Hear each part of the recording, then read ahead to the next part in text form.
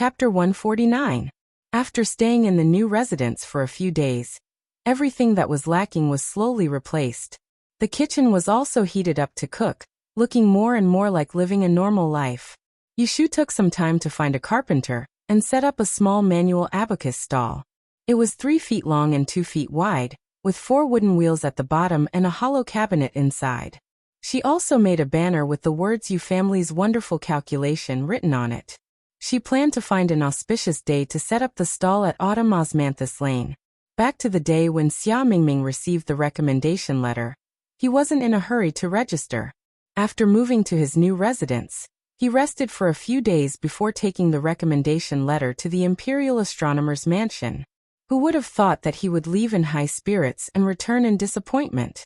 When he returned home, he sat in his room in boredom. When Yushu asked him about it, she hesitated before replying. The officials in my mansion said that there's something wrong with my recommendation letter. They want me to make another trip. It was not easy to obtain a recommendation letter, so she was not thick-skinned enough to trouble him to write another one. Yushu and sat together and asked, "What's wrong?" Xia Mingming took out a piece of paper and pointed to the first line. It says that the first paragraph needs to be written according to the rules, otherwise it cannot be counted. Yushu took the letter and looked at it. She saw that the handwriting was correct and the sentences were clear, and there was nothing wrong with it. She asked suspiciously, "Rules? Is this Master Yi new? Doesn't he know that the Celestial Commissioner has issued rules for writing recommendation letters?" Xia Mingming shook her head. Master Yi Feng has a small reputation in training Person Hall. He became a Master Yi many years ago. Hearing this, Yushu smiled coldly. What rules? She was afraid that the Celestial Commissioner's residence's official was deliberately making things difficult for her in order to gain some benefits. Only a silly girl like Xia Mingming would believe it and come back obediently. I'll pay a visit to Master Yi Feng tomorrow morning," Xia Mingming said with a bitter face. Thinking about how she had to lower her voice and beg for help, she was very depressed. "No need to go." Yushu folded the letter and returned it to her. "That official is deliberately making things difficult for you. Even if you write a few more letters, it won't be enough." Xia Mingming was puzzled. Why is he making things difficult for me? Yushu did not know how to explain to her, so she said, "Don't worry about him. I have a way to help you sign up. You don't need to go to the training hall for the next few days. Just follow me." Xia Mingming was worried that it would be troublesome to ask for help again. After hearing Yushu's words, he naturally believed that she could solve the problem, so he agreed without thinking. However, the next day, Yushu woke him up early. He saw her pushing a wooden-wheeled cart with a blue flag with black characters on it. His expression changed. "What are you doing?" Xia Mingming wasn't at home when Yushu received the stall and banner the day before yesterday. Since they weren't in the same room, he didn't know what she was doing in private. He also didn't hear Yushu mention that she was going out to set up a stall. "I'm going out to set up a stall to do fortune-telling for people," Yushu answered matter-of-factly. "Let's hurry up and get a good spot." Xia Mingming was having none of it. "Setting up a stall on the streets? If you want to go, go by yourself. I don't want to embarrass myself." Yushu coldly snorted. "What's so embarrassing about being open and above board? Do you want to go or not? If you don't go, I won't care about your registration. You can thicken your skin and ask for another recommendation letter. Let's see if they will let you take the exam." Hearing this threat, Xia Mingming struggled in her heart. She was too shy to set up a stall on the street, but she was afraid of delaying the registration. Yushu didn't have time to wait for her. She said, "It's okay if you don't go. You don't have lunch. Xiaoxiao will accompany Jingchen to the medical hall to get medicine. You stay at home and guard the door." Xia Mingming saw Yushu put the flag on the cart and went out without looking back. She really didn't want to care about her. She was anxious. She stamped her feet and chased after her. Early in the morning, there were a lot of people in Osmanthus Lane. Yushu pushed the stall and looked for a long time on the street. She found a place she liked the day before yesterday in a tavern. She had been here several times before, but no one set up a stall here. She was not afraid of occupying other people's place and causing a quarrel. Letting Xia Mingming watch the stall, Yushu went into the tavern to greet the tavern owner. After all, there were only advantages and no disadvantages. The tavern owner was an old man surnamed Sunday. He had a gentle temperament. Yushu talked to him.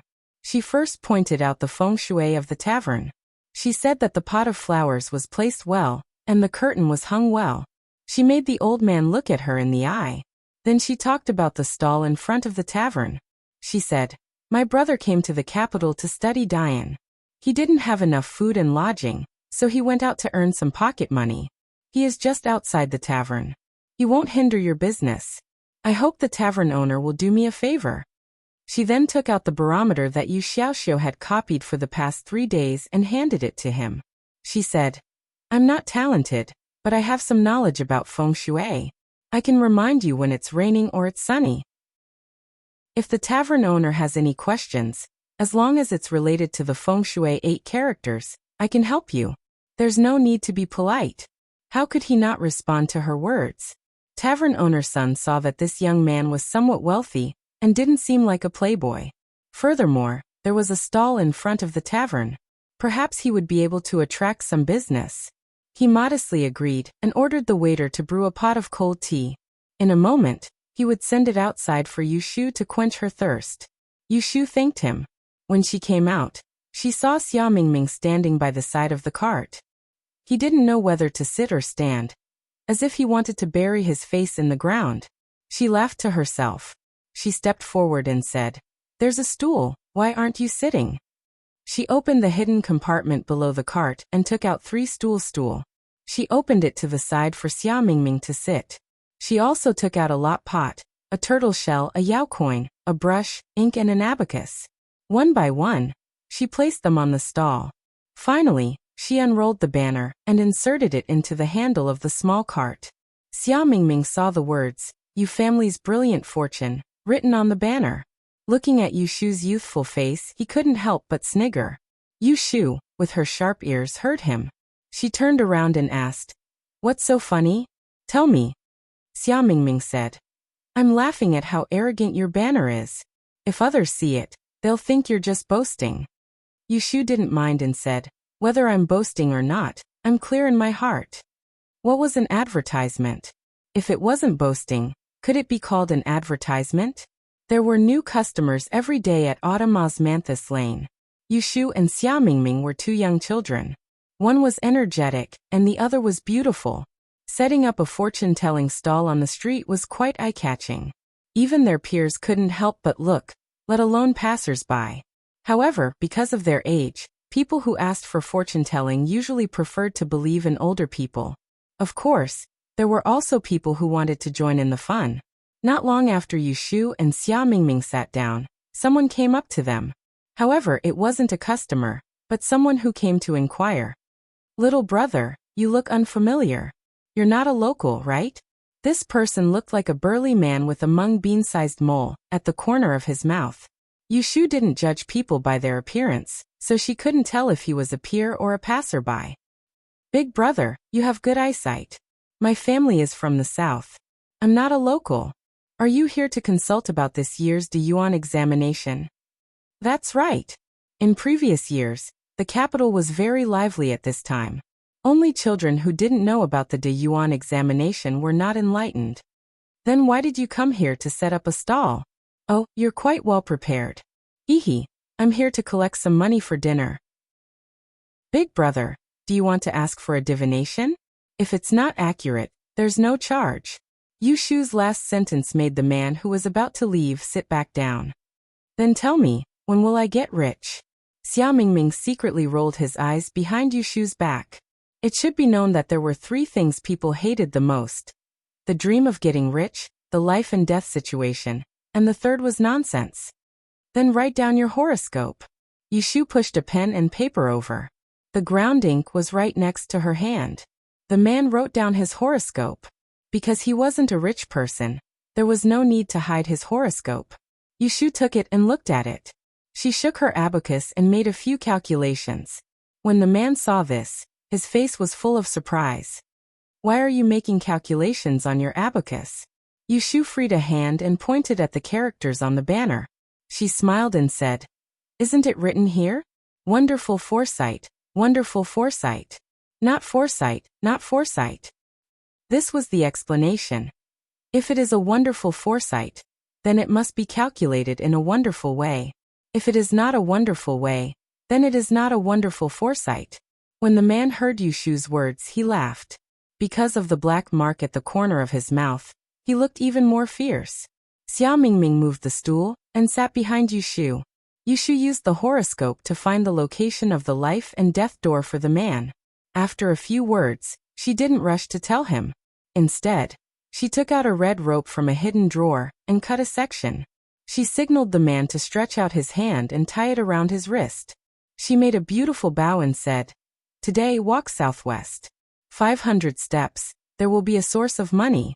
Remember, do not let go of the money within 3 days." Xiao Mingming looked on curiously. She knew that Yushu was very good at determining the position of the 8 doors. Because when they left the forest by the river, they relied on her to lead the way using the 8 doors of life and death. But what did this red rope mean? The man saw Yushu's serious expression and grinned. The corner of his mouth moved up and down. He said, "How would I know if this method of yours is accurate or not? I still have to try. It's not good to pay now. What if it's not accurate?" Yushu waved her hand and said, "Big brother, just go. I said that you can't leave without paying. Whenever you come back, it will count." "Very good. If I really find a way to make money, I will come back to thank you." The man touched the red rope on his wrist and said a few words to Yushu. Then he walked away. He was indeed heading towards the west. It seemed that when he reached the south, he still had to make a turn. Those who ask for fortune-telling would rather believe it than not. As soon as the man left, Xiao Mingming complained to Yushu in a low voice, "That person is obviously here to make money. But you, saying that you won't accept the money because you can't predict it correctly. This is exactly what he wants. Even if he can predict it correctly, why would he come back to give you money?" Yushu wrapped the red rope and said optimistically, "I am not anxious." "Why are you anxious? What business are you doing? The first few days will be a loss. It's not like you are the reincarnation of the god of wealth who can make money just by stretching out his hand." Xiao Mingming could not win against her in an argument. She could only suppress her anger and asked again, "What's the use of wrapping the red rope around him? What kind of saying is this? Are you saying that the 8 doors with the red rope will be more accurate?" Yushu put the red rope back and held her chin with one hand. She turned her head and winked at him. "It's useless." Lu Mingming said, "Then why did you give it to him? It's not practical to just use your mouth. What can you give to make people believe you?" Xiao Mingming thought for a while and understood. She looked at her with disdain. "You said it so nicely, but you are just trying to be mysterious." Chapter 150. Yushu used the excuse that she wouldn't accept money if she couldn't predict the future. In the morning, only 3 to 5 people stopped by their little divination stall. Whether it was asking for money or asking about misfortune, they didn't earn a single cent. Business was bleak. She and Xiao Mingming spent most of their time sitting there like decorations. When it was noon, Xiao Mingming made a fuss and wanted to go back. Of course, Yushu didn't ask her to leave. She gave her a piece of silver and sent her to buy a scallion pancake to eat. Lunch was just like that. In the afternoon, she did 2 free divination readings. When it was almost dusk, Yushu, under Xiao Mingming's urging, unhurriedly closed up the stall. When she got home, the sky was still dark. As soon as she entered the door, she smelled the smell of medicine. Yushu called out and heard Yu Xiaoxiu answering her in the kitchen.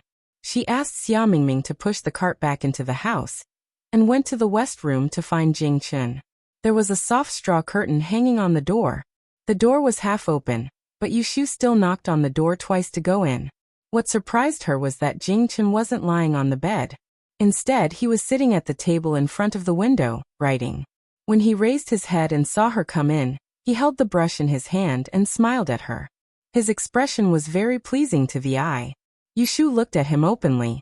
She walked over and stood at the side of the table. She asked, "What's wrong?" "I asked the doctor to take a look. Did he say you're better?" Jing Chun nodded. He took a clean piece of paper and wrote on it, "It's a new prescription. I bought half a month's worth of medicine. I just drank it. Yushu lowered her head to look at the table. She wanted to see what he was writing just now, but she saw a piece of paper beside his hand. What was written on it was not words, but drawings. She let out a soft S sound. She took a closer look and saw a little thing squatting on the windowsill. It was black and white. Kim Bao jumped out of the paper and naughtily jumped down. Although it was not a proper painting, the ink color was well proportioned, and the movement was balanced. It made Jin Bao look lively. Yushu liked it and asked Jing Chun for it. She took it back and pasted it on the inside of the house. It added some interest to the bare walls. Yu Xiaoxiu cooked the porridge. Yushu cooked 2 hot dishes. Her cooking skills were average. She only made some home-cooked dishes. However, Jing Chun and Yu Xiaoxiu weren't picky. Xia Mingming didn't want to be picky because he was eating plain rice. The 2 dishes and soup were enough for the 4 of them. There wouldn't be any leftovers. After dinner, the weather cooled down. Yushu asked Yu Xiaoxiu to bring a chair to the courtyard. She brewed a pot of chrysanthemum tea. The 4 of them enjoyed the cool air under the moonlight. Jing Chun and Yu Xiaoxiu listened to Xia Mingming talk about how Yushu read fortunes for people on the street for free during the day. Yushu leaned on the chair and looked up at the stars. From time to time, she would chime in. Only when someone yawned did they go back to their rooms to sleep. No matter how reluctant Xia Mingming was, Yushu still woke her up the next morning. There aren't many people. Even if I go, I'll just sit there. It's such a hot day. Why do you want me to go? Xia Mingming complained as she put on her clothes. Yushu grabbed a comb and smoothed her hair. She said, "What if someone wants to read the fortune of marriage? I'm not good at it. Let's test your knowledge of the 6 lines." The few things that Yushu could show were arranged in order. They were the prediction of the time of calamity, the weather, the position of the 8 doors of life and death. As for feng shui, she had learned a lot and lacked practice, so she didn't know much about it. As for the astrology, it was related to major events. Xia Mingming had learned a lot from Yushu. It was not good to burn the bridge after crossing the river. She swallowed her dissatisfaction and followed her out. Outside the same wine shop as yesterday, Yushu first went in to chat with manager Sunday. Then she came out to set up her stall. Most likely, the person who did free fortune-telling at her stall yesterday went back and mentioned that there were a few more customers today. What was interesting was that all of them were housewives who were short on money. None of them had any plans to spend money, but there were still many requests for fortune-telling. When it was almost noon, another auntie with the surname He came. She said that her son had accompanied her daughter-in-law to visit relatives. They were late for a few days and did not return. She wanted to ask Yushu to see if there had been any accidents on the road. Yushu took her son's and daughter-in-law's birthdays. After calculating and seeing that there was nothing wrong, she comforted her. "Auntie, don't worry. The 2 of them are safe and sound. It's probably because sister-in-law rarely returns home.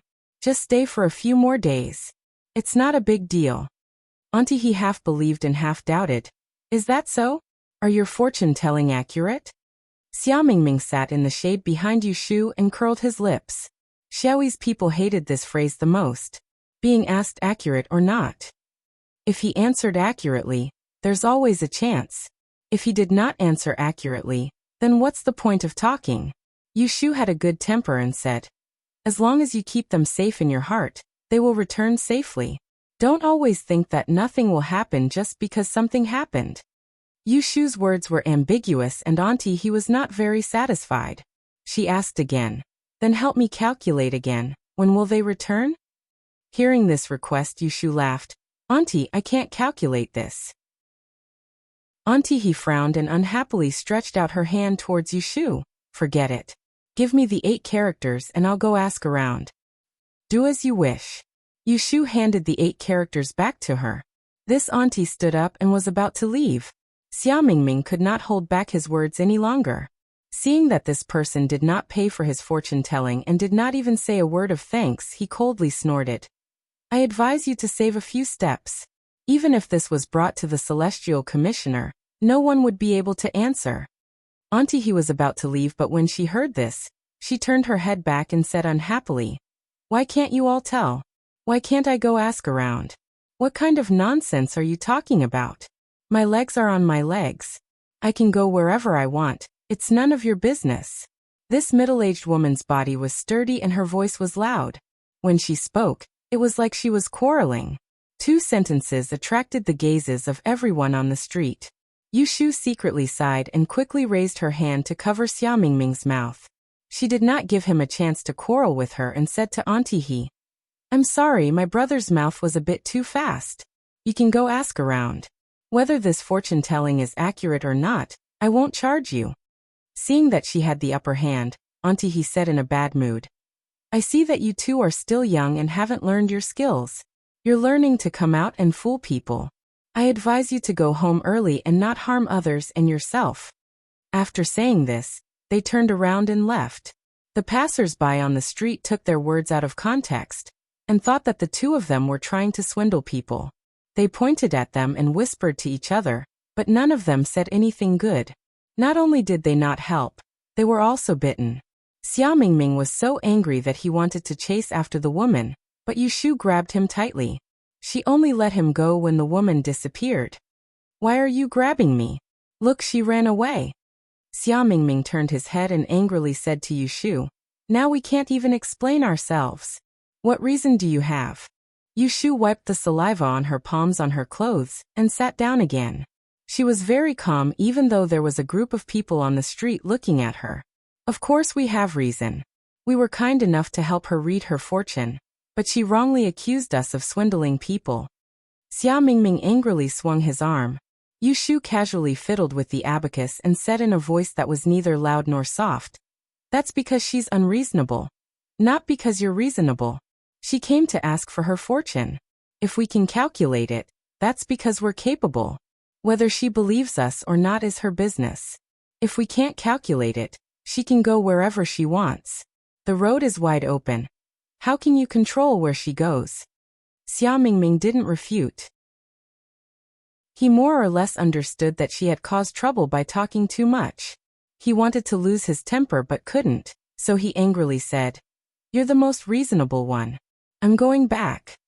Yushu didn't stop her and watched as she walked away.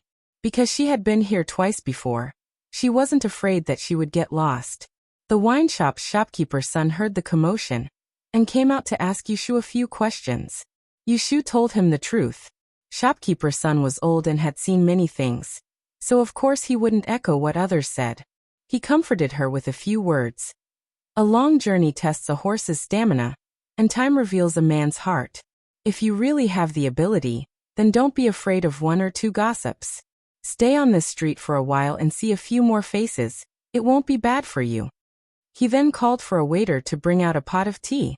Yushu thanked him. No matter how the people on the street looked at her, no matter if there were people asking for her fortune, she stubbornly stood guard in front of the divination booth for the entire day. A straight body doesn't fear a crooked shadow, and a hard back doesn't fear a poke. Because Xiaomingming had caused trouble, he didn't have the nerve to imitate Yu Xiaoxiu and Jing Chen when he returned home. When he was asked why he returned home early, he made up a lie, saying that he wasn't feeling well. When Yushu returned home in the evening, she didn't expose him. However, when she woke up early the next day, she didn't wake her up again. In the 3 streets of Automosmanthus Lane, there were only a few things that could be talked about all day long. As the saying goes, good news doesn't leave the house, but bad news travels 1,000 miles. In just one night, almost half the street had heard of a young man setting up a divination booth to swindle money from people. Today, when Yushu opened her booth, she didn't see a single person asking for fortune-telling. Instead, there were people who specially came to this street to see who was the swindler. Today, she had learned to be smarter. When she came, she brought a book to read. Even if no one came, she didn't just sit there and do nothing. Instead, she studied the 5 elements of feng shui and arranged a row of divinations. She treated this messy street as her own study, not paying attention to the outside world as she sat there for the entire day. Before sunset, she closed her booth an hour earlier. It wasn't that she couldn't sit still, but that there was a rain in the evening and she had forgotten to bring an umbrella. Just as Yushu was about to reach home, rain began to fall from the sky. This rain came so suddenly that many people who didn't have umbrellas in Automosmanthus Lane ran into the nearby shops to hide from the rain. As the rain grew heavier, the wind became cold. Just as shopkeeper's son was about to ask the waiter to close the windows, he saw two rare guests walk in, patting the rainwater off their shoulders. Shopkeeper's son dismissed the waiter and walked around the counter with a smile. "Young master she, are you here to hide from the rain or to drink?" "I made it." The youth walking in front smiled and turned his head to the youth behind him. "Brother Rouet, let's first go upstairs and wait for the shopkeeper to go down to the cellar to get some wine. Today we'll drink achu." Before he could finish his words, the youth suddenly sneezed, shivering from the cold wind blowing at him. The youth wrinkled his eyebrows and ordered shopkeeper's son, "First boil a pot of hot tea and bring it over." The youth rubbed his nose and said in embarrassment, "It's nothing, just a bit of wind. It's not a big deal. We're here to taste wine. What's the point of drinking tea?" The youth ignored his protests and took out a clean handkerchief and placed it on his forehead. Turning around, he went upstairs. Chapter 151. In the blink of an eye, it was mid-October and the autumn air was crisp. Yushu and her group had been in Anling City for a month. Yushu was making a living by setting up a fortune-telling stall in Osmanthus Lane. Due to various reasons, business was poor. Sometimes, she didn't even have a customer in a day. On the other hand, the other traders on the street would earn 1 or 2 taels of silver a day. Yushu was persistent. Every customer that came would be a customer. She would earnestly calculate their money. Unfortunately, most of the questions were trivial and didn't show her ability. In this way, the gimmick of not collecting money became the reason why the customers didn't return. In the past 7 to 8 days, there wasn't a single customer who came back to say that she was right and gave them a red packet. Gradually, Yushu couldn't sit still anymore. It wasn't because she ran out of patience, but because she didn't have much money on hand. Buying a house and furniture cost about 100 taels of silver. She also paid for Jingchen's medicine, which cost about 40 to 50 taels of silver. She only had about 20 to 30 taels of silver left to feed 4 people. Everything in the capital was expensive. A day's food cost 1 to 200 copper coins, and that was cooking at home instead of eating outside. Since she didn't have enough money, she had to think of ways to earn it. Otherwise, she would be starving after a month. There were places to gamble in Osmanthus Lane. It was easy to earn money, but Yushu didn't dare to try it. She was afraid that she would get used to it. It was better for her to make a proper living. Xiaomingming didn't go to Osmanthus Lane with Yushu after that day. Seeing that Yushu couldn't earn much money, he tried to persuade her. "You can't do it. You should prepare for the Great Yin examination with me. As long as you can earn 100 taels of silver and get the Celestial Commissioner's invitation card, you can find any trading house and everyone will be polite to you. You don't have to suffer on the streets." Yushu was not moved at all. "It's only September. How can we wait until then? If I don't go and make money, you'll all be starving." The next day, she woke up early as usual and went out to set up her stall. Yu Xiaoxiu wanted to follow her, but Yushu ordered him to read at home. The night before, she gave him math problems to solve. Another reason was that she wanted him to stay at home to cook for Jingchen. For this reason, she even taught him how to cook noodles. Sometimes she would cook 2 dishes first and let them heat them up for lunch.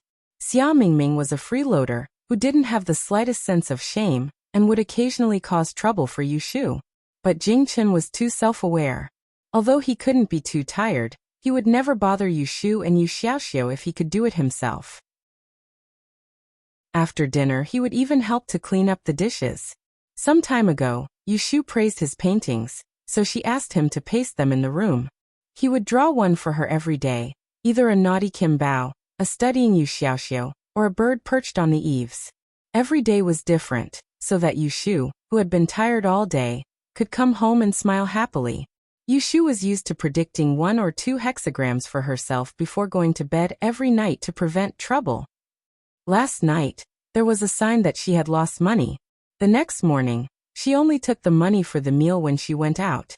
She didn't take her purse with her. In the morning, when a few ruffians came to the front of the fortune-telling stall, she realized that losing money was not referring to losing money or being stolen. "Boy, who told you to set up a stall here to tell fortunes? Do you know where this place is?" This is Automosmanthus Lane. The road on the street has to be rented. The Evergreen Gang in the south of the city is in charge of this place. We didn't pay attention to it before and let you occupy this place for a few days. Tell me, what should we do?" These ruffians were very rude. The leader was wearing a short-sleeved shirt. He had thick arms and a collar that reached his chest, revealing a few tufts of chest hair. He spoke with a slight smell of alcohol. Yushu knew that they were here to collect protection fees. She was alone, so she wasn't stupid enough to go against the ruffians. She stood up and politely said, "I'm new here, so I don't know the rules of the street. Please forgive me. May I know how much the rent is here? I'll pay it now." Seeing that she was tactful, the ruffian leader's attitude became slightly better, and he introduced his business. "We collect rent on the second day of every month. Depending on the location, the rent is also different. This place is in the middle of the street, and there are many people coming and going. It's 10 taels of silver a month. Today is the 15th day, so you should pay 5 taels of silver." Yushu inwardly frowned. This group of people really dared to ask for 10 taels of silver a month. In a year, it would be more than 100 taels of silver. It was enough to buy a house. She turned her gaze and looked at the two sides of the street. Seeing that no one was surprised by her actions, everyone seemed to be used to it. It seemed that the local tyrant of Automosmanthus Lane was the Evergreen Gang.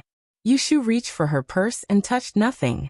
Only then did she remember that in order to avoid trouble in the morning, she only brought food money with her. She cupped her hands and said, "I'm really sorry. I woke up late this morning and forgot to bring money. How about I pay you tomorrow?" Who would have thought that the ruffian leader's expression would immediately change? "Wait until tomorrow." "If you don't come tomorrow, then wouldn't you have occupied this place for a few days for nothing?" His worries weren't without reason. Automosmanthus Lane wasn't the only place in the south of the city where people moved. There were at least a dozen other places. Outside of Automosmanthus Lane, they weren't under their control. Often, there would be people who didn't want to pay the protection fee and would move to another place every few days. However, Yushu didn't know about this. She smiled and said, "How could that be? I'm not here to cheat people, so where can I go? You can rest assured. 5 taels of silver, right? I'll bring the money tomorrow morning."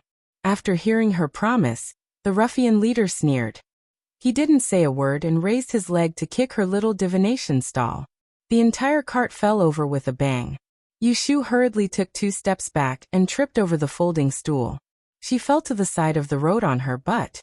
The ink on the stall spilled out and splattered all over her head and chest. Paper was scattered all around her, making her look like a mess. Ouch. Yushu pressed on her thigh and groaned in pain. She was furious. She propped herself up with one hand and used her sleeve to wipe the ink off her forehead. She secretly clenched her fists and raised her head to look at the ruffian leader. She held back her temper and didn't smash the folding stool on his face. "Brat, at this time tomorrow, send the money to Mingyuan Gambling House. If you dare to run away, you can try. Even if you hide in the northern part of the city, we'll still be able to find you." The head Chinese ruffian spat a mouthful of thick yellow phlegm onto Yushu's shoes. Yushu wasn't a person who could stand being bullied. She was so angry that her teeth were chattering. However, for the sake of making a living, she lowered her head and swallowed her anger. After the 3 ruffians left, she silently got up from the ground, bent over to pick up the stall, and limped around to pick up the broken pieces that had fallen everywhere. There were many onlookers on the street, but none of them came forward to help. After picking up the broken pieces, a tortoise shell was still missing. She couldn't just throw away the 2 taels of silver that she bought for nothing. Yushu squatted on the side of the street and looked at the feet of the passers-by. After a while, she finally saw the tortoise shell in the middle of the road. Someone was stepping over it, and it was almost crushed. She hurriedly bent over and walked forward. Before she reached the tortoise shell, she saw a figure bending down between the legs of the passers-by and picking up the tortoise shell. She hurriedly reached out and squeezed forward. "Sorry, that's me." Her words were stuck in her throat. There were passers-by passing by. She looked up at the face in front of her and was dumbfounded. She never thought that she would really meet him in such a big city like Anling City. and under such circumstances. Is this yours? Shui Rui handed over the tortoise shell that he had just picked up and looked at the person in front of him. However, the boy's face was covered in black, so he couldn't see his face clearly. He just walked over from the street, so he didn't see the ruffians just now. Yushu saw that his expression was unfamiliar, as if he didn't recognize her. She was stunned for a moment, then recovered and hurriedly took the turtle shell. She coughed and lowered her voice, trying to sound out her thanks. She didn't know if she wanted to see if he didn't recognize her, or if she didn't want him to recognize her. There's no need for that. Shui Rui glanced at her again, and then he walked past her and entered the tavern behind her. Yushu stood in the same spot for a while. She raised her hand to touch the dried ink on her face. Realization dawned on her. When she turned around, she couldn't see the figure of that person. She lowered her head and bitterly smiled. She couldn't describe the feeling in her heart. It wasn't the first time that they didn't know each other. She went to put the things she picked up back into the closet, and didn't stay on the street. She pushed the cart and left the street with a heavy heart. In the bar, Shui Rui sat on the first floor. When he turned his head, he could see the street outside through the window. He held a cup of wine, not drinking a single drop. Only when Yushu was out of sight did he retract his gaze and ask Manager Sun, who was doing the accounts behind the counter. What happened at the entrance just now? Manager Sun stopped what he was doing and looked out the window. Shaking his head, he said, "Wasn't it because the Evergreen gang was collecting the rent? That little brother probably didn't have any spare money and was taught a lesson. It can be said that he was unlucky. There were many sons of heaven here, but he didn't earn many red packets." Shui Rui asked again, "Does manager know him? And that little brother's character isn't bad. The day before he came, he specifically told me that he wanted to take the Dian exam, but didn't have enough money to spend, so he came out. I saw that he had some ability and might be able to win 100 yuan in the future. Normally, I would take care of him. But from the looks of it, he won't be coming tomorrow." Shui Rui's eyes flickered. Raising his hand, he drank a cup of wine. After putting down the silver, he stood up and left. On the way, Yushu found a river and washed her face. She tied up her hair and sat alone for a while, waiting for her mood to calm down before returning home. With the sun shining brightly in the morning, Yu Xiaoxiu suggested carrying a blanket out to dry. Jing Chun helped to tie the rope under the wall. The door was not closed and Yushu pushed it open. Yu Xiaoxiu and Jing Chun heard the door open and turned their heads to see that it was her. Yu Xiaoxiu asked curiously, "Why are you back so early?" "Business isn't good." Yushu nonchalantly placed the wheelbarrow that was missing a wheel against the wall. Rubbing her neck, she entered the house. Jing Chun looked at her frail back. For some reason, he could sense that she was in a bad mood. Without thinking, he put down the rope in his hand and followed her. Chapter 152. Yushu returned to the room and sat down in front of the simple desk by the window. She kicked off her half-wet shoes that she washed by the river, and bent her legs on the chair. She casually picked up the math problems that Yu Xiaoxiu had done. After checking a few of them, she became absent-minded and stared at the paper. She didn't even notice when Jing Chun came in. Jing Chun rarely saw Yushu in a daze. She was always busy. From the ship to the capital, she had never been idle. No matter when and where she was always full of energy. It was as if she had endless energy, making people mistakenly think that she was never tired. Only when she was alone would she occasionally reveal a tired look. Just like the days when they were surviving in the cave. At night, when they were asleep, she would stand guard alone. She would frown, sigh, and secretly take a nap. Then she would be awakened by a little movement. She would yawn and stand guard until dawn. He quietly paid attention to her. He could always find some unknown things about her. She had a bad temper and a small appetite. When she was happy, she would smile. When she was embarrassed, she would look around. When she was angry, she would speak in a low voice. When she was thinking of bad ideas, she would rub her chin. He didn't know if it was because she was the only person who knew about the past that he had forgotten.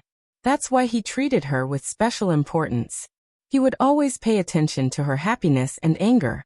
When he saw her working hard, he would want to share her burden. When he saw her unhappy, he would be a little depressed. Even if he couldn't make her happy, he would find a way to divert her attention so that she wouldn't think about those unhappy things. Yushu was feeling depressed because her stall was smashed by the ruffians in the morning. Then she coincidentally met Chao Zixin. When she felt a tap on her shoulder, she turned her head and saw Jing Chen standing behind her. He reached out his hand. She looked at his empty palm and asked in puzzlement, "What's wrong?" Jing Chen did not speak. He stretched out the index finger of his other hand and tapped on the palm of his left hand twice, indicating that she was here. Yushu was puzzled as to what he was going to do when she saw his left hand flipping quickly on the ground. When he opened it again, there was a long feather on his originally empty palm. It should have been dropped by the migrating geese in autumn. The feather was fine and neat, full of luster. The grayish-blue color was like the sky before it rained. Yushu blinked and raised her hand to take it, but Jing Chen dodged and flipped his palm over again. Yushu only saw his wrist shake slightly, and when he flipped it up again, the feather was gone. "Read." Yushu stared at him in puzzlement and tried to grab his hand. This time Jing Chen didn't dodge. He let her check his sleeve again, and again with a smile on his face. "Where did you hide it?" Yushu couldn't find the feather for a long time. She had to give up the idea of exposing him. She let go of him, but her eyes didn't leave his hand. She curiously waited for him to take out the feather again. Jing Chen waved his hand, indicating for Yushu to copy his action. When she opened her palm, his empty left hand gently brushed past her palm. One big and one small hand crossed each other. When they left, the beautiful feather was already lying on her hand. "Yeah." Yushu let out a cry of surprise. She picked up the long feather and looked at it left and right. She couldn't find the trick to it, so she couldn't help but ask, "How did you make it appear?" Jing Chen smiled and reached for the brush. Yushu quickly took out a piece of paper and handed it to him. Seeing him quickly waving the brush on the paper, he gave it to her. Without waiting for her to see it clearly, he turned around and left the room. Yushu looked at the words on the paper and angrily and laughed. She hit the table and turned her head to see that Jing Chen had disappeared. He must have run away because he was afraid that she would pursue the matter. She couldn't help but laugh. She put down the paper and gently touched the beautiful feather. She thought that if she had a few more she could make a fan. Unconsciously, she forgot her previous worries. The sunlight outside the window shone on the paper beside her hand. She saw 4 words written on the paper. "I won't tell you." One of the wheels of the cart was broken. After lunch, Yu Xiaoxiu and Jing Chen wiped the table and washed the dishes. Yushu squatted in the yard and fiddled with the cart. She wanted to see if she could fix it. But after a long time, she still couldn't figure out how to put the wheel back on. She couldn't help but praise the dexterity of the ancient craftsmen. Without a screw they could still put the wheel on the axle and make it spin. Yu Xiaoxiu and Jing Chen finished their work and came out to see Yushu knocking around the cart. They walked over. "How did the wheel fall off?" Yu Xiaoxiu bent down and pointed at the wooden wheel that had fallen to the side.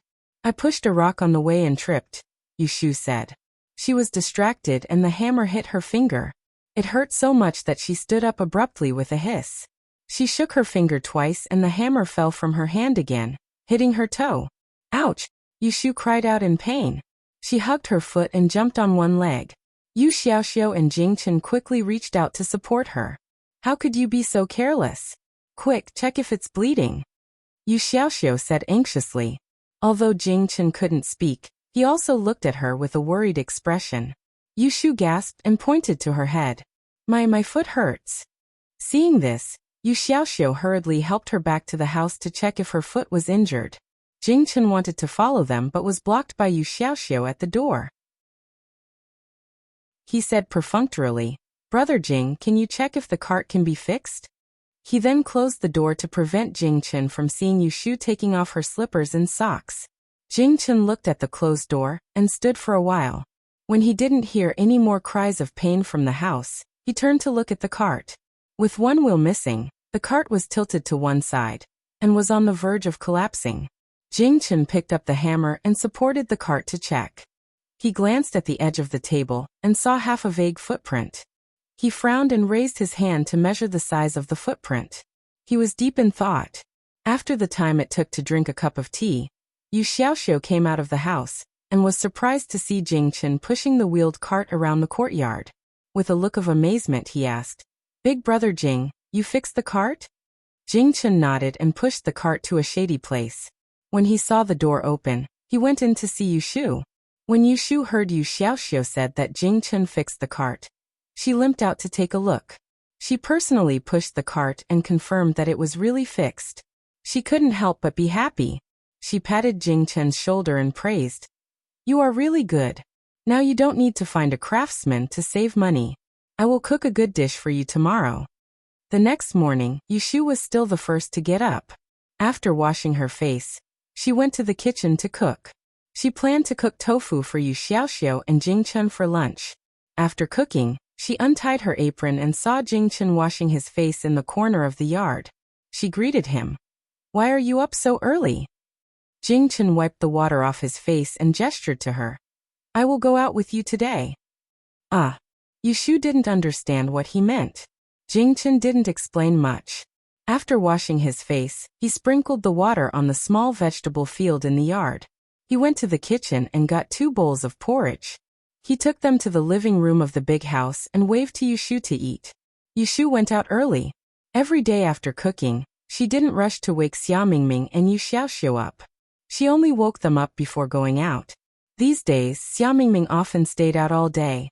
Yesterday, Yu Shu gave her a few taels of silver to make lunch. After breakfast, Yu Shu went into the house to wake Yu Xiaoxiu up. When she came out, she saw Jing Chen waiting for her at the door with a cart.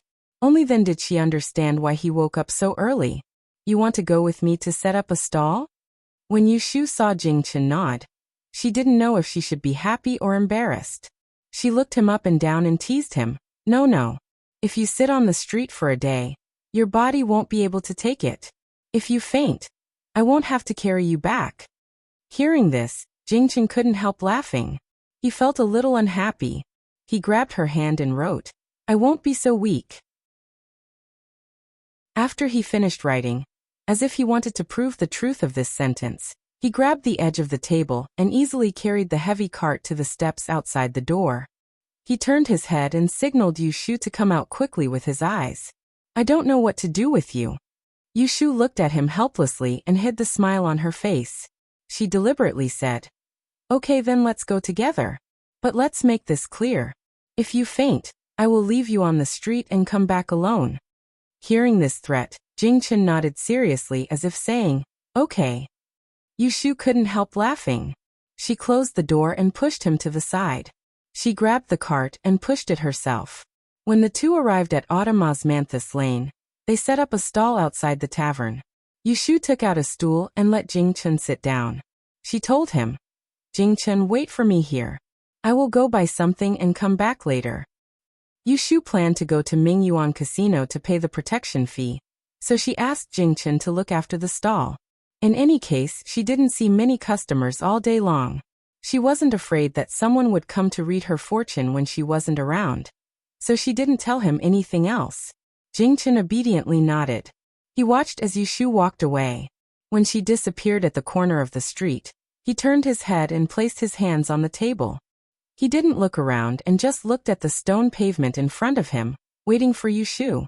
He didn't look at people, but it didn't mean that no one was looking at him. Jing Chen's appearance was extremely good. His eyes were clear and handsome. Although he had lost his memory, he had cultivated for many years, and didn't need to wear luxurious brocade clothes. He had a delicate temperament, and his eyes didn't look at anything impure. He just sat on the roadside and was very eye-catching.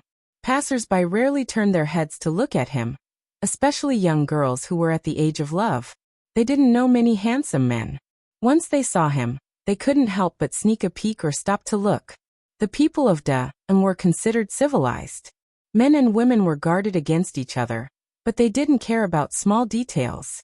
They didn't go to the extent of cutting off hands and feet when they rubbed shoulders. If they said anything, it would be considered not following the etiquette of a woman. Since Yu Xiaojian was quick, a brave young lady came up to the stall and pretended to ask for his fortune. Jing Chen could only shake his head. Seeing that the other party didn't understand and didn't want to leave, he took out a pen and paper and started to write.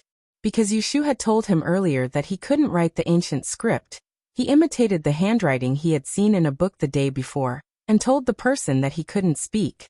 Who would have thought that the other party would take pity on him? Seeing his handwriting, she even sat down to talk to him. Not long after, a few more people came up. In less than the time it took to burn a stick of incense, there were actually 3 or 4 people gathered in front of the stall. Chapter 153.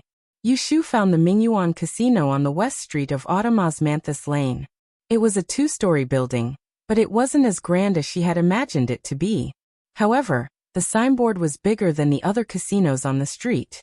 Only one of the 3 doors was open, and there was an oily yellow leather curtain hanging from the outside with the word gambling clearly written on it. As soon as Yushu entered, she was hit by the sour smell of sweat. The hall was filled with the noise of people talking and gambling. It was autumn in September, but there were people who were shirtless, revealing their fat back. Yushu was sick of the smell, so she resisted the urge to turn around and leave. She quickly searched the hall, and found a man who was drinking tea alone in an inconspicuous corner. He looked like a manager, so she avoided the crowd and walked towards him. When she got closer, she saw that the man had a scar on his face, from the left side of his forehead to the side of his nose. It looked a bit ugly, but the strange thing was that this man didn't look fierce. He was around 30 years old and looked very calm. Yushu stopped and went forward to talk to him. "Brother, may I ask who are you looking for to pay the rent for a divination stall in Osmanthus Lane?" The scar-faced man raised his head and glanced at her, but didn't answer. He reached out and waved somewhere else. Soon a tall and strong man ran over. Yushu recognized him as the head of the local gangsters who smashed her stall yesterday. He had the same face. Yesterday he looked fierce, but now he had a smile on his face. "Brother, hi. What can I do for you?" The scarred man pointed at Yushu. The bully turned his head and looked at Yushu. He didn't answer, and just waved his hand. Soon a tall man ran over. When Yushu saw him, she recognized him as the bully who smashed her stall yesterday. He had the same fierce face yesterday, but now he had a smile on his face. "Brother, hi. What can I do for you?" The scarred man waved his hand. The bully looked at Yushu and said, "Come with me." Yushu first thanked the knife-scarred man before leaving with him. The 2 of them squeezed to the side of the casino counter. The leader of the local gangsters placed one hand on the counter and said to Yushu with a fierce face, "Did you bring the money?" "I've brought it." Although Yushu was still angry at the ruffian, she didn't show it on her face. She took out an ingot of silver she had prepared earlier and handed it over. He weighed it in his hand twice, then passed it to the waiter sitting behind the counter and said, "The piece of land in front of Old Sun's Tavern is for this half a month." The waiter took the money and immediately wrote on a piece of paper. He handed it to Yushu and took out a small piece of paper. When the plate of cinnabar was placed on the table, Yushu looked at the piece of paper with the words, "In front of Sun's Tavern, September 15th and 5 taels written on it." She didn't understand what it meant. The head ruffian impatiently urged, "What are you staring at? Sign your name, and leave your fingerprint." Yushu didn't understand and asked, "What's this for?" She didn't know what this was for, so how could she just casually sign it? What if she sold her out? "I'm asking you to sign it, so hurry up and sign it. Why are you talking so much nonsense?" The head ruffian shouted at Yushu. Yushu tilted her head to avoid his spit. She sneered inwardly. Sooner or later, she would give him 2 slaps to vent her anger. She then went to ask the waiter who was doing the accounting. The waiter was quite easy to talk to. When he heard her question, he explained, "Write your name at the bottom and leave your fingerprint. That piece of land will be rented to you. If anyone tries to snatch your territory, just bring this note to our Evergreen gang. I guarantee that you won't be at a disadvantage. Remember to pay the rent next month, otherwise this note will be invalid." When Yushu heard his explanation, she was quite surprised. She originally thought that the protection fee was for nothing, but now, it seems that it was quite useful. At least, she didn't have to worry about others snatching her territory. After Yushu signed the note, the head ruffian left. She didn't rush to leave.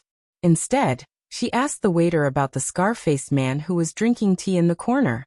The waiter was probably bored sitting at the counter early in the morning, so when he heard someone talking, he was happy to chat.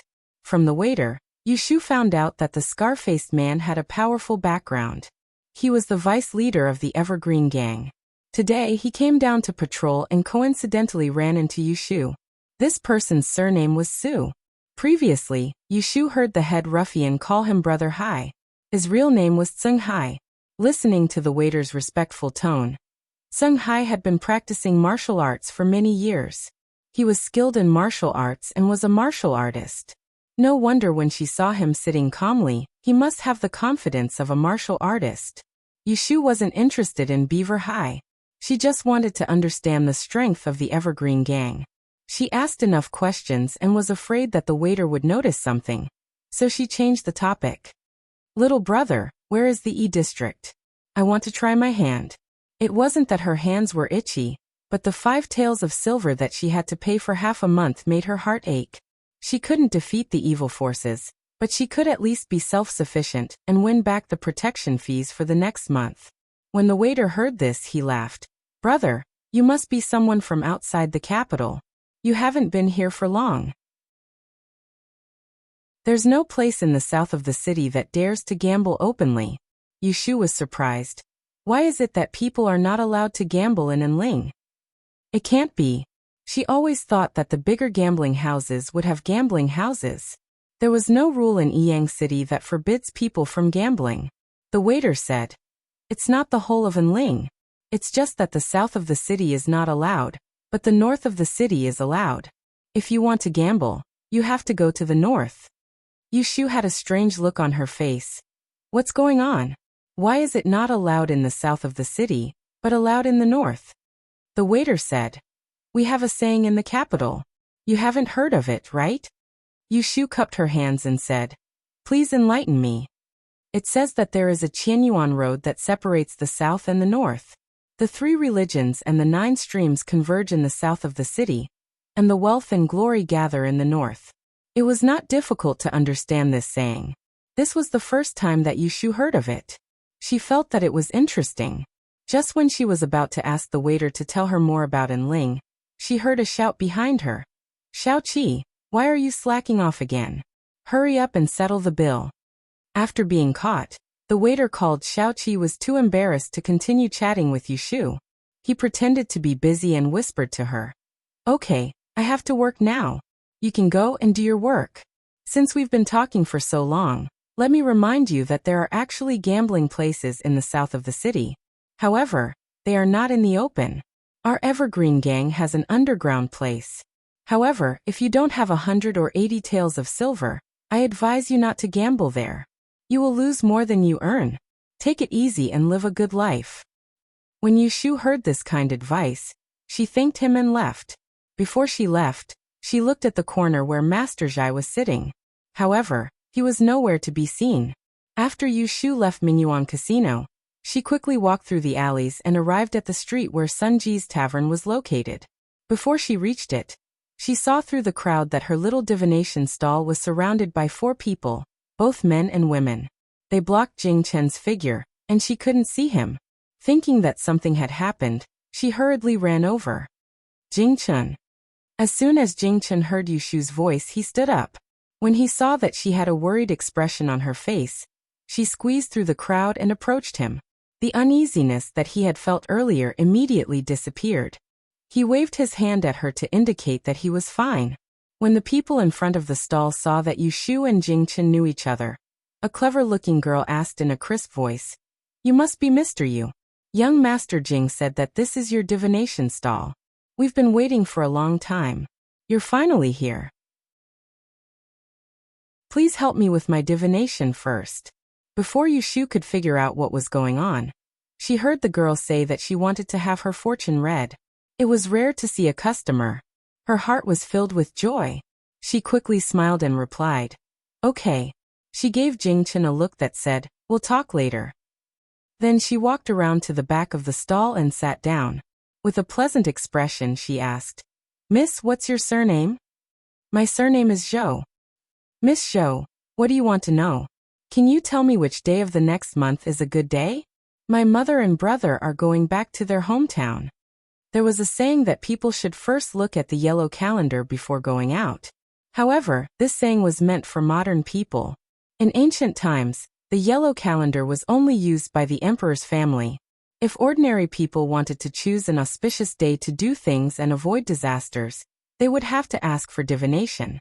For example, moving house, meeting friends, burying people, getting married, etc. Very well, wait a moment, I'll give you a palm. Yushu was not very good at arranging the calendar, but she knew enough. She let Jing-chun help her grind the ink, and then she picked up the brush to do the divination. Before she finished writing, she heard Miss Zhou's snickering. Following her gaze, she saw several pieces of paper with Jing-chun's handwriting on it. She looked at her own dog-crawling handwriting and knew what Miss Zhou was laughing at. However, she was not angry. Instead, she laughed and said, "Miss, please don't laugh at my ugly handwriting. This brother of mine is handsome, so his handwriting is beautiful. I am a bit ugly, so naturally my handwriting is ugly." Miss Zhou was initially embarrassed by what Yushu had said, but as she listened to Yushu's crooked reasoning, she was amused, just like the people around her. She raised her head and looked at Yushu. The youth in front of her had a round forehead and long eyebrows, a straight nose and bright eyes. He looked very amiable. How could he be called ugly? He was just not as handsome as the people around him. Jing-chun looked at how Yushu was able to make the young lady laugh with just a few words, and how she handled the situation with ease. He could not help but admire her. Yushu only joked with the young lady for a while before she started to calculate seriously about the time needed to drink a cup of tea later. She put down her brush and said to Miss Zhou, "The 3rd, 5th and 11th of the next month are all good days to visit relatives. May I ask your mother and your brother, what is their zodiac sign?" Miss Zhou did not know the reason behind Yushu's question, but she still cooperated and told her, "My father is Xiao Niu, my brother is Xiao Ji." Yushu reached out her hand and drew a line on the paper. She said, "Then the 5th. On the 3rd day you rush the evil ox, on the 11th day you rush the chicken, and on the 5th day you rush the best." Miss Zhou nodded and did not hesitate. "Thank you for your trouble. How much is it?" This was the first time since Yushu set up her stall in Autumn Osmanthus Lane that someone asked for money. Yushu was not stupid enough to say, "I don't need to pay if I can't calculate it." She quickly compared the market price and said, "You are the first customer today. 50 copper coins will be enough." In other places it was 1 dime of silver, but when it came to Yushu, it was reduced by half. As soon as Miss Zhou heard that it was cheap, she happily counted half a string of copper coins and placed it on the table.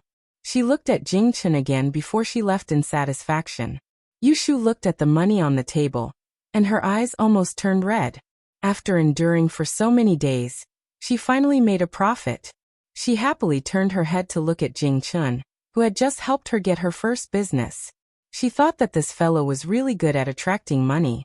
It seemed that Ji Du-xing's divination was not so bad that there was no cure for it. Suddenly Yushu's smile froze.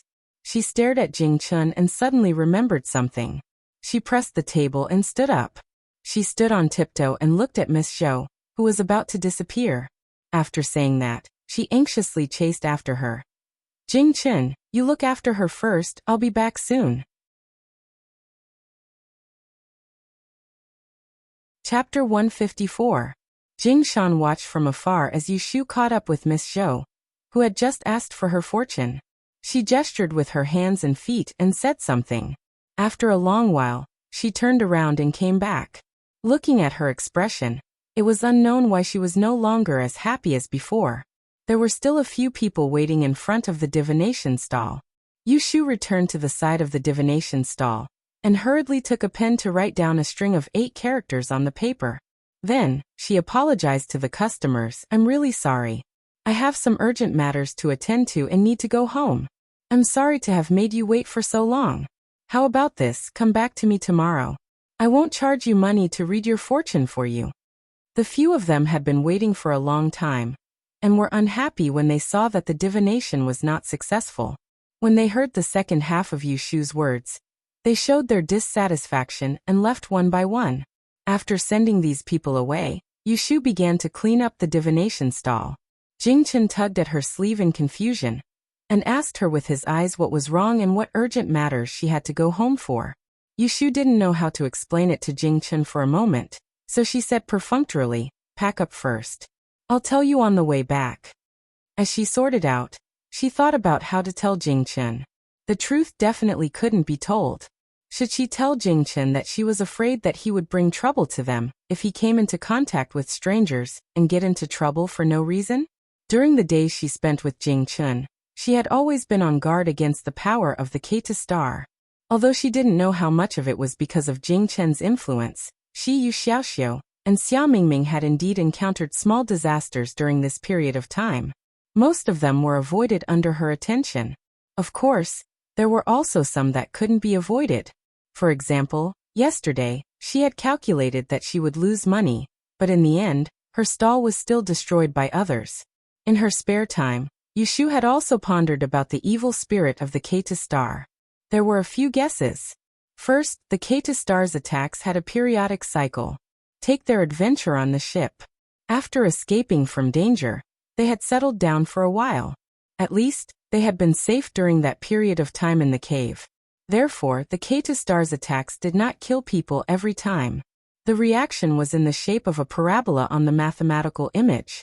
Every time, after a great disaster, it would stop for a few days, and then it would rise bit by bit to the next peak. Second, the Keta star's attacks had conditions. It couldn't implicate others for no reason. At the very least, one had to have contact with Jingchen. However, she couldn't find a standard for this contact.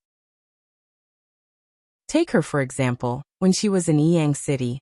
She and Jingchen had only seen each other across a river, and he had felt that she was implicated by him. However, just by seeing each other, he could let the other go through danger. This Keta star was too overbearing, and it didn't conform to the logic of existence. Therefore, there must be conditions that she didn't know about, such as certain hours and certain days. Third, the Keta star's attacks had a time limit. If one was implicated by a disaster, then even if they didn't immediately get unlucky, they wouldn't stay dormant for too long. It would probably be within a month. Yushu had just caught up with Miss Zhou and asked for her birth date and 8 characters. She also asked her to come back tomorrow. She wanted to go back and see if the young lady had been implicated by Jingchen. She didn't want to be as unlucky as Xia Mingming, who almost lost his life because he opened the window early to get some fresh air. In fact, it would be more convenient to ask Jingchen directly. Before he lost his memory, he had told her that he had a feeling if the people he had been in contact with were implicated by him. However, she did not dare to rashly ask Jingchen about it. Jingchen had lost his memories, but he was not stupid. This matter concerned his own body, and he would definitely sense that something was wrong. At that time, when he asked about it, how was she going to make Yushu explain his evil fate and explain what Jingchen should do in the future? Yushu was worried. When she brought Jingchen on the road, she knew that things wouldn't be so simple. Previously, Jingchen didn't have the opportunity to interact with others. Everything depended on her, but it wasn't difficult. Now that Jingchen went out, the problem arose. Could she let him stay in that small courtyard for the rest of his life? On the way back, Jingchen tilted his head to look at Yushu, who was sighing repeatedly. He could sense that she was worried, but he didn't know why. He originally wanted to ask her why she was in a hurry to go home. Seeing her like this, he didn't add to the trouble and quietly followed her home. When they were about to arrive at the door of the house, Yushu found an awkward reason to fool Jingchen. She said that she had arranged Miss Zhou's birth date wrong by half, so she had to go home to review the calendar. Yu Xiaoxiu saw that Yushu came back before noon with the stall, so he couldn't help asking curiously, "Why are you back at this time? Is the car broken again?" Yushu was upset, so she didn't pay attention to him. She went into the house and sat at the desk. She randomly distributed some ink and took out the note of Miss Zhou's birth date and began to calculate.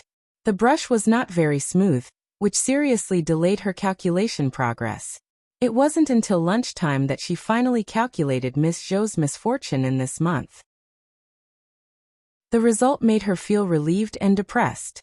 The little girl was lucky. In the next month, she only had a minor illness and some quarrels with others. There was no serious harm. She worried for nothing. If you don't eat, it will be cold. If you have any work, do it later. Yu Xiaoxiu had already heated the food. He came in and called Yu Shu several times, but she didn't move. I'm coming. Yu Shu folded the toilet paper and put it on the corner of the table. She stood up and stretched.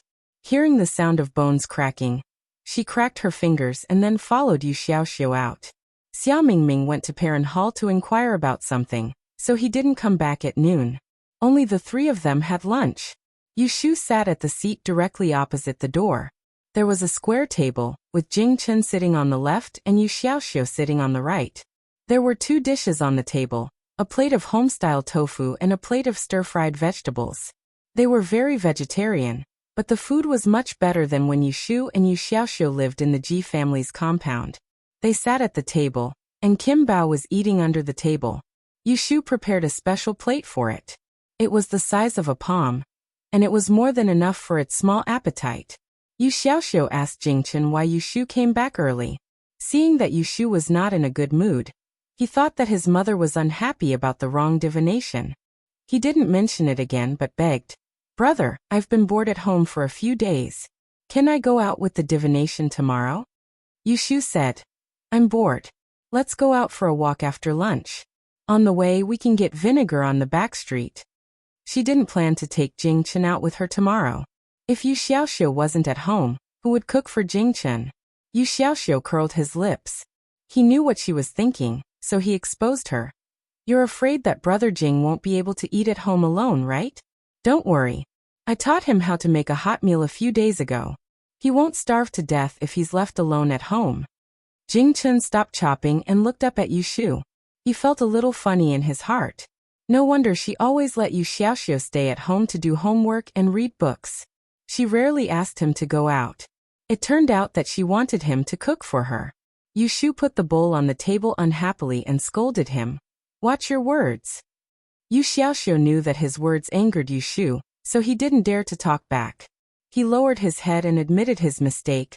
"I was joking." He then apologized to Jingchen. "Brother Jing, I didn't mean anything else." Jingchen shook his head, indicating that he didn't mind. He then smiled at Yu Shu, telling her not to be angry. Yu Shu snorted and said, "Tomorrow both of you stay at home. No one wants to go out." Seeing that Jingchen and Yu Xiaoxiu nodded their heads, she picked up the bowl and continued eating. Now she didn't have to worry about Jingchen going out with her tomorrow. Xiao Mingming came back in the middle of the afternoon with a long face.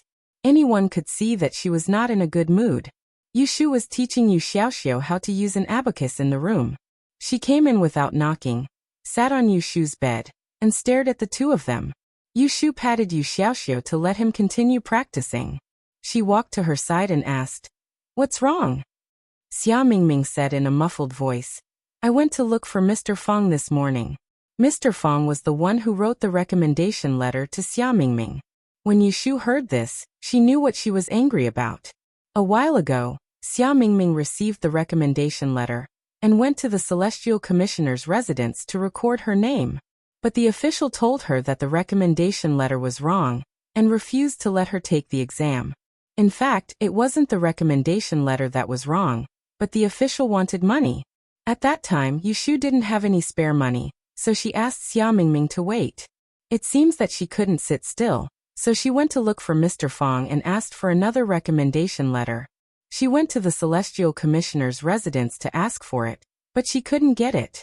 Sure enough, Xiao Mingming beat her legs and said angrily, "I humbly asked for another recommendation letter and went to the Celestial Commissioner's residence to record my name. But the official still refused, so I went to his superior.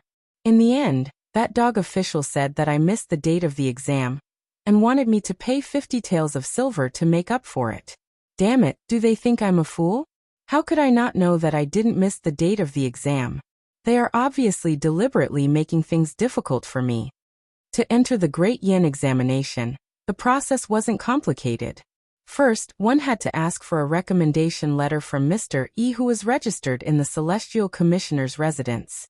Then they took it to the yamen of the Celestial Commissioner's residence to verify it. Then they only needed to record their name and get the official certificate. They didn't even need a residence card. The official certificate was equivalent to an admission ticket. Then what are you going to do now?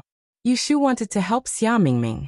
Originally, she planned to take Xia Mingming to bribe the official to get the official certificate after she had earned enough money. But who would have thought that her fortune-telling stall's business was so bad? She didn't earn back her money and had to pay 5 taels of silver as a protection fee. Now, she couldn't take out 50 taels of silver for Xia Mingming to take the exam. Xia Mingming looked at Yushu and stammered, How much money do you have? Yushu stood up and took the leather bag from the top of the wardrobe. She took it to the bed and shook it. The silver ingots and banknotes all fell out. She pointed at them and said, I only have about 20 taels of silver. Xia Mingming immediately cried, What should I do? In a few days, when it's October, the Celestial Commissioner won't be allowed to take the exam. If she missed this year, she would have to wait for another 3 years. She would have been taken back by her family. By then it would be too late. Thinking about the future, Xia Mingming was at a loss. Seeing that only Yushu could ask for help, he grabbed her hand and said, Ashu, help me think of a way. You have the most ideas. You must have a way, right? Yushu frowned and didn't say anything. She knew that Xia Mingming must have a reason for being able to endure all the way here. However, there was only one way to find so much money in such a short period of time, and it was also the way she was most reluctant to use. Alan Ashu, do you have a way?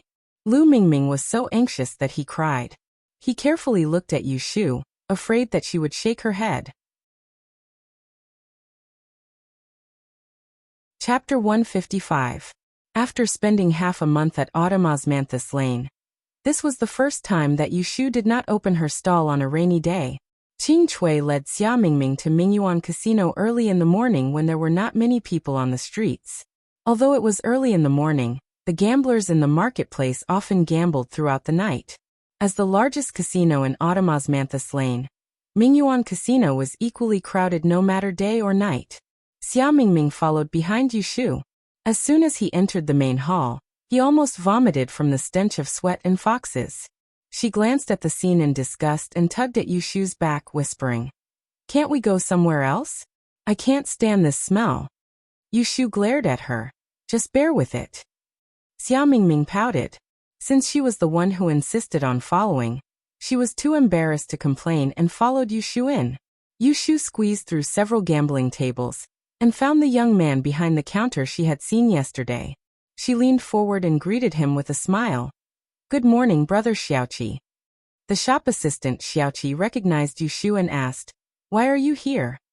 Yushu placed the 2 packets of dried fruits on the counter. She opened the packet of dried fruits and pushed it forward. Thank you for helping me write a note yesterday. I had nothing to do today, so I came to see you. These dried fruits are sold at the door of my house. They're very fragrant. Take them and have a taste. Xiaoqi was not very old, about the same age as Yushu. He was still at the age where he loved to eat. When he smelled the aroma, he picked up a flower and popped it into his mouth. He chewed on it and happily leaned on the counter, recording the flower while talking to Yushu. Who's this? Xiaoqi pointed at Xia Mingming, who was standing beside Yushu. He's my brother. Xiaoqi looked at Xia Mingming a few more times and winked at Yushu. Why does your brother look better than other girls? Xia Mingming glared at him and hid behind Yushu. Yushu chuckled. Let's not talk about her. She's thin-skinned. Xiaoqi couldn't see Xia Mingming anymore, so he asked Yushu, You came to play with me. Aren't you going to open your stall today? Yushu also picked up a flower and ate it raw. No, business isn't good. Xiaoqi clicked its tongue and said, What's not good about it? I see that you guys are all good at making money. You can easily make a few taels with just a pinch of your fingers. Hearing a layman's understanding of a barter, Yushu can't help laughing. He can know the cause and effect by pinching his fingers. If he is not a swindler, he must be a great immortal. That's what you saw. Can't you see that there are still many people who can't eat? Yushu said. Who can't eat? You? Xiaoqi pointed at Yushu and joked. Unexpectedly, Yushu nodded seriously. I can still eat it now, but I can't say for sure in a few days. Yushu saw that he was surprised and asked, Brother Xiaoqi, yesterday you said that the Evergreen Gang has a barter. Can you tell me how to get there? Xiaoqi spat out the raw flour in his mouth and stood up straight. Why? You want to go there? Yes, I need money urgently, so I want to go and have a look. Yushu told the truth. If she wasn't in need of money, she really didn't want to cause trouble in such a place. Xiaoqi hesitated. It's not that I can't tell you, but you have to think carefully. Gambling in Enling City is different from other places. It's common to lose 100 times. If you're unlucky and meet a few fortune tellers at the same place, you'll lose all your money. Yushu knew that he meant well and said, Don't worry, I'm quite good at mathematics. I learned from a great fortune teller in my hometown. She was talking about Pei Jing, so it wasn't a lie. She did learn accounting from Pei Jing. When Xiaoqi heard this, he didn't try to persuade her anymore, and told her how to enter the barter. It turned out that the Evergreen Gang's barter wasn't open every day. It was open on a single month, and on a single day on a double month. The location wasn't fixed either. You had to come to Mingyuan Casino first, and get an entry slip before you knew where to go. Therefore, if one didn't walk the streets often and knew people, it would be impossible to find a gambling place in the south of the city. Yushu had accidentally befriended Little Chi and struck up a conversation with someone. That was how she got to know Little Chi and got the directions. Here, you can only enter with this slip. Xiaoqi rummaged under the counter and found a yellow slip the length of a finger. He said to Yushu, But you have to pay for it. How much? Yushu reached for her purse without hesitation. 5 taels for one. Yushu's hand trembled. She cursed under her breath, but she still took out her money. She counted out half a bag of silver and placed it on the counter. She took the slip from Xiaoqi's hand and examined it. The entry slip was crudely made. On it were the words Year Ninwu Chrysanthemum Spring Fragrance House and so on. There was a red stamp on the back. Before Yushu could see what was on the red stamp, Xiao Mingming stretched out his hand and asked curiously, Let me see. Yushu passed the slip to him. Seeing that Xiaoqi had put away the money, she thanked him. Xiaoqi waved his hand and glanced at Xiao Mingming. He reminded, Oh right, this slip only allows one person to enter. It's only valid during the month. Don't bring others with you, or you'll be kicked out. Also, don't miss the date. We'll change the stamp in October. Got it. Then I'll leave you to your work. I'll treat you to a drink after I win some money. Yushu said some polite words and left with Xiao Mingming. This trip was considered a smooth one. She found out where the gambling place was. Coming out of the gambling house, standing on the street, Yushu and Xiao Mingming took a few breaths of fresh air. Ashu, do you know where this spring fragrance house is? Xiao Mingming asked with the slip in his hand. Yes. In order to find a place to set up a stall, Yushu had walked around Autumn Osmanthus Lane. Seeing the name of Spring Fragrance House, it was not difficult for her to remember the sign she had seen before. She frowned. It was not a good place. It was a brothel on the street behind Autumn Osmanthus Lane. Then shall we go now? Xiao Mingming was eager to try. Not us. I'll go alone. Yushu took the slip from his hand. Didn't you hear what he said? One slip only allows one person. Xiao Mingming's face fell. Then what about me? You stay at home. Not to mention that she did not have extra money to buy another ticket. Even if she had extra money, Yushu did not intend to take Xiao Mingming with her. Xiao Mingming was a troublemaker. She did not know what trouble he would cause if she really went. Xiao Mingming knew that they did not have enough money, but they still wanted to stay to gamble. So, she did not ask Yushu to buy another slip. Then do you have a reason to go now? Not now. Tomorrow. Can't we go today? Of course, Xiao Mingming hoped to get the money as soon as possible. Only when she got the admission certificate could she be at ease. Otherwise, she would not be able to sleep at night. I can't go today. Why? Because it's September now. What's wrong with September? Xiao Mingming asked in confusion. Yushu looked at her disdainfully. Next time you go out, okay? It was an odd month with 2 days. It was September now, and today was the 23rd. What could she do there? Go to a brothel? As soon as Yushu and Xiao Mingming returned home, Yu Xiaoxiu and Jing Chen greeted them. The former asked, How was it? Xiao Mingming begged Yu Shu yesterday, and Yu Xiaoxiu was also present. Xiao Mingming did not hide it from him. After dinner, Xiao Mingming let it slip, and Jing Chen also knew that Yu Shu was going to gamble in order to raise money for Xiao Mingming. Yu Xiaoxiu actually did not approve of Yu Shu gambling with their living expenses, but because Xiao Mingming was present, he did not make it obvious. Well, I found everything. I'll go and have a look tomorrow. Yu Shu sat down and drank some water. Seeing that the matter was settled, Yu Xiaoxiu couldn't help but say, "Can't she not go? If she doesn't pass the exam, the money will be in vain." Xiao Mingming was unwilling. "Who do you think can't?" "I'm talking about you," Yu Xiaoxiu said bluntly. "You're not as good as my brother in learning. My brother doesn't want to go, but you insist. You don't have a single cent to spend, and in the end, my brother has to think of a way for you." Xiao Mingming was embarrassed by his words, and his face turned red. After a while, he thought of something to say. "I don't need you to worry about it. Why do you care so much?" "Who cares about you?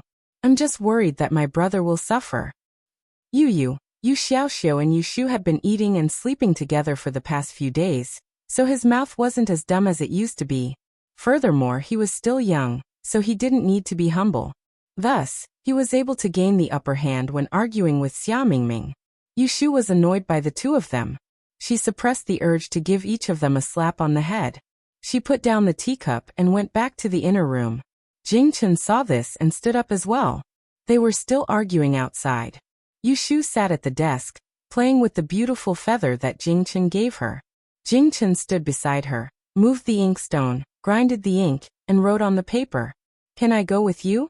Yu Shu looked at the paper and tilted her head to look at the handsome Jing Chen. Suddenly, she remembered the time when Jing Chen went to the Ji family's bar and casino to win money with her in Yang City. She did not expect to encounter a similar situation again. She was moved, so she mentioned the past to Jing Chen. "A few months ago we met in Yang City. At that time, one of my elders was seriously ill and needed money. I went to the casino to win money. I was afraid that they would embarrass me, so I specially asked you to be my bodyguard to protect me. Do you still remember?" Nose Dust tried hard to recall, but he had no impression at all. He shook his head with some disappointment. Seeing that he couldn't remember anything, Yu Shu smiled and looked back at the feather in her hand. She did not intend to tell Jing Chen that at that time. She was thick-skinned and asked him for help, so he agreed to accompany her. Unlike now, he took the initiative to ask. But this time, she could not bring Jing Chen. 50 taels of silver, in the capital, was not much at all. There were many rich people here. As long as she controlled the amount well, she would win and lose tomorrow. She would earn 50 taels of silver in silence. It should not cause any trouble. She calculated for herself last night. Chapter 156. On this day in September, Xiao Mingming was the first one to wake up. When Yu Shu was woken up by her knocking on the door, the sky had just brightened. She slowly got dressed and went to the other side of the screen to pull the quilt over Yu Xiaoxiu, who was still sleeping. Once she went outside, Xiao Mingming followed behind her, washing her face and combing her hair. Even when she went to the bathroom, she waited outside. Seeing that Yu Shu was calm, Xiao Mingming was anxious but did not dare to rush her. It was not until she saw her turn into the kitchen to start the fire to cook that she could not help but say, "You can eat breakfast outside. What are you still doing? You don't need to pay to eat outside?" Yu Shu directed her to add water to the pot. She carried the small pot in the basin and poured out half of the jar of rice, wine she bought the day before. She counted 4 eggs and prepared to cook a sweet wine poached egg for breakfast. A few days ago, Yu Xiaoxiu mentioned that he wanted to eat this. Originally, she wanted to cook it yesterday, but because of Xiao Mingming's matter, it was delayed. If she did not cook the rice wine soon, it would go bad. "Ashu, are you confident? What if you lose the money?" Xiao Mingming moved closer to Yu Shu and asked worriedly. Her big eyes were hilariously ashen. Because she was worried that she would miss this opportunity, she could not sleep well for the past 2 days. Yu Shu scooped out the half-cooked poached egg and placed it in a bowl. She then poured the rice wine into the pot and covered it with a lid. She then turned to Xiao Mingming and said, "If you lose money, Immediately write me a letter home and ask your family to pick you up. Pay off all the money you owe me, and then you can go wherever you want. You're still in the mood to joke with me at a time like this? Xia Mingming muttered. Who's joking with you? Yushu wiped her hands on her apron and went back to the house to get an abacus. She made a series of calculations in front of Xia Mingming and turned the abacus in her hand to show her. Look, from the time we jumped off the boat until now, including travel expenses and daily food and lodging, you owe me a total of 89 taels and 67 copper coins. I've recorded it all for you. Including the interest, you have to pay me 127 taels and 42 copper coins. I'll waive the small change and count it as 127 taels. If you dare to not pay up, believe it or not, I'll knock you out and sell you to the human traffickers. Yushu grinned and reached out to pinch Xia Mingming's face. With your appearance, you can sell it for at least 180 taels. Xia Mingming angrily slapped away Yushu's hand. Because she often made fun of him, he didn't get angry. Don't worry, I won't forget. Don't mention 100 taels. When I really pass the Dian exam, I'll give you 1,000 taels. Yushu stuffed the abacus into her hand. You have to give it even if you don't pass. Here. Xia Mingming was very angry with Yushu, so she hugged the abacus and walked out. As soon as she left, Yushu saw a neatly dressed Jingchen walk out of the kitchen. It just so happened that the rice wine in the pot was ready, so she called him over to serve breakfast. She said, if I don't come back at noon, you can eat outside. The cold noodle shop at the end of the street is very tasty. It's hot today, so it's very comfortable to eat. Remember not to let the shop owner add chili for you. Jingchen nodded. Yushu filled 2 bowls. Originally, she wanted to take them out first, but when she touched the edge of the bowl, she retracted her hand and rubbed her earlobe. Seeing this, Jingchen reached over her and carried the hot bowls out. Yushu saw that he wasn't afraid of the heat, so she simply left the 2 bowls for him to carry. She washed the spoon and went back to the room to wake Yu Xiaoxiu up. Before going out, Yushu once again checked her belongings. Last night, she burned 2 sticks of willow charcoal, a knife, an abacus, and 20 taels of silver. Except for the abacus, she put everything else on her body. Then she looked in the mirror and changed into her best robe. She used the bottom of the pot to make her eyebrows look rough and blackened her sideburns, making her look more like a young man. Not letting Yu Xiaoxiu and Jingchen follow, Yushu brought Xia Mingming out. No matter what, they were working for her. How could she let them wait at home idly? At the very least, she had to let her know that doing something wasn't easy. The 2 of them went out late. When they arrived at Autumn Osmanthus Lane, the sun was already high. Yushu turned 2 streets and found Spring Fragrance Brothel. There weren't many customers in the brothel during the day. 2 fair and clean-looking women sat in front of the brothel, eating melon seeds. In their hands were fragrant handkerchiefs, and when they saw people passing by, they would smile.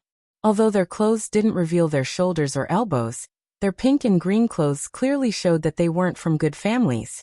Xia Mingming originally didn't know where this Spring Fragrance Brothel was, but now that he saw it, he knew where it was. He was stunned for a moment, then pulled Yushu back to the side of the road. With a red face, he lowered his voice and said in panic, "Why is it such a filthy place? What else did you think it was? An inn?" Yushu pushed her hand away and adjusted her collar. She brushed her hair and said, "Wait for me outside. If you're hungry, look for food nearby. I'll be out before dark at the latest." With that, she strode across the street. Xia Mingming didn't even have the chance to stop her. She watched helplessly as she was ushered in by a prostitute. In the blink of an eye, she disappeared. Her heart suddenly felt empty. She couldn't tell if it was because of discomfort or something else. Her nose felt stuffy, and she really wanted to rush in, pull her out, and tell her that she didn't want to take the exam. However, once she thought of the consequences, she shrank back. Clenching her fingers, she retreated a few steps with guilt.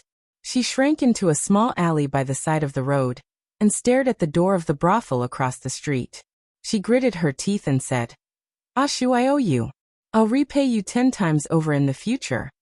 As soon as Yushu entered the brothel, she showed Old Duck the slip she bought from Mingyuan Casino. Old Duck still had a smile on his face. He examined the red stamp on the slip and handed it back to her.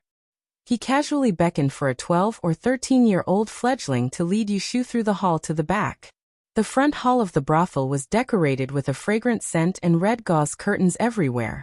After passing through 2 bead curtain doors and entering the back courtyard, there was another world. In the yard of about 200 square meters it became. There was a circle of tea tables in the shape of a zigzag. There were about 30 of them, and the center was empty. Half of the people were sitting at the tables. Some were drinking tea, and some were chatting with their neighbors. There was no gambling. At first glance, it seemed that they had intruded into someone's tea party. The fledgling led Yushu to the back courtyard.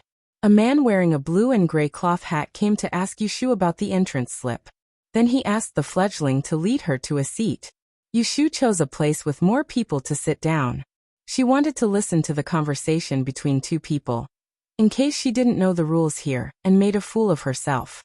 The tea table in front of her was not big, just enough for one person to sit alone. In addition to cups, there were writing brushes, ink paper, inkstone, and several envelopes. She didn't know what they were for. After the fledgling poured tea for her, she stood behind Yushu for a while. Seeing that Yushu didn't give her money, she left resentfully. Yushu and her neighbors chatted, but they didn't see her and ignored her. After saying a few words, Yushu realized that it was boring, so she didn't stick to their cold faces. She took the abacus from her waist and put it on the table to practice. After a while, a few more people came in. When Yushu saw that they didn't have any intention to gamble, she asked the man who collected the tickets. When the man heard what she said, he smiled. "This should be your first time coming back. This morning's gambling will only start after the sun rises, and the number of people is full. Those who come late will have to wait until the afternoon's gambling is over. If you want to gamble in the afternoon, you can stay for lunch. If you don't want to gamble, you can leave first. Similarly, if you want to stay for the evening, you can stay for dinner. Of course, you have to pay for the wine and food yourself."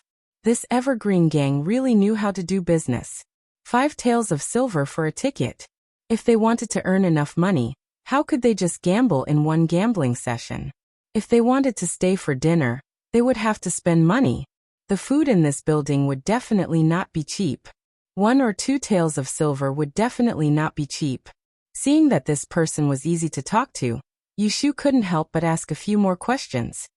"You're right, I'm from the south, and this is the first time I've played this game in Enling. I noticed that the rules here are very different from where I came from, and they even have to split up to gamble. Tell me the rules." The man said, "There is no need to be anxious. When everyone is here, someone will tell you. Please take a seat first." When Yushu heard this, she didn't ask any more questions. She thanked him and returned to her seat.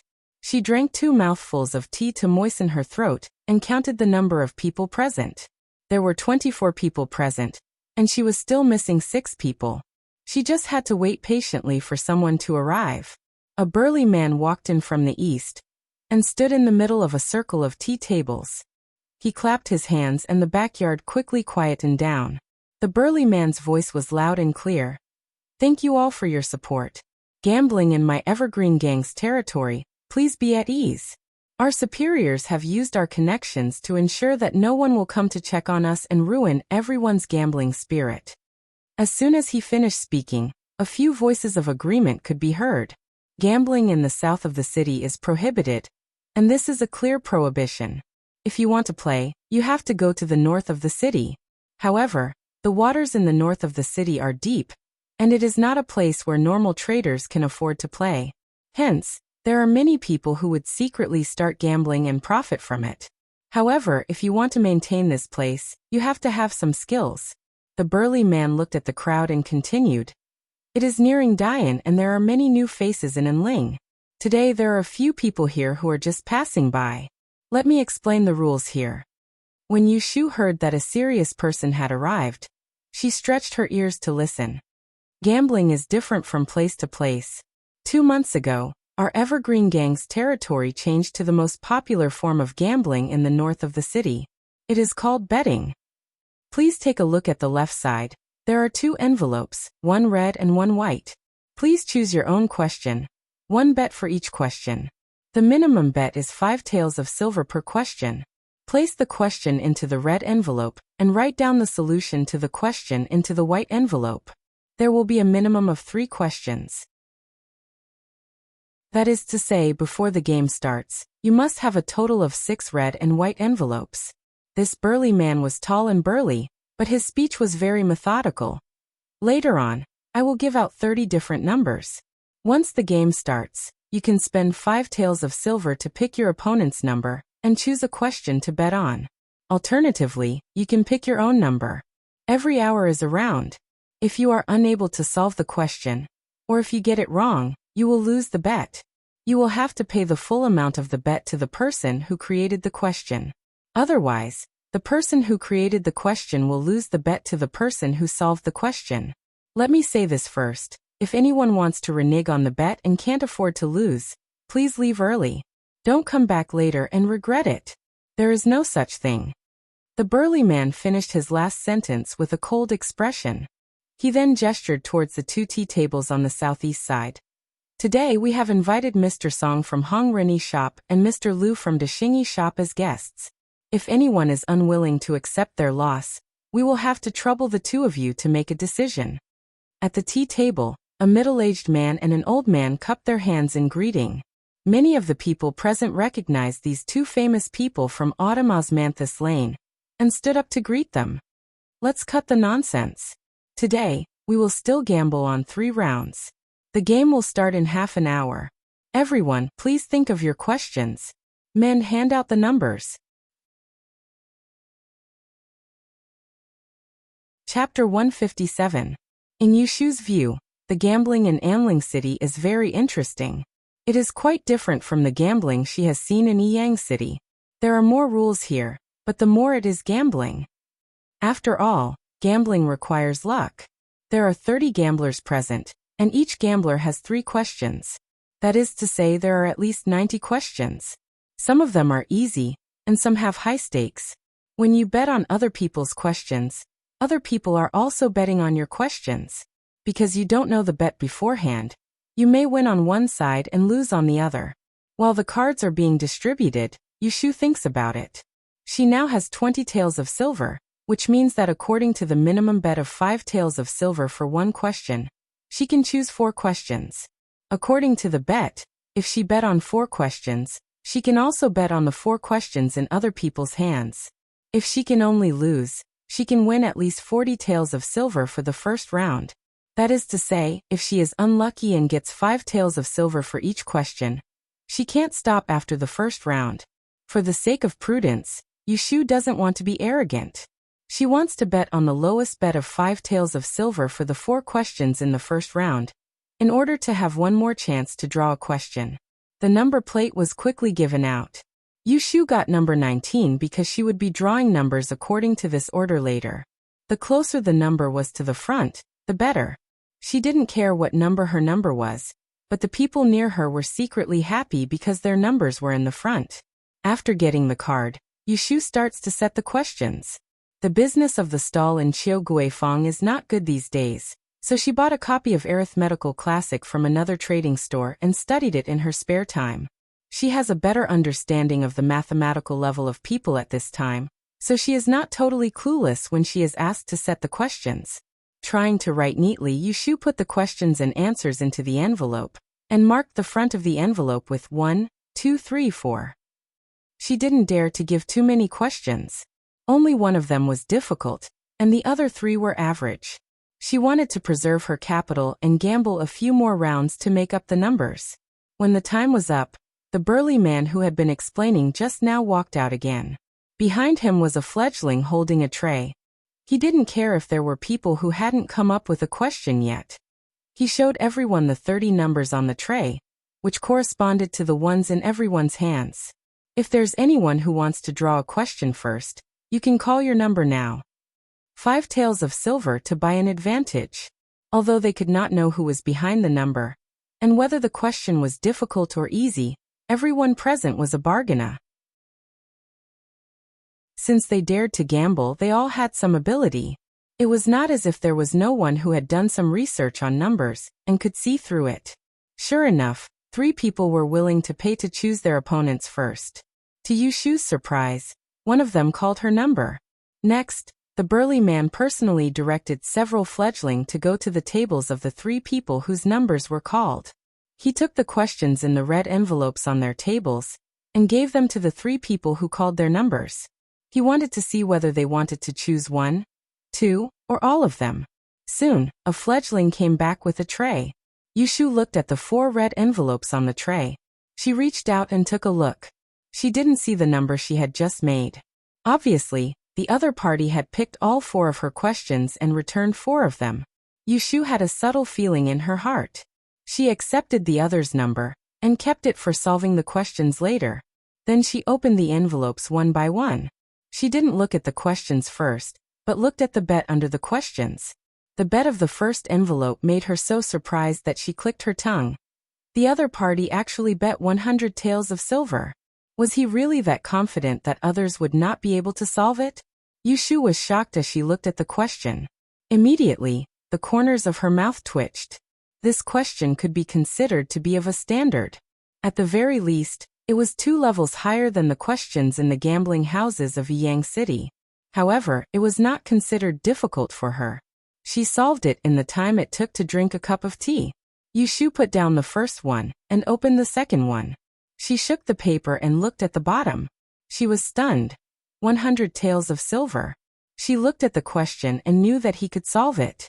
Excellent. She directly opened the remaining 2 envelopes. 100 taels of silver. All 4 questions cost 400 taels of silver. This made Yushu feel like a blind cat bumping into a dead mouse. She pressed down on the middle question and raised her head to look at the other side. She found the person who had chosen her question. Obviously, the other party had just read her 4 questions and was looking at her. Because there was a distance between them, they couldn't see each other's faces clearly. But Yushu knew the difficulty of the questions he had set.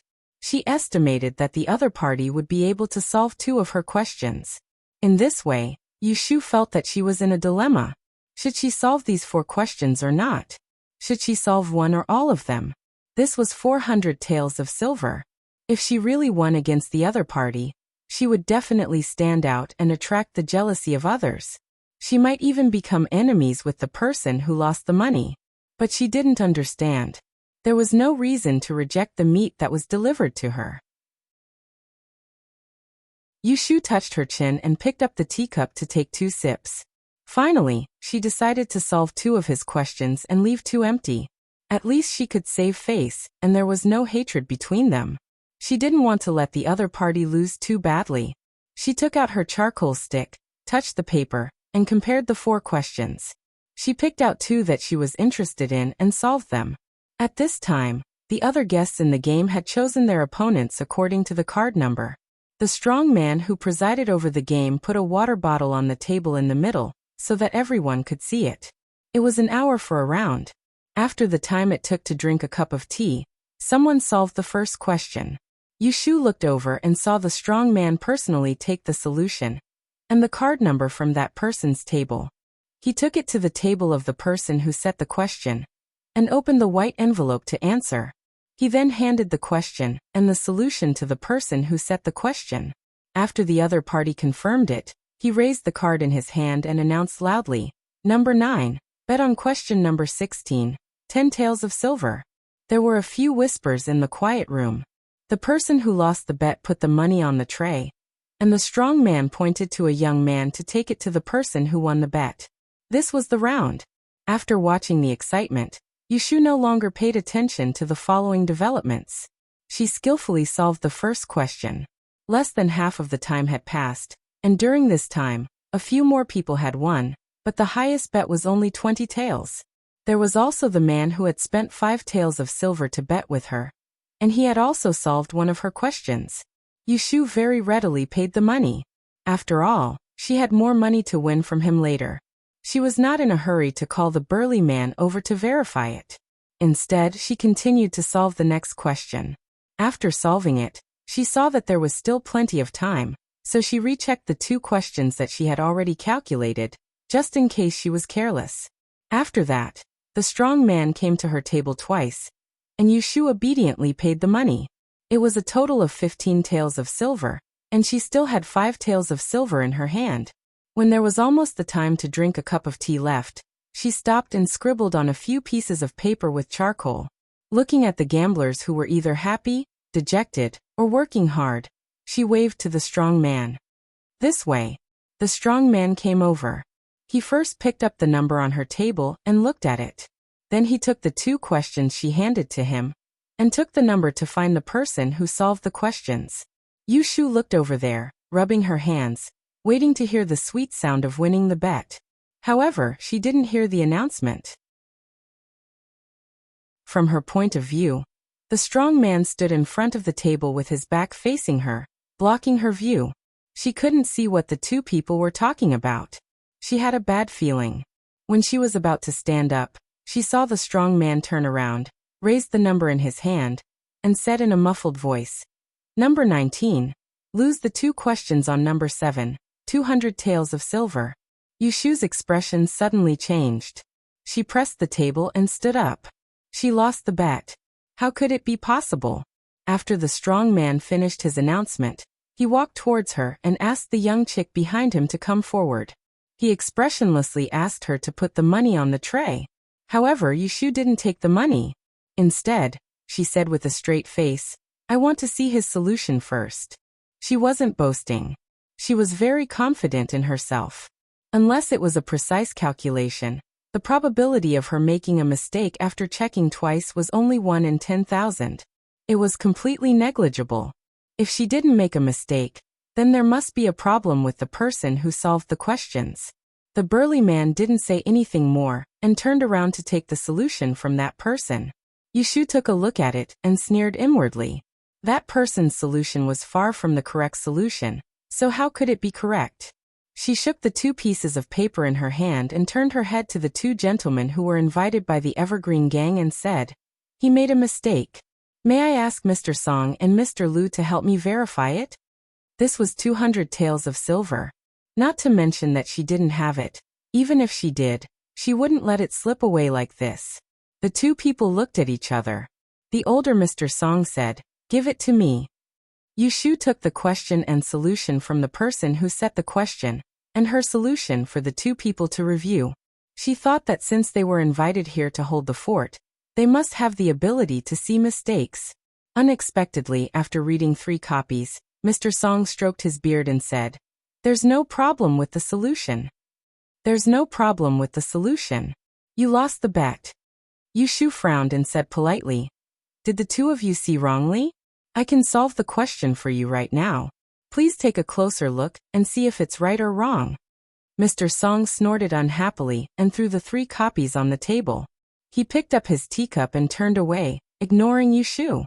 Yushu's heart sank when she saw that the 2 of them weren't willing to make a decision. She then heard the strong man say coldly, "You lost the bet. Are you trying to pester us endlessly?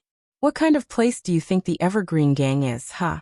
She turned her head and saw that the strong man's face suddenly became fierce. He walked over with 2 thugs, looking as if he wouldn't treat her politely if she didn't take out the money immediately. Yushu knew that something was wrong and cursed. She took 2 steps back and thought quickly. Just as she was thinking of a solution, she heard a commotion in the building in front of her, and a few girls screamed. Not long after, she saw the 2 thugs guarding the door from the backyard to the front hall being kicked out. In a blink of an eye, a group of soldiers wearing sandalwood robes and black crowns rushed in. There were 20 to 30 of them, and each of them held a 3-chi-long sword in their hands. They looked fierce, and the leader of the group pointed at the courtyard and shouted, "How dare you gather people to gamble in the south of the city? A month ago, the imperial court issued a decree to strictly investigate private gambling. Have you eaten the guts of a leopard?" Faced with this sudden situation, the people in the courtyard turned pale. Many of them immediately squatted down while trembling. Even the 2 masters behind Yushu stood up in fear. Yushu was probably the only one present who was happy to see this group of soldiers. The strong man was bold and walked forward with 2 men. He raised his eyebrows and asked in a hoarse voice, "Which lord do you work for?" Do you know that our Evergreen Gang has an article specially approved by Lord Su of the Ministry of Rights that allows us to gather and have fun? How dare you come here? Aren't you afraid of Lord Su's reprimand? Hearing that the strong man had brought out his men, the leader of the soldiers was not afraid at all. He snorted coldly at the strong man and held his long sword in a reverse grip. He turned around and cupped his hands towards the curtain door. Lord Shui. As soon as he said that, a low laugh was heard. Everyone looked back and saw a handsome young man slowly walking out from under the curtain. He was dressed in a vermilion robe and had a black crown on his head. He wore leather shoes and had a hint of a smile on his face.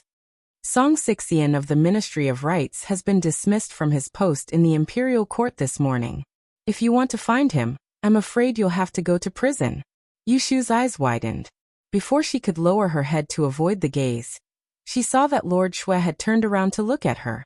Coincidentally, his gaze swept past her and turned back.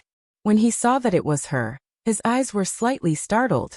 In the next moment, Yushu clearly saw him glare at her. Chapter 158. Anling City was huge, so huge that the entire Yang City was only a corner of it. However, in such a huge capital city, Yushu was able to bump into the same person twice when she was unlucky. Moreover, the person was the person she didn't want to bump into the most. She couldn't help but suspect that there was something going on between her and this person with the surname Shui. When he glared at her just now, Yushu couldn't lie to herself that he didn't recognize her anymore. She awkwardly looked away.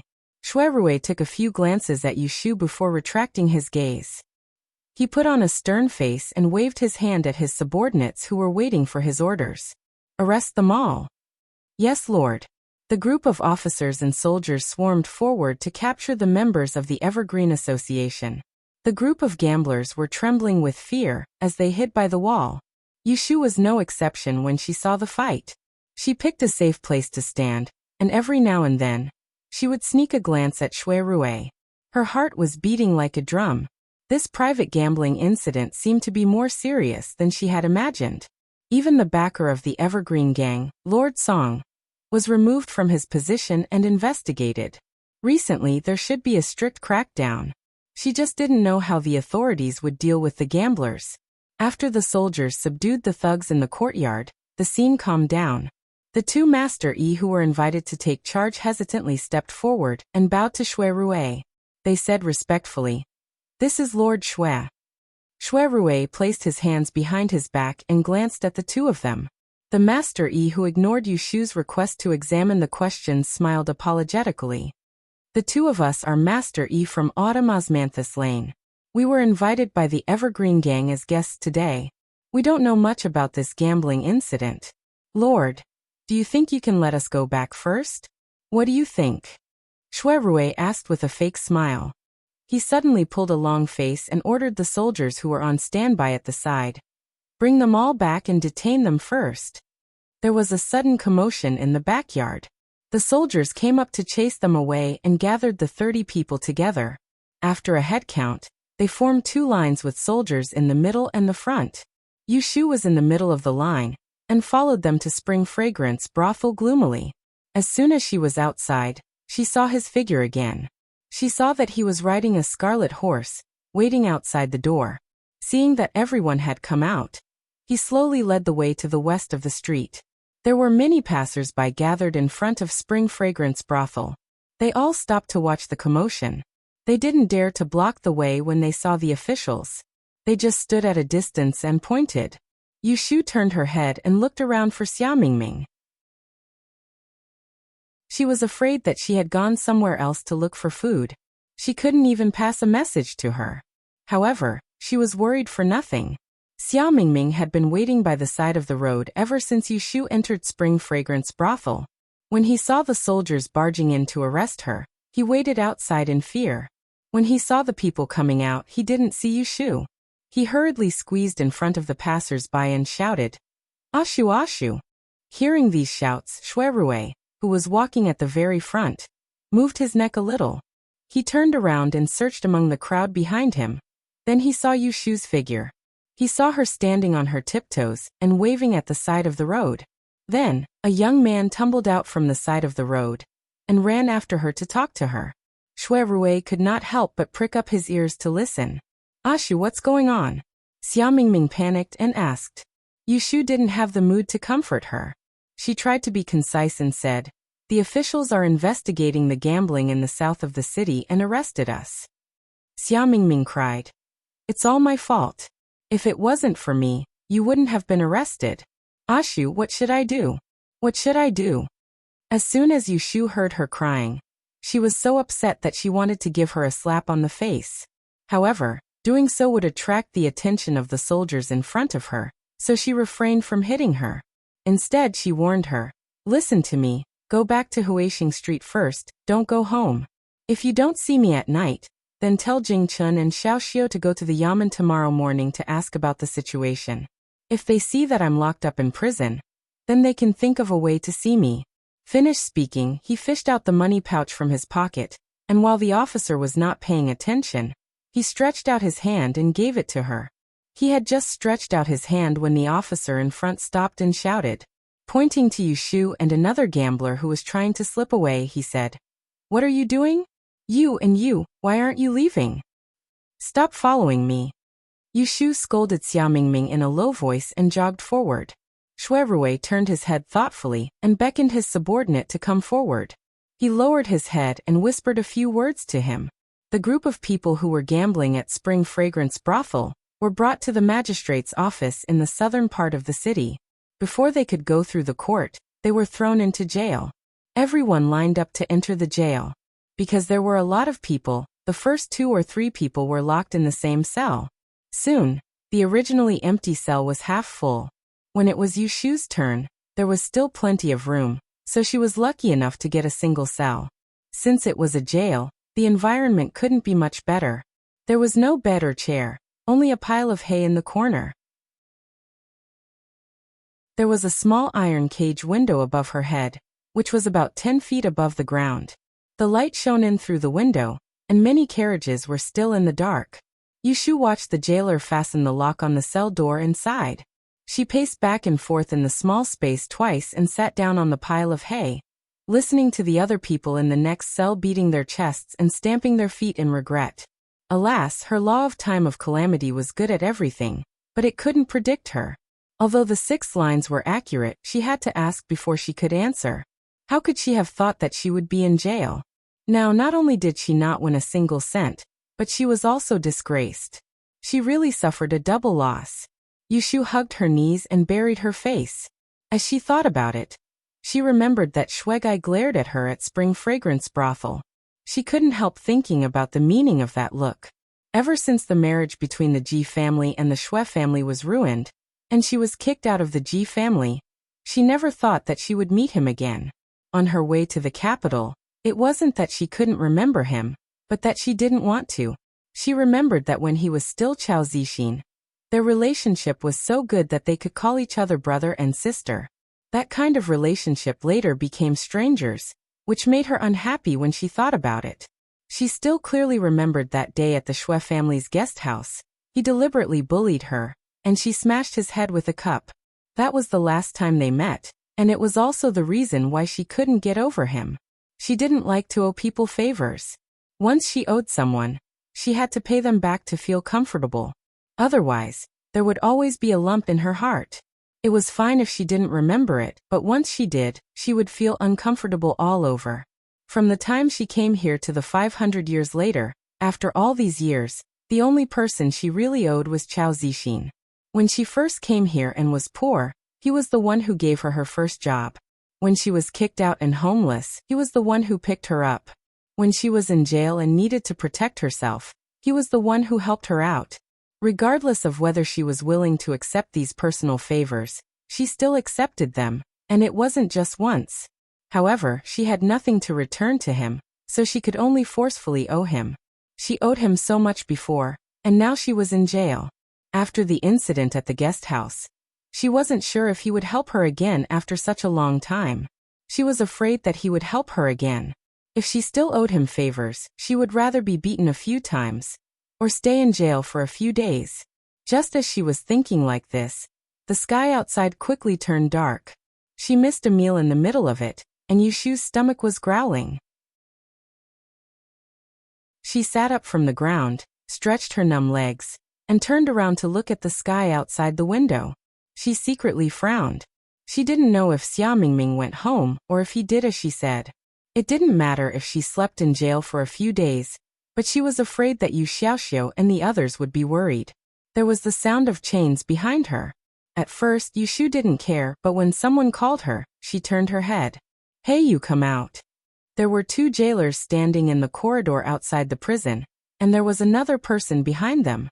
It was the leader of the officers and soldiers she saw during the day. Yushu's eyelids twitched. She didn't walk forward, but instead took a step back. She pretended to be ignorant and asked, "What's wrong? Are you going to let us out? If I tell you to come out, then come out. Why are you talking so much nonsense?" The jailer who opened the door said impatiently. The leader of the officers and soldiers patted his shoulder and said to Yushu, "I'm not letting you go. I'm here to interrogate you. Come out." Needless to say, this lord was Shuirue. When Yushu heard this, she was even more unwilling to go out. If she really came face to face with him, it would be very awkward. Compared to that, this prison cell was still more comfortable. She rolled her eyes and revealed a bitter smile.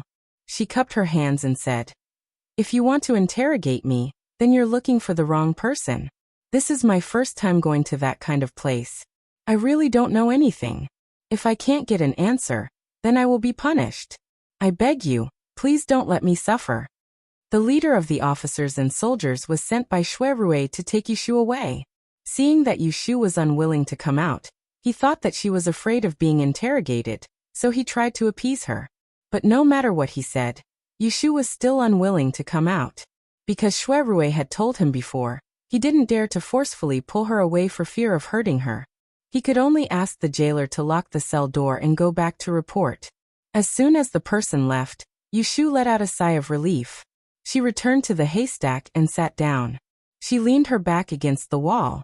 She was so hungry that her stomach stopped grumbling. Not long after, she began to feel sleepy. She curled up on the haystack and dozed off. When she was half asleep, she heard the sound of the cell's chains. She tiredly opened her eyes. Her vision was blurry for a moment. She saw a pair of clean white boots swaying in front of her. A figure squatted down in front of her. He looked at her for a moment. Then his hand brushed her head and picked up a piece of dried grass. He whispered with a smile, "You're quite arrogant. You want me to personally invite you out." Chapter 159. You are so arrogant that you even want me to personally invite you out. Yushu never thought that Shuirue would personally come to the prison. A few months ago, the 2 of them parted on bad terms in Yang City. Although it was not to say that they had broken off their relationship, it was not far from being strangers. Even if he helped her out of consideration for the past, it would be enough if he found a reason to let her out of the prison. There was no reason for him to get close to her. But now that he was in front of her, it was not up to her whether she believed him or not. Shuirue's eyesight was good. With the help of the light from the torches in the corridor of the prison, he could clearly see the confusion and bewilderment on Yushu's face. He laughed to himself. This little girl was usually shrewd and sly. It was not an easy thing to see her silly look. "Why are you still lying down? Hurry up and get up. Do you want to spend the night in prison?" Shuirue stood up and teased. He took 2 steps back and walked to the outside of the prison door. He waved at her. It was already like this. If she continued to stay, it would be pretentious. Yushu muttered and got up from the ground. She patted the dust off her body and followed behind him. They didn't speak a single word all along the way. After exiting the prison cell, they passed through 2 prison doors and left the prison unobstructed. Yushu heard a few jailers respectfully addressing Shuirue as Sir, and she wondered what official position he held now. He had such an imposing manner in the spring fragrance brothel during the day. The imperial court examination was in February. At that time, he was still in Yang City. It seemed that this official position was not a normal one. It was because of his family's influence. It was said that this Shui family had a very high status in Anling City. Otherwise, when a housekeeper came to Yang City, The masters of the Ji family would not have to personally pay their respects and bow to him. Yushu looked at the back of Shuirui's head and secretly curled her lips. Other people were the children of officials. She did not know which generation this brat was. After all, the prison door was a place where prisoners were locked up. There was a remote street outside the door, and it was very deserted. A single carriage was parked at the side of the road, and the jailer sent them to the door before asking for permission to return. Yushu watched Shuirui get on the carriage, and she hesitated as she didn't know how to speak and bid farewell to him. Although this would be suspected of burning the bridge after crossing it, she really did not want to coexist with him. As soon as Shuirui got into the car, he opened the window and looked at Yushu, who was standing there motionlessly. He knew exactly what she was thinking. His finger tapped on the windowsill. Without waiting for her to say anything, he said, "Come on up. It's late. I'll send you back first." It was so dark that Yushu really wanted to go home alone. She might get lost, but she heard him say that he wanted to take her home instead of somewhere else. He heaved a sigh of relief, got on the carriage, and told the coachman the name of a place. But as soon as the carriage started moving, she regretted it. "Tell me, why did you come to Anling?" Shuirui crossed his long legs and looked at Yushu calmly. He said that he wanted to send her to the hospital, but he didn't say that he wouldn't chat with her for a while in the car. Shuirui waited for a long time, but Yushu did not reply. She lowered her head and played with her fingers as if she did not hear his question. In reality, she was pretending to be mute. If it was any other time, he would patiently wait for her to speak. But not today. The road was so long. After sending her there, he had other things to do at night. "All right, let's not ask about this. Let's talk about what happened today." Shuirui changed the topic. There was a hint of mockery in his tone. "I thought you were smarter than anyone. Today, I know that there are times when you are dumber than others. You went to the Evergreen Gang's territory to gamble. Do you know how much you are worth? You don't even know when you are being sold." Hearing this, Yushu raised her head and looked at him with a frown. She felt that something was amiss, so she didn't mind his teasing. She turned her head back and thought back to this morning at the Spring Fragrance Brothel's casino. Just by thinking about it for a moment, she felt that something was amiss. There were 30 people gambling together. Why did the person who spent money to pick the numbers choose her? He bet 400 taels on 4 questions. It was not because he was confident in the questions, but because he thought she was a weakling. Even if the gambler who came up with the question wasn't a member of the Evergreen Gang, he was definitely related to the Evergreen Gang. He probably planned to pick a newbie to scam, so he tampered with the card selection part. She had thought that she was just a blind cat bumping into a dead mouse. She wanted to win their money, but it turned out that she had already been cheated by them. No wonder the 2 judges were not willing to help her solve the problem. This group of people were all in cahoots. She just didn't know how many of the 30 people had been cheated like her. Shuirui looked at the annoyed expression on her face and said, 9 out of 10 gambles are scams. As long as the word gamble is involved, there is no such thing as a scam. Why do you think gambling is banned in the south of the city? Gambling was originally a game for traders to compete with each other in their free time. Occasionally there would be some bets, and later, it was used for profit. Anling is the capital of the world. People from all walks of life come here.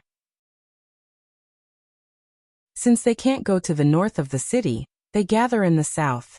Because they are hidden in the market, it is difficult to control them. Thus, gambling and harming people are common. In recent years, there have been people using gambling as a pretext to trap traders and use gambling debts to threaten them. What you encountered today is exactly such a scheme. Among the 30 gamblers other than you, there are 2 others who came to the capital for the Dian festival. If you are caught by them, you will have to work for them in the future, and it will be difficult for you to escape. After listening to his detailed explanation, Yushu felt a little scared. Then she remembered that it was because of him that she was able to get out of trouble this time. She didn't want to owe him a favor, but it was too late. She felt depressed but still thanked him. Fortunately, you led people to that place, otherwise I would have been in trouble again. Thank you. Shuirui's smile changed. He clasped his hands on his knees and said, Now, Can you tell me how you came to the capital? Yushu sighed. This was why she hated owing people favors. She couldn't refuse him confidently, so she could only answer honestly. I offended the Ji family and couldn't stay in Yang City. I was afraid that I would cause trouble for others, so I left Shangjing to make a living. Shui Rui certainly knew about the grudge between Yushu and the Ji family. He also knew how she offended the Ji family, and had to leave. A few months ago, in Yang City, he was there when she went to the county yamen to beat the drum and complain about her grievances. He saw with his own eyes how she viciously accused the Ji family. Even now, it was still vivid in his mind. It made him realize that this fake young man in front of him was not as kind and honest as he looked. Yushu saw that Shui Rui didn't say anything and only looked at her. She felt a little uncomfortable. She shifted her body and coughed. She looked up at the swaying orange lampshade on the roof of the car and expressionlessly said, "At that time, I'm sorry." Shui Rui hesitated for a moment and asked, "At that time? When?" Yushu didn't know if he was deliberately playing dumb or if he really didn't remember. She pursed her lips and dryly said, "At a Yang guest house when I hit you." "Oh." Shui Rui's eyes moved. He narrowed his eyes and looked at her. "Why are you saying you're sorry?"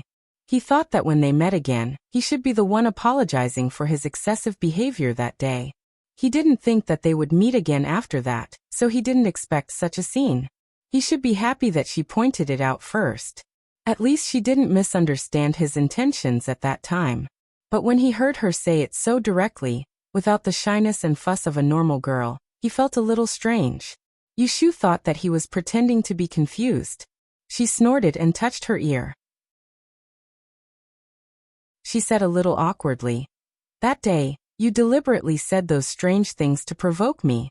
You even cough. I didn't see it at that time. I thought you really wanted me to be your concubine. I even accidentally hit your head. I'm sorry." Honestly speaking, when he said follow me, it really scared her. That serious talk about wanting her to be his concubine caused her to misunderstand. Otherwise, she wouldn't have been unable to see that he was putting on an act. She angrily gave him a hard slap. After Shui Rui heard what she said, he knew what was strange. When he saw her apologizing in all seriousness and didn't take his words seriously in the slightest, he didn't know whether he should cry or laugh. He held his forehead with one hand and couldn't help but laugh out loud. Ha ha ha. What he said and did that day was indeed to provoke her. But this didn't mean that he was lying. This girl, when she was smart, she could kill him. When she was stupid, how could she be so stupid? He bumped into her on the street the day before yesterday. Because he was worried that she would avoid him, he didn't dare to pretend to be her. It turned out that she didn't take his words seriously. When Yushu saw him laughing for no reason, she didn't think that what she said was funny. She was puzzled and asked, "What are you laughing at?" Shui Rui put down his hand and gently shook his head. He held back the smile on his lips and raised his dark eyes to look at her. "It's nothing. It's good that you don't hate me." When Yushu heard this, seeing that he didn't care, her heart was a little happy. Her words and actions became a little more relaxed. She raised her eyebrows and said, "It's not like I don't know what's right and wrong. What's there to hate? You think too much of me." Shui Rui looked at her with a smile that wasn't a smile. "I don't know who it was. Because I teased her for being slippery. She secretly drew a turtle on the back of my account book and wrote my name on the shell." When these words came out, Yushu choked on her saliva. She was thinking about how to reply when she suddenly froze. This matter was referring to the time when she was still working at Mianjai, and he was still shopkeeper Chao. In Yang, he had never personally admitted that he was Chao Zixin. But now he suddenly mentioned the past. Was it a slip of the tongue? Or Shui Rui looked at her in a daze and roughly knew what she was thinking. He lightly sighed and apologized. "Ashu, at that time I'm sorry." When Yushu heard him call her name, she came back to her senses. Her heart couldn't help but feel a little sour.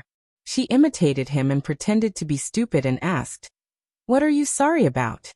Shui Rui sternly said, "Because of some difficulties, I had to pretend not to know you in Yang. I didn't deliberately tease you and make you feel uncomfortable. I'm sorry." Chapter 160. Yes, my lord. West 6th Street. The carriage stopped, and the coachman said from outside. Yushu raised her head and looked at Shui Rui. I'm here. Please send me back. Shui Rui felt a little helpless. He had already apologized, but he didn't hear her reply. Even so, he didn't have the intention to ask. It was getting late, and he should go back after dropping her off. However, when he saw her back view as she got off the car, his heart suddenly moved. He actually didn't want her to leave like this. After a slight hesitation, he got up and followed her out of the car. It was late at night, and there were few people on the streets. The shops were all closed, and only 1 or 2 taverns still had lanterns lit in front of them. The road in the distance was too dark to see clearly. Shui Rui looked around and asked, "Where do you live?" Yushu pointed in the direction of Huixing Street. It's on the back street. Carriages can't go there. Shui Rui raised his chin. Let's go. I'll send you off. Yushu waved her hand and said, No need. It's very close. I can go back by myself. You don't want me to know where you live? Shui Rui asked. Yushu was a little embarrassed that he had hit the nail on the head. She denied, No. How can a girl like you walk at night without worrying? Shall I send you to the intersection? Shui Rui tactfully sought Yushu's consent. Yushu was a person who could be persuaded by reason, but not cowed by force. Besides, she had just talked it out with him. It was meaningless to deliberately avoid him, so she pointed in the direction and said, Let's go. Shui Rui smiled and turned to catch up with her. They walked side by side, maintaining a distance of about 3 feet. It was not abrupt, nor did it seem distant. He could even use this distance to chat with her. You and your brother are now living in someone else's house? No, I bought a private house. You bought a house by yourself. Shui Rui turned his head to look at her in surprise. During the day outside the spring fragrance brothel, he saw her talking to that young man from afar. He thought that she was seeking refuge in someone's house, but he did not expect that she had already settled down in Anling City. Yushu nodded. When I left Yang, Aunt Hui gave me a sum of money to settle down. Shui Rui pretended to know nothing and asked, How did she give you money? Yushu pretended that he did not know about the series of events that happened to Zhao Hui. She briefly said, Aunt Hui's family property was seized in her early years. After she won the lawsuit, she got her family property back, so she gave me the money. If Shui Rui didn't know about it, he would think that Zhao Hui's lawsuit had nothing to do with her. However, now that he saw her acting as if nothing had happened, he admired her even more. What do you plan to do in the future? Yushu was hesitating whether to tell him about her fortune-telling stall in Qiuguifang. Then she heard an excited shout from the roadside. Oh, Ashu! She turned her head and saw a figure stumbling towards her from the side of the road. Just as he was about to pounce on her, a force came from her elbow and Shui Rui pulled her to the side, just in time to avoid the attack. Ah! Xiao Mingming fell a few steps forward and fell on the ground. He cried out in pain. Shui Rui looked at the rash person on the ground.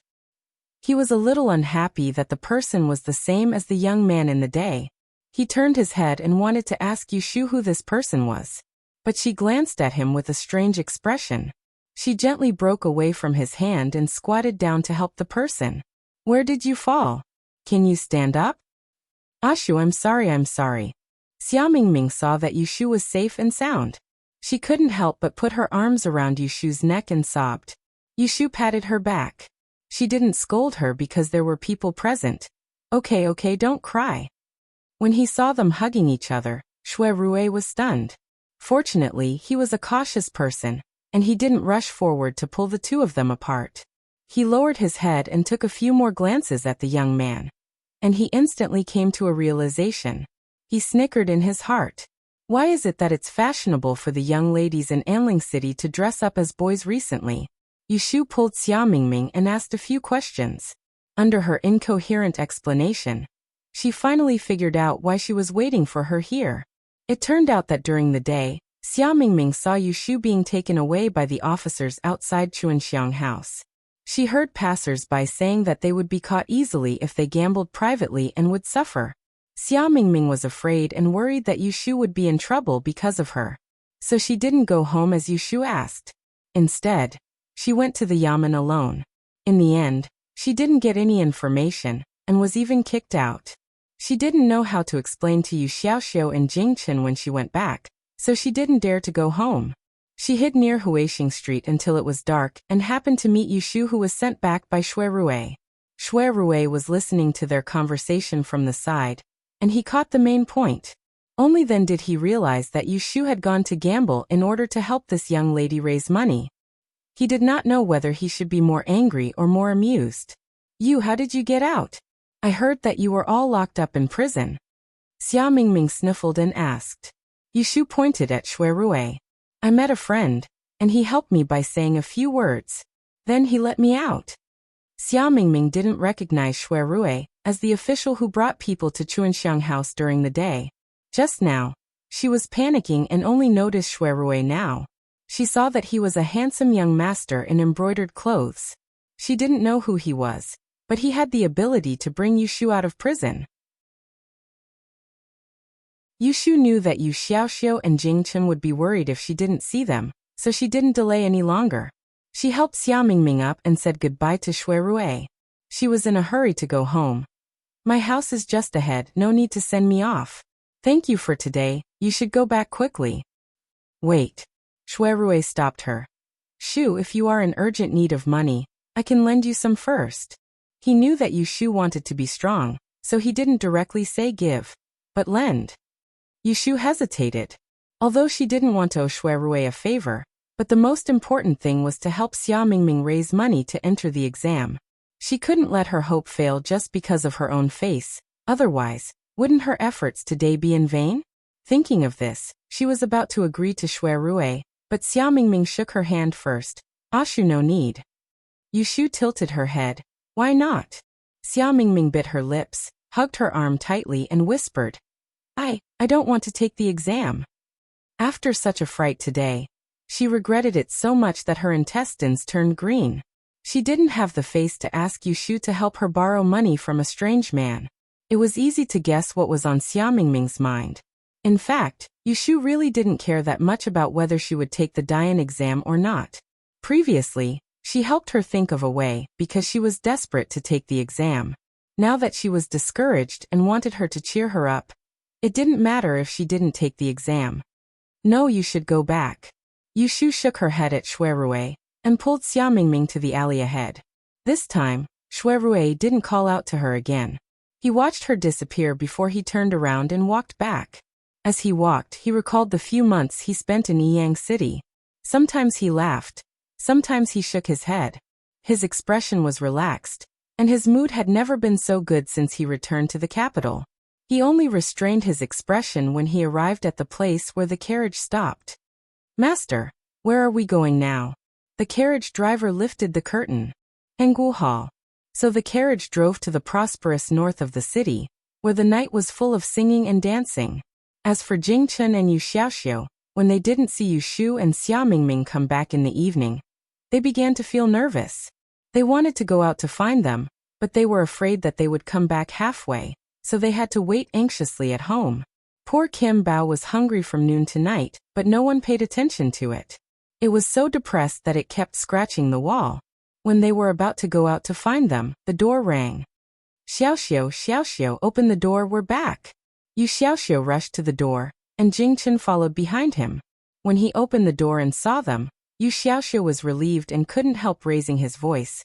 "Why did you come back so late?" Although Jingchen couldn't speak, the concern in his eyes was obvious. "Let's go in first." Yushu pushed Yu Xiaoxiu into the yard and asked Jingchen to close the door.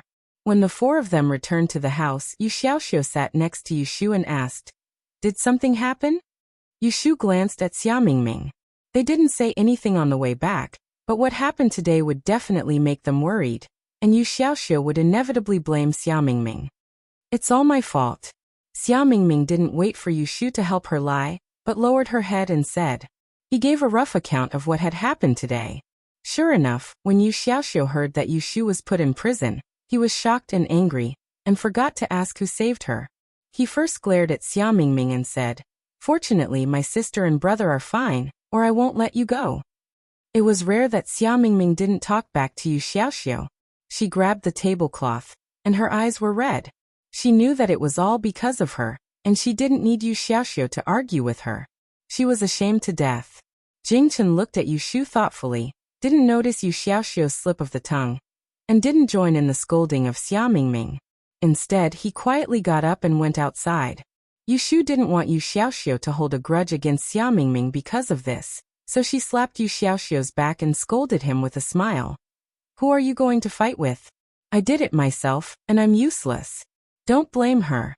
You're a boy, and you quarrel with a girl. It's shameful. Yu Xiaoxiu said angrily, you're protecting her, and you don't know who is your brother. Nonsense again. You're my only brother. Hearing Yu Shu's words, Yu Xiaoxiu felt comfortable, but Xia Mingming didn't feel good. Seeing the brother and sister getting along well, she felt like an outsider, and forgot that she was an outsider. Seeing Yu Xiaoxiu calm down, Yu Shu patted him on the shoulder and said, go make the bed, and I'll go to the kitchen to find something to eat. After that, she left him and Xia Mingming staring at each other in the room. When Yu Shu came to the kitchen, she found that someone was already there. There was a pot on the stove, and Jing Chen was bending over to add firewood to the stove. His movements were not very skilled. Seeing the sparks jumping to his hands, Yu Shu hurried forward and said, let me do it, let me do it.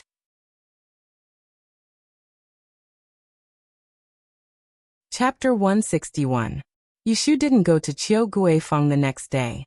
Yesterday, the soldiers arrested dozens of people, including 2 Yishur, and they were also put in jail without mercy. She was the only one who was released in advance.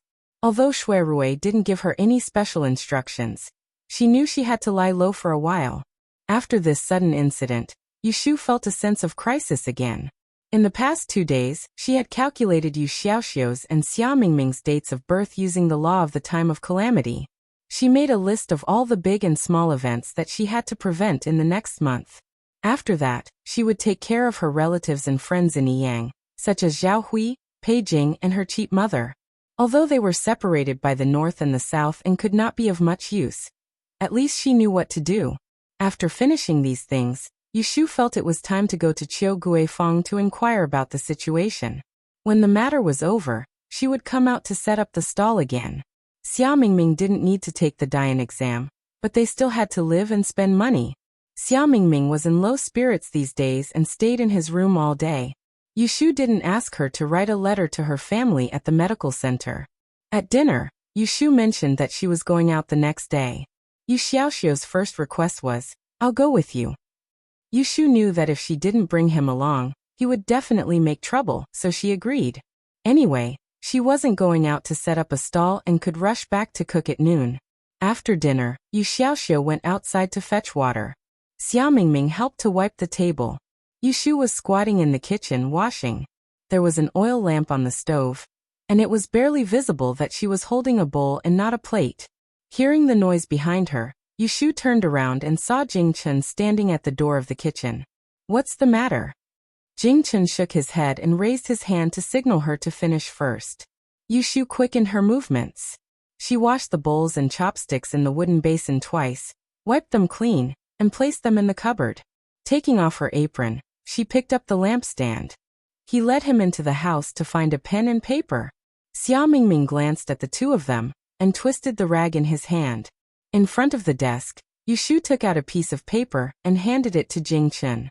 She pondered a few times in the inkstone and asked him to dip it in the ink. When he was done, she moved closer to take a look and saw the words written on the paper. Your sword. Can I have a look? Sword. Yu Shu paused. You mean the rusty one? Jing Chen nodded. Wait. Yu Shu didn't ask him what he wanted the sword for. She turned around and rummaged through the wardrobe. After settling down in Beijing, she kept the rusty ancient sword and locked it in the cabinet. She had been so busy recently that she had a headache. He didn't bother to check if it was a real antique. She found the rusty sword at the bottom of the wardrobe. Yu Shu untied the cloth wrapped around it and handed it to Jing Chen. Here. As soon as Yu Shu took out the sword, Kim Bao, who had eaten his meal and was dozing off at the foot of the bed, stood up alertly. The mustache on the tip of his nose trembled. He curled up again. Jing Chun took it and stroked the rusty sword with his fingers. He closed his eyes and tried to recall that night on the ship, when he blocked the weapons of the pirates, the familiar feeling of his body heating up. Yu Shu looked at Jing Chen's movements and thought that he was thinking of something. She didn't disturb him and stood by his side to accompany him. After a long time, she saw Jing Chen open his eyes and stare at the sword in his hand, as if he wanted to see a hole in it. Did you remember something? Yu Shu carefully probed. Jing Chen shook his head and walked to the table with the sword. He wrote on the paper, "Have I used this sword before?" The before he was referring to was before he lost his memory. No. After Yu Shu answered, she looked at Jing Chen's confused expression and said, "But you have seen this sword before." Jing Chen's eyes lit up. Yu Shu scratched her neck and said, "Actually, this sword wasn't mine in the first place. Didn't I mention it to you before? The two of us know each other, because you saved me before. Just outside Yang City, I was captured by a group of demon Taoists and used as a sacrifice for this sword. After that, those people were arrested by the government. Seeing that this sword was ownerless, I secretly took it away." Jing Chen didn't care that this sword was obtained by Yu Shu. He couldn't remember anything about this sword. However, on the ship, he did feel a sense of familiarity with it. He just didn't know if it was because of this sword. "Can I borrow this sword for a few days?" Yu Shu saw that Jing Chen was very interested in this rusted sword. She felt that this thing could not be used to make money, but it could help him remember something. She generously said to Jing Chen, "You can take it." Jing Chen replied with a smile. Yu Shu suddenly felt like she was bathing in the spring breeze. She secretly thought that such a beautiful person was more luxurious than those famous calligraphy and paintings at home. After taking Jing Chen to the door of the house, Yu Shu turned to Xia Mingming, who was still pretending to wipe the table, and sneered, "If you continue to wipe, the table will shed its skin." Xia Mingming awkwardly turned his head and said, "I didn't eavesdrop on you." What was this called? Confessing without being pressed. Yu Shu walked over to the table and sat down. She folded her arms and stared at him for a few times. Seeing that he was not as lost as he was 2 days ago, she asked, "When are you going home?"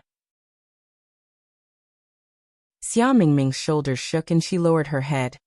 "Are you in such a hurry to drive me away?" Yu Shu said bluntly, "You are not going to take the Dian exam. Why are you still staying here? Go home early and live a good life. You have been away for so long.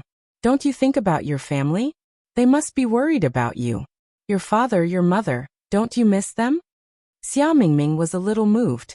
She pulled the dirty rag and whispered, "Let's wait for a few more days, okay?" Yu Shu sighed. She knew that she was delaying. "Do as you see fit. Tell me when you are going to leave." Xia Mingming nodded quickly and sat down next to Yu Shu.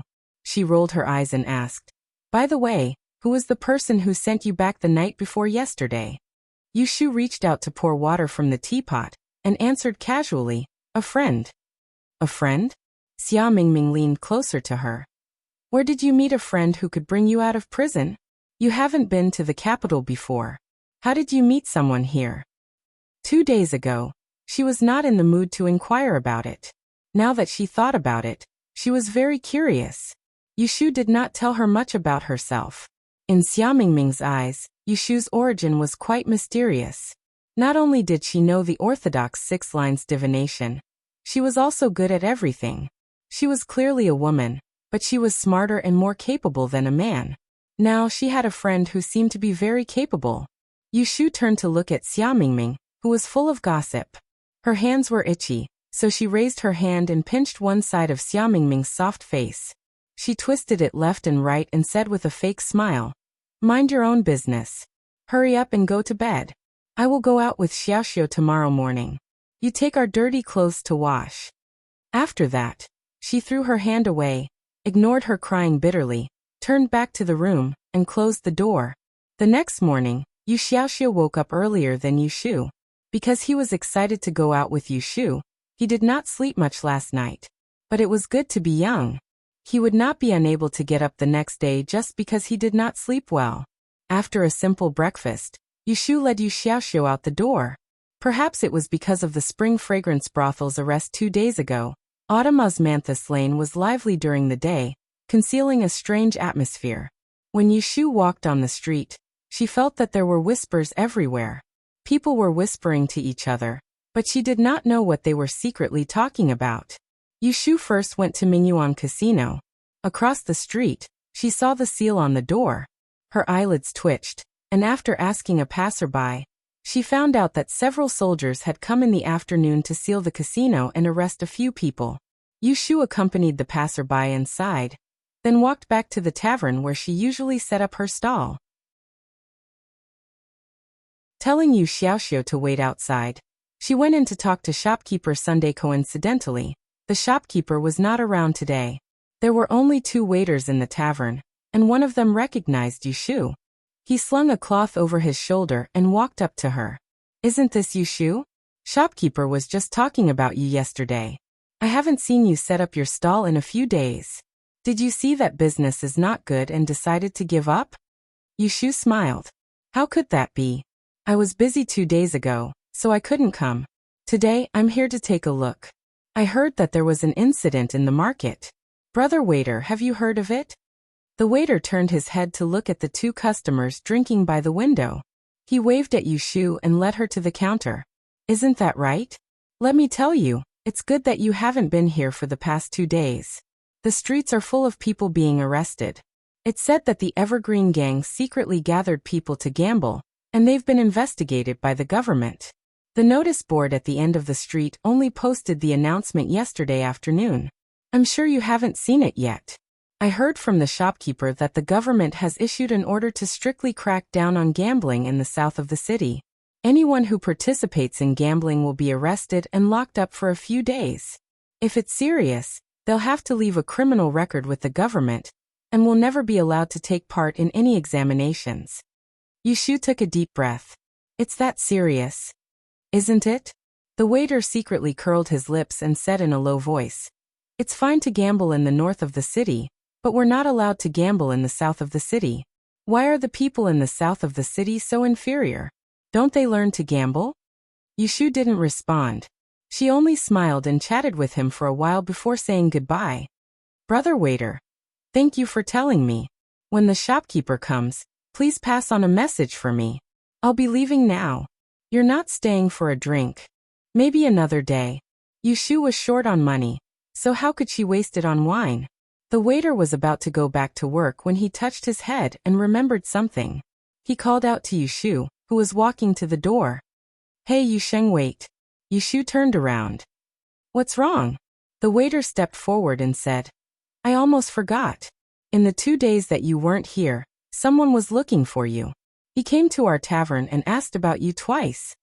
Hearing this, the first person Yushu thought of was Chao Zixin. Just as she was about to ask him in detail, the waiter pointed behind her and said, "He's here. Look, Yusheng, this is the person who was looking for you." Yushu was stunned. She turned her head and saw an excited man standing at the door. There was a bean-sized mole on the corner of his mouth. He looked a little familiar, but not the person she thought he was. "Mr. Yu, I found you." Yushu saw hundreds of faces a day on the streets of Autumn Osmanthus Lane. She couldn't remember who this person was, so she asked suspiciously, "You are?" "It's me. Mr. Yu, have you forgotten? That day you showed me the way to money and tied a red rope for me," the strong man at the door said as he stretched out his left hand and rolled up his sleeve, revealing the faded red rope on his wrist. "Oh." Yushu suddenly remembered and pointed at him. "It's you."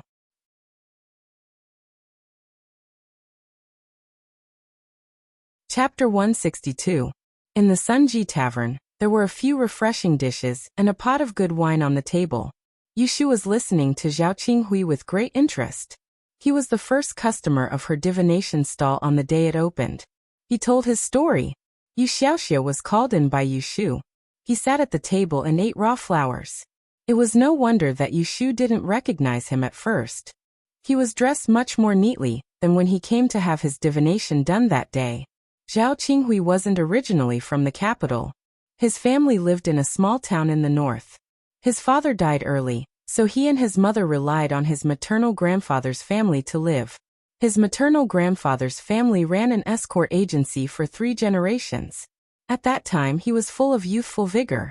Because of the death of his father and mother, he was treated with disdain. He left home to learn martial arts. After 5 years he was finally able to return home. Who would have thought that when he arrived at the village, he would not see his mother and maternal grandfather's family? After asking around, he found out that the year before last, there was a drought in the north. The villagers were worried about starvation, and the escort agency's business was cold. His maternal grandfather's family moved elsewhere to make a living. He asked around 3 times, but he didn't know where they moved to. Left alone, he could only wander around. A year ago, he arrived at the capital. With his martial arts skills, he worked as a guard for a large family to support himself. Because he liked to drink a few mouthfuls of wine, his days were occasionally tight. That day, his master sent him to Automosmanthus Lane to handle some business. After finishing his business, he wandered around Automosmanthus Lane and found Yushu's stall. Who would have thought that he would be able to find a way out? Zhao Qinghui was asking for money that day. Yushu showed him a way to make money. Zhao Dazhuang followed it and walked southwest. When he encountered a wall, he turned, and when he encountered a street he walked. After 500 steps, he looked up and saw an escort agency at the end of the street. The sign hanging on the sign was his maternal grandfather's family's name. How could I have expected that they would move to the capital? I've never been to that street before. If it weren't for Sir Yu's clever foresight, I don't know how many times I would have missed them. Zhao Qinghui took a sip of wine and said with a ruddy face, "My mother's health is still fine. My uncle has always been strict, and when he saw me he shed tears. Although he scolded me, he is still my closest relative. My uncle has no children and has grown old over the years. He has the intention of entrusting the escort agency to me in the future. Coincidentally, he received a big business the other day and was going to deliver goods to Shizhou. I left in a hurry with the escort team and didn't have the time to thank Master Yu. I came back 2 days ago and only came to thank you later." As he said that, he took out a banknote from his bosom, placed it on the table, and pushed it toward Yushu. Embarrassed, he said, "I thought I might run into you today, so I brought it with me. It's the money I owe you that day, and the red packet Mr. Feng gave me." Yushu took it and looked at it. She secretly clicked her tongue. There were more than 20 taels stamped on the banknote. Her living expenses for the next month would be settled. She laughed inwardly. Was this considered waiting for the clouds to disperse and the moon to see the light? 20 taels was far from being a lot in a proper trading house, but for a trader like Yushu who hung a flag outside, it was a very generous reward. In fact, this time it was a coincidence. The 8 ways of making money were based on karma. If one did not have the fortune to make money, they could at most guarantee that they would not lose it. If one had the fortune to make money, then they would be able to get help. This Zhao Qinghui's luck was about to change. He was just missing a chance, but Yushu pointed it out. Zhao Qinghui had been in the Jianghu for a few years and knew that a person could not be judged by their appearance. Although Yushu was young, she had previous experiences as a witness and knew of her abilities. He trusted her very much, so he gave her a generous red packet in preparation for the future. "Mr. Yu, my uncle heard of you and wanted to meet you." Zhao Qinghui asked, "When do you think you have time to go with me?" Hearing this, Yushu didn't know what to say, so she didn't rush to answer. Instead, she took out a few Yao coins that she often used and threw them on the table. She lined up the coins one by one and calculated 3 times. Seeing that the divination was auspicious and that her children's eyes were peaceful, she felt relieved and said, "I have time today, I'll go with you." Zhao Qinghui saw that she used copper coins to ask for divination. Although he didn't understand it, it looked profound and he thought highly of Yushu. He immediately clapped his hands and said, "Great, then we'll leave after drinking this pot of wine." Yushu nodded. She saw Yu Xiaoxiu straighten his eyes and looked at the banknote next to her hand. She smiled and gave it to him. "Take it." Yu Xiaoxiu finally saw the number on the banknote. He stared at it for a moment, then he grinned and looked at Yushu with admiration. He folded the banknote in half and carefully put it into his bosom. It should be Yushu Luyin. She asked Yu Xiaoxiu to wait for her in the tavern. She followed Zhao Qinghui to the Fuan escort agency and met her uncle, Boss Zhou. After a brief conversation, they learned about each other's background. Then she was taken around the escort agency. It was said that Boss Zhou was asking her to give advice on the feng shui of the house, but in fact it was to test her ability. Because Yushu had bought a haunted house before, she had specially sorted out the house studies taught by Qing Zheng in the past few days. Although she lacked experience, she had a unique vision and was bold and careful. The second time she looked at the house, perhaps because she was thick-skinned enough, she did not have stage fright at all. As she walked, she pointed at a few mysteries in the courtyard. When Boss Zhou's expression changed, she pointed out something wrong at the right time. When I entered the door just now, I noticed that there are many tripod seats under the wall of this courtyard. They were originally meant to calm down, but they backfired and became a hindrance. Boss Zhou's expression changed. Mr. Yu, please speak. Yushu pointed to the bare walls of the courtyard and asked, were there trees originally planted here? Boss Zhou said, there were originally 2 trees. Later, there were always moths, so one tree was cut down. The other tree died a few months ago for some reason. Yushu recalled what she had learned and asked, have the people living in the escort agency been quarreling recently? Perhaps they've even gotten into a fight and injured someone.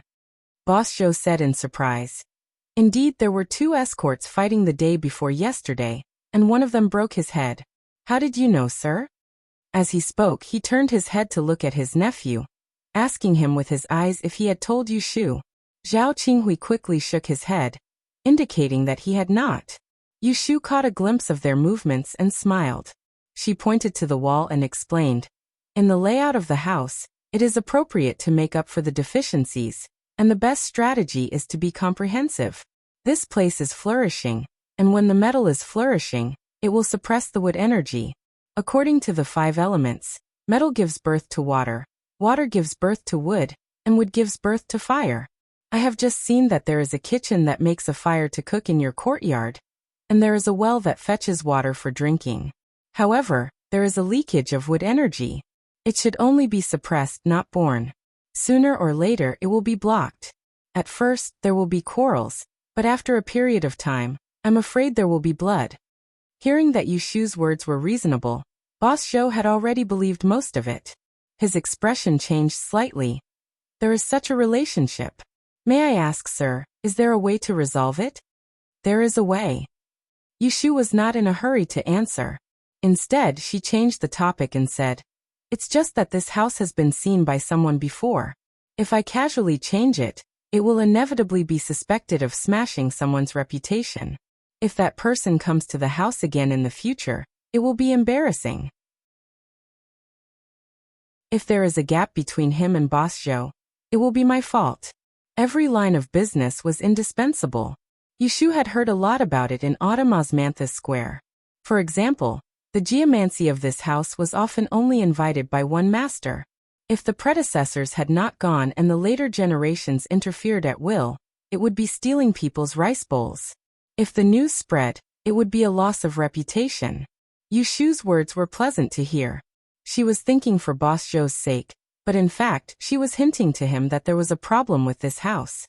It would be best for him to find the person who had seen the geomancy for him in the past to repair it.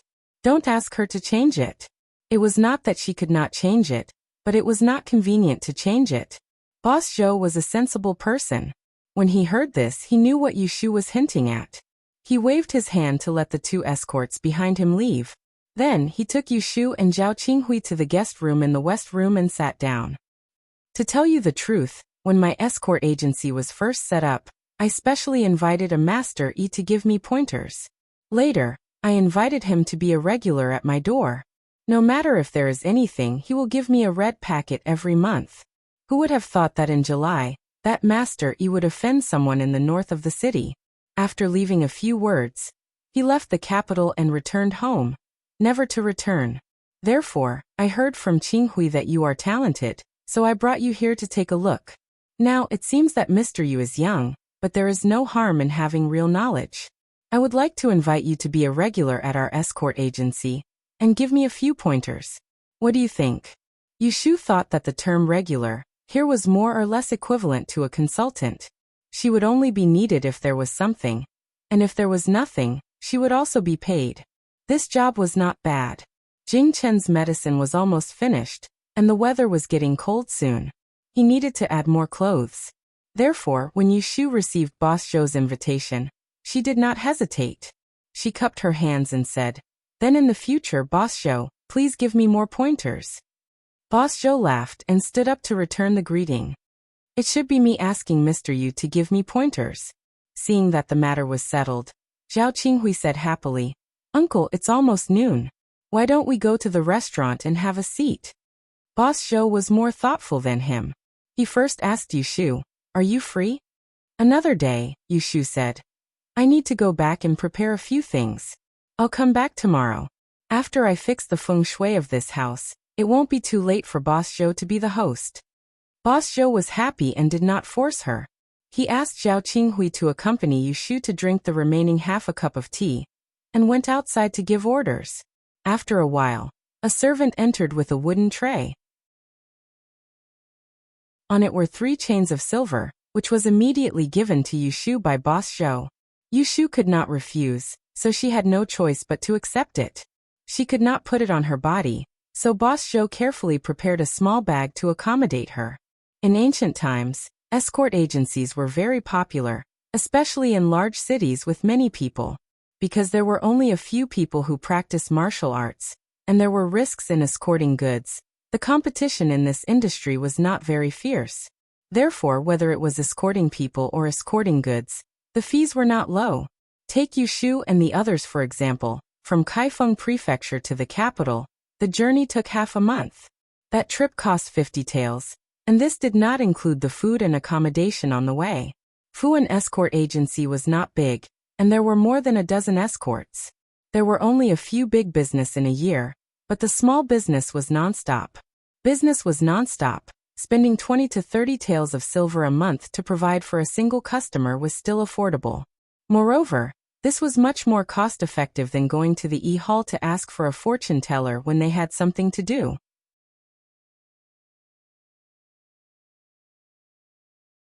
Chapter 163. When Yushu left Fuan Escort Agency, it was already noon. She went to Sunji Tavern to pick up Yu Xiaoxiu. When Yu Xiaoxiu saw her getting another bag of silver, he was so surprised that he asked her where she got the money. He heard that Fuan Escort Agency invited her to be a regular customer, so even if she did nothing every month, she would still get 20 silver taels. Yu Xiaoxiu was even happier than Yushu. "Sister, does that mean you don't need to get up early every day to set up your stall?" Yu Xiaoxiu thought that 20 silver taels every month was enough for them to spend in Enling City. His sister doesn't need to work hard anymore. Why not? Yushu hugged the silver bag in her arms and said, "Do you think 20 silver taels is enough? Do you think learning is free?"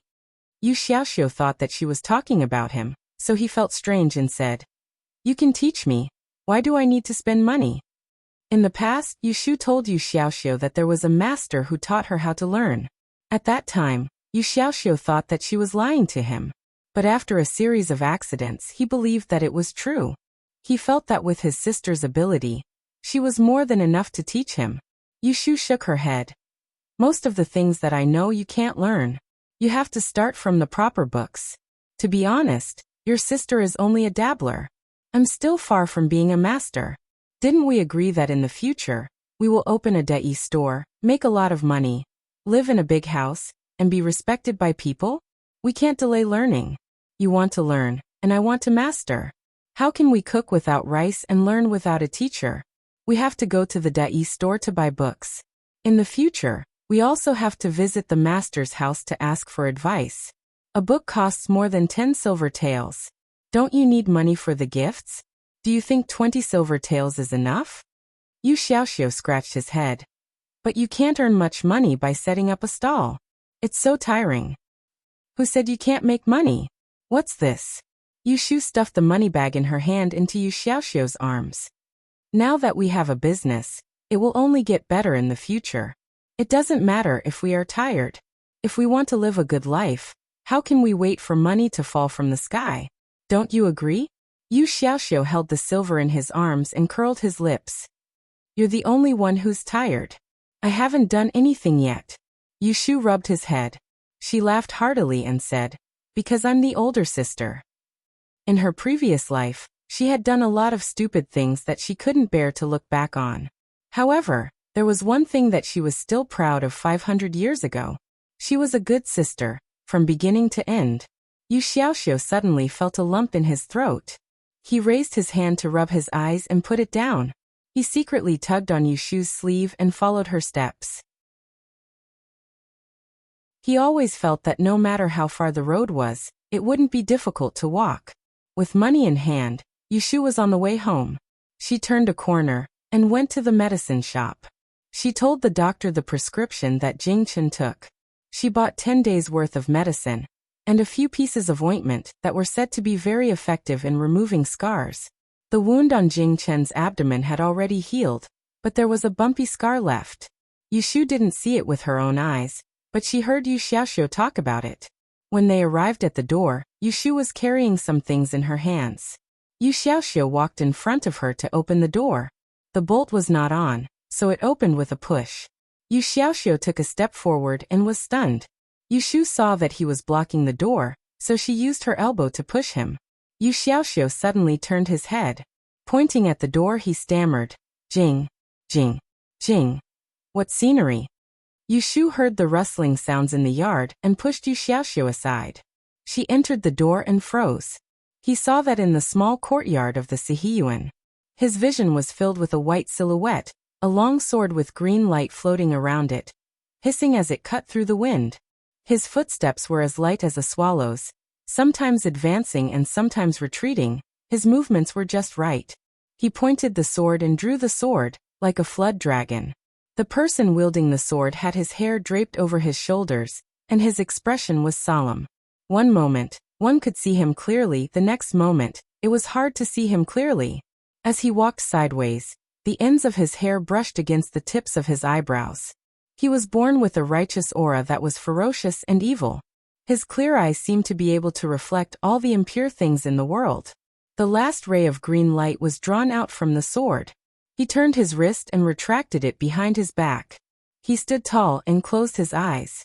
Everything was quiet, only the sound of his long breath could be heard. Yushu and Yu Xiaoxiu stood at the door, while Xia Mingming squatted at the door. At this point, the three of them were dumbfounded. It was Yushu who reacted first. She carried her bags and ran forward, excitedly shouting, Jing Chen, did you remember? Hearing this shout, Jing Chen came back to his senses. He looked down and saw the person in front of him. Out of habit, he wanted to smile at her.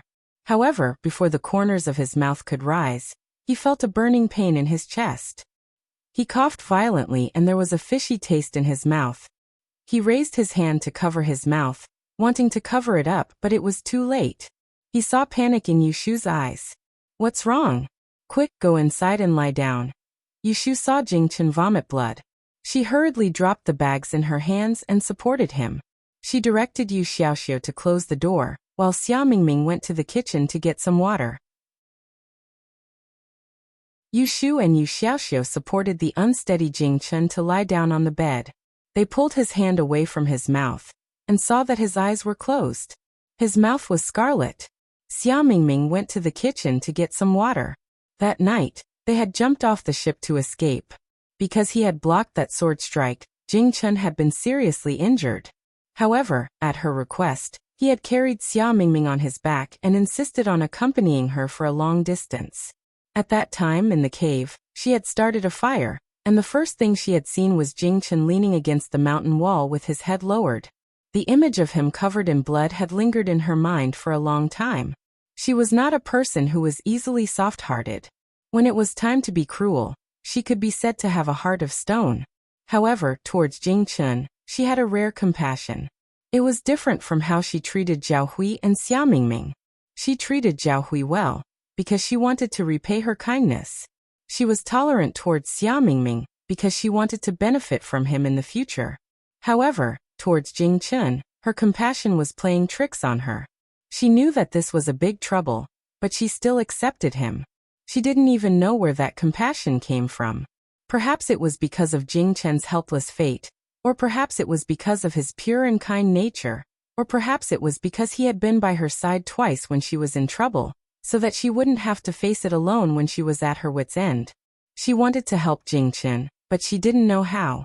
She didn't have the ability to help him find the person who broke his fate, and she didn't have the guts to take the risk to bring him back to Dragon Tiger Mountain. She could only keep him by her side, pretending that she didn't see how much he wanted to recover his memory, pretending that she didn't know about his helplessness and helplessness. Yushu laughed at herself. She took a handkerchief and wiped the blood and sweat on Jingchen's face. Then, she broke his blood-stained fingers and carefully wiped them one by one. Jingchen slightly opened his eyes. When he saw Yushu, he was relieved and closed them again. His chest rose and fell, and his whole body was weak. After a while he fell asleep. While Jingchen was unconscious, Yushu went out to find a doctor. Because of the previous example, she specially found a doctor who knew how to diagnose internal injuries. The diagnosis was not far from what she guessed. Jingchen's previous internal injury hadn't healed yet, so he used his internal force recklessly. His meridians couldn't bear the weight, and his 5 internal organs were injured, so he vomited blood. After asking Yu Xiaoxiu to send the doctor away, Yushu tucked Jingchen in, and called Xia Mingming outside the room to talk. What happened? Xia Mingming smiled bitterly and said, I don't know. I was lying in the room at that time. I heard the noise outside, so I went out to have a look. He was practicing swordsmanship, and then he followed you back. Yushu knew that she wouldn't lie, so she gave her a string of money and sent her to buy food on the street. Then, she turned around and went back to the room to take care of Jingchen. She had to wait for him to wake up before she could ask him if he recovered his memory, or only remembered martial arts. The 3 of them ate lunch in the afternoon. Yushu squatted in the courtyard and brewed medicine. Kim Bao was originally basking in the sun at her feet, but when he smelled the medicine, he moved away a little. This little blondie had been eating and drinking, and he didn't move much. He had grown fat, and when he was lying down he looked like a hairy ball. Jingchen gave Yushu a lot of ink paintings. Among them, Kim Bao took up most of the space. There were all kinds of interesting and lively poses. Yushu didn't think it was strange at that time, but now that she thought about it, she realized that Jingchen had put in a lot of effort. One must know that Kim Bao was sleeping most of the time, so it wasn't easy to capture his movements to paint. Jingchen only woke up at night. Yushu was sitting by his bed, reading a book. The dim light was enough for him to see her face clearly. When she was quiet, she was very different from when she was talking. She didn't have those lively gestures, and the emotions that she inadvertently revealed made him feel more real. When he saw the tiredness in the corner of her eyes, he felt a little sad. He didn't know why. He lifted his hand. As soon as he moved, Yushu turned her head. When she saw that he had woken up, her face lit up with joy. She put the book aside and moved to the head of the bed. She asked with concern, You're awake. Do you feel uncomfortable anywhere? Jingchen shook his head. Yushu put on a serious face. Don't lie to me. Jingchen hesitated for a moment, then raised his hand and put it on his heart. Is it only here? Yushu asked to confirm. Jingchen nodded. Yushu let out a sigh of relief. It's okay. It should be a blood clot. Let me rub it for you. Before Jingchen could react, she stretched out her hand, pushed his hand away, and pressed it on his chest. Because his outer shirt was stained with blood, he only had a thin shirt on his upper body. Her warm palm rubbed on his chest through a layer of cloth. He didn't know why, but it didn't make him feel better. Instead, it made him more flustered. Jingchen subconsciously pressed the back of Yushu's hand, not letting her move again. When Yushu's hand was suddenly grabbed by him, the sound of someone's heartbeat more or less called back her feminine consciousness. Her face slightly blushed. But when she thought that Jingchen thought she was a man, she put aside the uneasiness and asked, What's wrong? Does it hurt? Jingchen shook his head. He took her hand away from his chest and put it on the edge of the bed. His fingers moved a little, but he didn't let go. He just held her hand, which was much smaller than his, in case she would rub his chest again.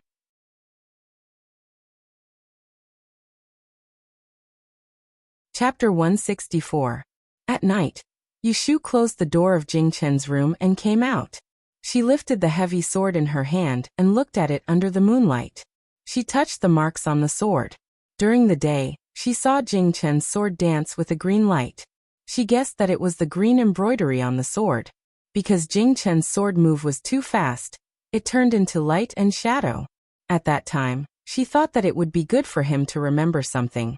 But who knew that he could not remember anything else and only remembered a set of sword techniques? Moreover, by a freak combination of factors, he had used his internal energy. Previously, his internal injuries had not healed, so he could not use martial arts. With this torment, he would have to lie in bed for 10 days to half a month. Remembering that set of sword techniques, but not being able to use it was no different from not being able to remember it. The gains did not make up for the losses. Yushu knew that he was impatient, so she didn't say anything. But she took back the sword to prevent him from acting rashly again. She remembered that when she confiscated the sword, Jing Chen's face was full of reluctance and awkwardness. Yushu couldn't help but laugh. After laughing, she felt much more relaxed. Jing Chen's temperament was far stronger than she had imagined. Otherwise, he wouldn't have been able to live until now and still maintain his simple temperament despite having the fate of a fiend. If it was her, she would have long been filled with cynicism and become a great devil. In any case, she would only harm others and not herself. Holding the sword, Yushu went back to the house. Tomorrow, she planned to go to the Fuan escort agency to inquire about Jing Chen's internal injury. If it can be cured as soon as possible, then he can practice a few more sets of swordplay. Maybe he will be able to remember related things. The next morning, Yushu went to Automosmanthus Square to buy things. After walking 2 streets, she found a feng shui hall. She picked 2 pots of flowers and trees, and carried them to the Fuan escort agency. Zhao Qinghui and Boss Zhou were both waiting for her. There was also a chief escort who she had not seen yesterday. Boss Zhou introduced them to each other. Come, let me introduce Mr. Yu. This is our Fuan escort agency's chief escort, Feng Chang. He is also my sworn brother. Boss Zhou patted a middle-aged man beside him and pointed to Yushu. This is our escort agency's newly invited Mr. Yu. Old Feng, don't look at Mr. Yu's young age. My nephew was able to find his home thanks to him. The two of them greeted each other. Yushu noticed that Feng Chang's face was glowing red. His spirit was trembling with excitement, and his lower body was solid. She knew that he was a martial artist, so she smiled a little more, preparing to ask him for advice later. Boss Zhou was concerned about the feng shui of the house. Without saying much, he led Yushu into the house. Yushu asked him to find 2 strong handymen to dig out the cauldrons placed under the courtyard wall, leaving only 2 cauldrons in the northeast and southwest corners. She dug a ditch under the east wall, and led it from the backyard kitchen. The water that the maidservants used to wash vegetables and rice flowed directly into the ditch outside the door. After doing all this, she measured the distance between the east and west walls and the courtyard. She placed the 2 pots of flowers and trees she brought on the 2 corresponding positions. She warned Boss Zhou. From now on, you can only plant trees on the east and west sides of the courtyard. It is not suitable to have these 2 pots of white calamus. You must water them daily. There is no need to protect them in the cold winter. If there are any dead leaves, clean them up in time. This flower is not delicate and is very easy to raise. You need to know not to let it die. Boss Zhou nodded his head repeatedly, and did not ask for a detailed explanation. This was because those who knew the basics valued their knowledge, and did not like to reveal their knowledge. However, the escort was more straightforward. He pointed to the pot of calamus nearby and asked, Mr. Yu, is this enough? I heard that our courtyard lacks wood energy. Wouldn't 2 pots of flowers be too little? Yushu was about to explain when she heard Boss Zhou cough and say, Old Feng, Mr. Yu has his reasons for making such arrangements. Why do you need to ask so much? Feng Chang smiled and said, I'm just worried that he won't do well. Boss Zhou coughed again and interrupted him. He turned his head awkwardly and said to Yushu, This brother of mine is clumsy. He doesn't have any other meaning. It doesn't matter. Yushu waved her hand and explained generously. Calamus is originally used to prevent diseases and eliminate evil. Making wine can avoid diseases, and burning leaves can drive away insects. There is indeed a lack of wood energy in this house, so I directed water to grow wood in the direction of feng shui and dredged the joints to solve the predicament. Boss Zhou can just plant trees in the courtyard later. There's no hurry. She spoke straightforwardly, and the few of them more or less understood some of it. Previously, Feng Chang saw that Yu Shu was young and looked too delicate. He was afraid that she was an embroidered pillow. Now he felt that she was much better than those arrogant and disdainful teachers. After tidying up the house, Boss Zhou sealed another 10 taels of silver for Yu Shu to buy these 2 pots of calamus. Yu Shu said a few polite words and accepted it. These 2 pots of flowers cost her 5 taels of silver, so she still earned 5 taels of silver.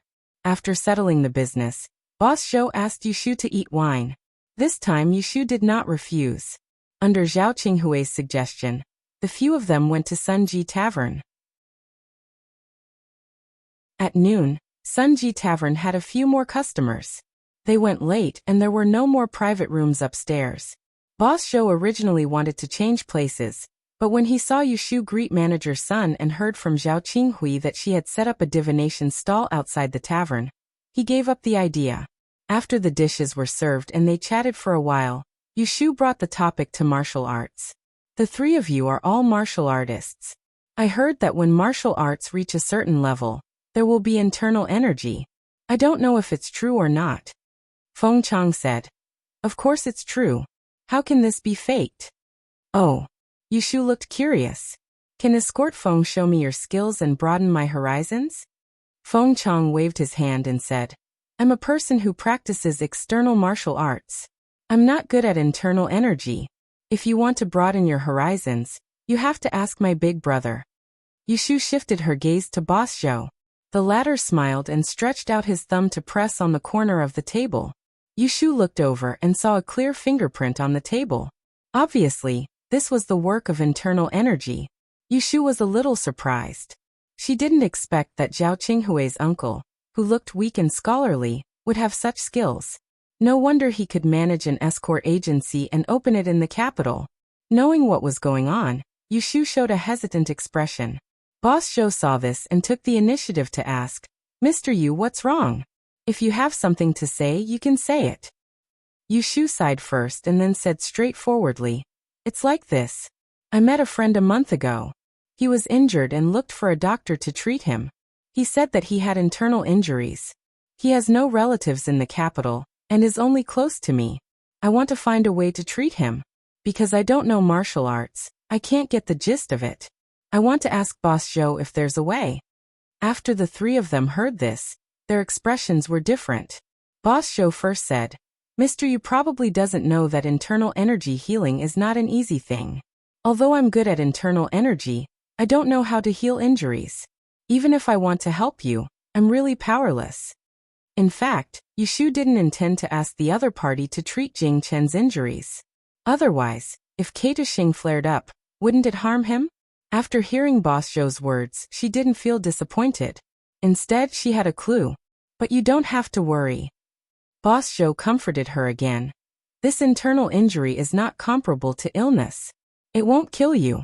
Pay more attention to recuperation, and buy some tonics to eat. As long as the injury is not too serious, you can recover in 3 to 5 months at most. Yes. Yu Shu nodded and smiled bitterly to herself. If Jing Chen's injuries could be healed in 3 to 5 months, she wouldn't have to go through so much trouble. Because of such a matter mentioned during the dinner, the few of them lost their drunkenness. After a pot of wine, they didn't have a refill. Yu Shu ate her food absent-mindedly. Occasionally, she heard footsteps on the stairs and someone talking drunkenly, so she raised her head to look. At the corner of the stairs, a young man wearing a grass-green robe was supporting a petite young man down the stairs. The young man was probably drunk, and his footsteps were unsteady. Yu Shu and the others were sitting at the side of the stairs. From her angle, she could only see the young man's back, but she could see the young man's drunken red face. She couldn't help but secretly click her tongue. In terms of appearance, only Xia Mingming could compare to her.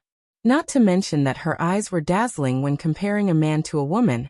This kind of rosy drunkenness was 100% a girl. I'm not drunk. You don't need to help me. I can walk by myself. Hiccup. Yushu retracted her gaze. When she heard this drunken voice, she couldn't help but raise her eyes to look again. The two people had already gone down the stairs and were walking towards the door. Yushu was looking at the back of the young man who was supporting the young man. She glanced around and saw a pink and green pouch on the ground not far in front of her. She hesitated for a moment, then put down the wine glass and rushed forward. As she bent down to pick it up, she shouted to the people in front of her. Wrong, wait. The pub was too noisy, so the people in front of her didn't hear her shout. She walked out of the door and waited for her to pick up the pouch. When she looked up, she couldn't see the two people. She pinched the weight of the pouch and felt the banknotes, paper, and silver ingots. She thought to herself that she was in trouble. She turned around and said goodbye to Boss Joe and the others, then chased after them. Right now, she was surrounded by misfortune. If she could do one more good deed, it would be good karma. She ran out of the door and stood on the steps in front of the door. She looked left and right and saw the two people walking towards the west side of the street. She jumped down the steps and chased after them. She was afraid that there would be too many people, so she shouted, "Wait, you dropped something." Unfortunately, the two of them didn't even turn their heads. When they reached the end of the street, a carriage drove over. Yushu watched as the two of them got on the carriage like they were deaf, wasting her breath. She was unhappy, but seeing that she couldn't catch up, she weighed the pouch in her hand to test its weight. Squinting her eyes, she jumped up on her tiptoes and looked at the carriage's window. With all her strength, she threw the pouch out. With a whoosh sound, the pouch with the silver ingots flew right into the window. This was the accuracy Yushu had honed from hunting sparrows in the forest. The next moment, she saw the window open and someone holding his forehead looked out. Yushu was about to clap her hands and leave, but she suddenly saw the face that appeared by the window. Her mouth slightly opened, and she was stunned for a moment. She raised her sleeve to cover her face, turned around and walked back. She silently comforted herself that the person didn't see her. On the carriage, Shuerue clearly saw Yushu's figure, and also saw her dodging. He didn't know whether to laugh or cry. He rubbed his forehead and thought of the first time they met in Yang City a few months ago. His heart moved, and he put the pouch in his hand next to the drunk teenager in the carriage. He lifted the curtain and jumped out of the carriage. He gave the driver a few words, and then chased in the direction where Yushu disappeared.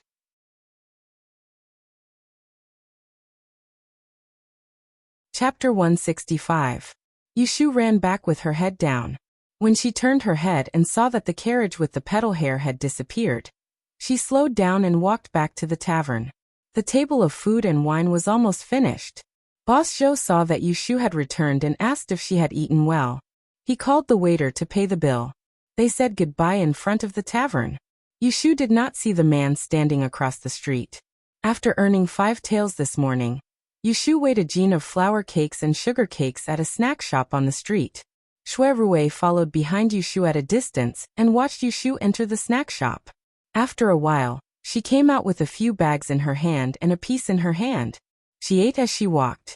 This kind of behavior that used to be a bad habit to him, when done by her, seemed to be very natural.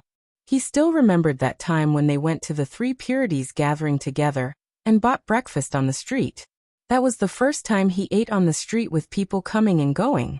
Now that he thought about it, that feeling of acting as if there was no one else around was not bad. He was not in a hurry to greet her. First, he was afraid that she would turn around and run away when she saw him. Second, he was curious to see what she did every day. At the corner of the street, Yushu found a store with a bookshelf. Unlike the stores in Yang City, where one had to use a bookplate to enter, this store was just like any other ordinary bookstore. However, there was no place for copying books. If one wanted to read a book, one had to buy it. A while ago, she found a few books here that were suitable for Yu Xiaoxiu. At that time money was tight, so she didn't buy them. Today she wanted to see if they were sold. Shuerue followed Yushu into the shop. Seeing her enter the back room, he pretended to wander around the hall. After waiting for a while he did not see her come out. After hesitating for a moment he went in. The bookshop at the back of the shop was not big. The bookshelf behind the shop was not big. There were 4 to 5 rows of bookshelves, and there were a few customers inside. Shui Rui walked a few steps along the side of the bookshelf, and saw Yushu, who was squatting down and rummaging under a bookshelf. He did not approach her but retreated to the back of another row of bookshelves. He randomly picked up a book and flipped through it. Occasionally, he would turn his head and glance at her across the shelf, waiting for her to make her choice. Shui Rui was not unfamiliar with such a scene. He lowered his head and smiled. Back then he did something to kill time. Who would have thought that he would still remember it so clearly after such a long time? Should he blame his good memory? Or should he blame her for being too unforgettable? After searching for a while, Yushu found the 2 books that she liked before. She happily patted the dust on her head, and took them out to count the money. She did not notice the person who had been standing with her for a long time on the other side of the bookshelf. After leaving Autumn Osmanthus Lane, there were fewer people on the road. As long as Yushu turned her head, she could see Shui Rui walking not far behind her. However, she was busy at the moment. She was holding a bag of snacks under her arm, flipping through a book and holding a piece of cake in her mouth. She did not have the time to look back, let alone look back. Seeing that there were fewer people around, Shui Rui was not afraid that she would disappear into the crowd, and was about to go forward to greet her. Just as he raised his hand before he could call out, a brown-skinned dog suddenly rushed out of the alley in front of them. When it saw Yushu, it stopped on the side of the road and blocked her path with its body, barking wildly, "Woof woof woof." Yushu was startled by the dog's barking. She moved her eyes away from the book, and saw the vicious dog dripping saliva at her 4 or 5 steps in front of her. Her whole body froze and her face looked like it was about to cry. If there was anything in this world that could make her hair stand on end, this was the #1 thing in the world. Woof woof woof. Don't come over. Yushu's legs went weak. She put one hand in front of her and looked around. Knowing that she could not outrun the dog, she aimed at a short tree in front of her. She swallowed her saliva and threw the half-eaten snack in her hand behind the vicious dog. Taking advantage of the time when the dog turned around, she ran forward, stuffing the book into her arms. When she reached the bottom of the tree, she heard the dogs barking behind her. She hugged the tree trunk with both hands and climbed up desperately. In her panic, one of her shoes fell to the ground. Woof woof woof. Yushu climbed up the tree and hugged the trunk. She was still in a state of shock as she looked at the ferocious dog that was baring its teeth at her. Her forehead was covered in sweat. The dog raised its 2 front legs and tried to jump on the tree several times. It couldn't jump up. Finally, it lowered its head and bit Yushu's shoes that fell to the ground to vent its anger. When the nearby Shui Rui saw this scene, he'd already started laughing to the point his shoulders shook. However, when his gaze moved and saw Yushu, who was shivering on the tree, he realized that she was really afraid. So he restrained his smile and walked over with large strides. "Do you need help?" Yushu was worrying about how to get rid of the mangy dog when she heard a voice asking her a question. She looked up and saw a person walking towards the tree. When she saw the person's face, she felt as if she had forgotten to look at the almanac. She saw him leave in the carriage with her own eyes. Why did he appear again? Was Enling City so small? It was funny that the brown dog was fierce to Yushu, but when it saw Shui Rui walking in front of it, it just turned its head to look at him, and then lowered its head to bite Yushu's shoes. Yushu looked at this irritating scene and asked in a muffled voice, Why are you here?" "I'm doing something nearby and happened to pass by," Shui Rui said with a serious face. After all, it was not a gentleman to follow a woman. Yushu looked at him doubtfully. Suddenly, she thought of the handsome gentleman who was with him in Sunji Tavern. A strange smile appeared on her face. "Oh, you're doing something." Shui Rui saw her strange smile and knew that she was thinking of something bad. When he was about to say something, the big dog beside him suddenly jumped up and down the tree and barked fiercely. Woof woof woof. Ah! Yushu was so shocked that she almost fell from the tree, and she hugged the tree trunk tightly with both her hands and legs. From Shui Rui's angle, he just happened to be able to see her left foot that had lost her shoe. Half of her snow-white sock had fallen off, revealing her small and round ankle. It was trembling, and that smear of white dazzled him. Shuirui coughed lightly. Even if he was a gentleman, he would still avoid her gaze. With this interruption, he no longer had the mood to tease her. His face darkened as he stomped on the ground and shouted at the dog that was barking madly. "Go away!" This dog also bullied the weak and feared the strong. When it saw that Yushu was afraid of it, it chased after her. When it saw that Yushu's nose was fierce, it turned around and ran away with Yushu's shoe in its mouth. After driving the dog away, Shuirui looked up at the tree and said, "It's okay. You should come down quickly. Don't fall again when you climb so high." Yushu stuck out half of her head, and when she saw that the dog had disappeared, she heaved a long sigh of relief. She looked at Shuirui, who was under the tree, and she wasn't sure if he had seen her embarrassing appearance of being chased by the dog and fleeing in a sorry state. "Can't you get down?" Shuirui stretched out his hand and happened to touch the tree branch. "Come, let me help you." Without the dog, Yushu's alarm was lifted. What was there to be afraid of? She waved her hand to him and said, "No, you can walk to the side." Shuirui looked at her disdainful gesture and smiled. He obediently took 2 steps back, and saw Yushu's hands hooking onto the tree trunk. She nimbly flipped over and slid down like a monkey. Her hands loosened and she steadily landed on the ground. With her back facing him, she tidied up her clothes and turned around to thank him. "Thank you." "You're welcome." He followed her on the spur of the moment. Seeing her running away in a panic was enough to make him laugh for a few days. Shuirui put on a friendly face. If Yushu knew what he was thinking, she probably wouldn't thank him. "If there's nothing else, I'll leave."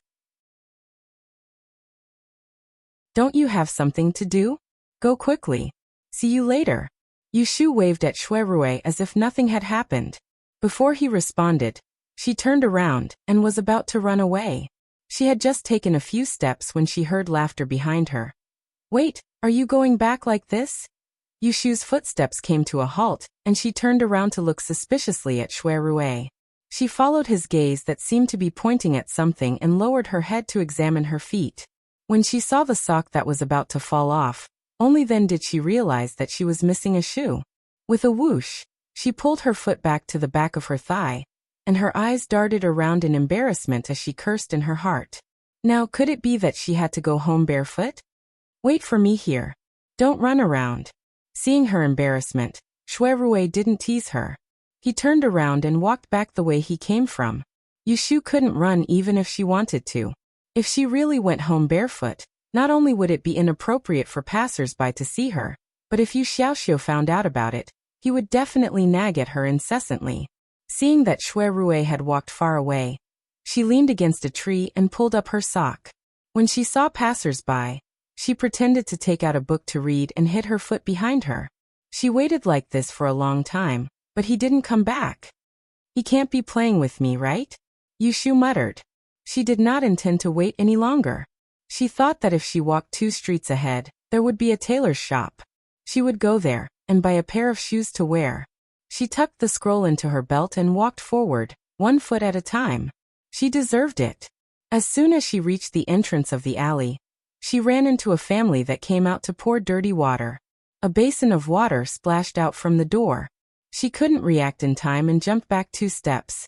Just as she was about to fall to the ground, someone caught up with her from behind and stretched out a hand to steady her shoulder. Just then, she heard a light reprimand from above her head. "Didn't I tell you to wait for me?" She tilted her head backwards and saw Shuirui's handsome face that was slightly panting. Her gaze swept towards the fine sweat that appeared on his forehead, and from the angle of the sunlight, she saw the half-inch scar that was faintly visible on his forehead. The old matters of Yang surged into her mind, and this face that overlapped with her memories suddenly caused her heart to skip a beat. Shuirui didn't notice Yushu's strange expression.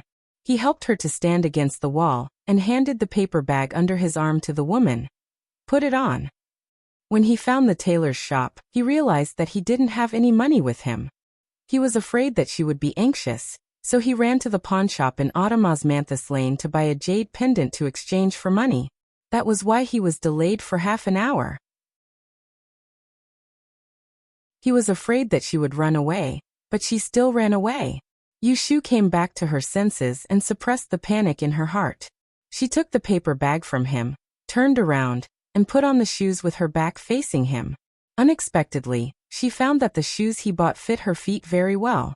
They were neither too big nor too small. Noticing this detail, she suspiciously turned her head and asked him, "How do you know how big my shoes are?"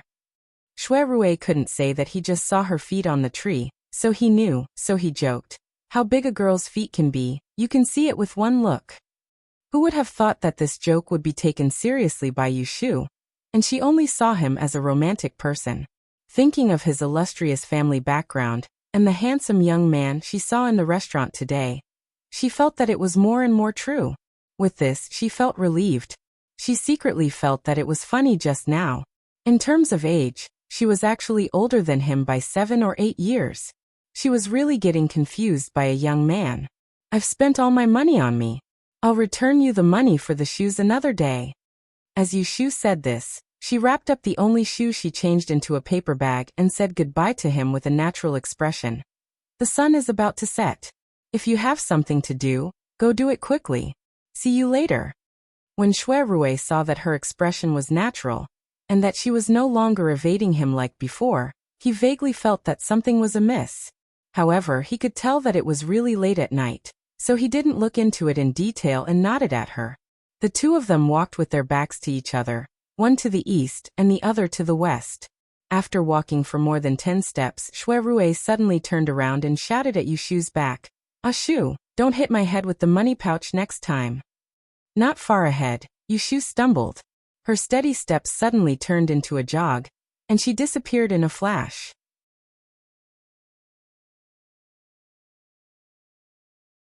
Chapter 166. A few more days passed, and it was October. Xia Mingming's hope of taking the Dian exam was officially ruined. Yushu's life became better. She still set up a divination stall in Autumn Osmanthus Lane during the day. More and more customers came to ask for divination. It was common for her to charge 100 or so coins. Sometimes she could earn 1 or 2 taels of silver a day. Her hard work was not in vain.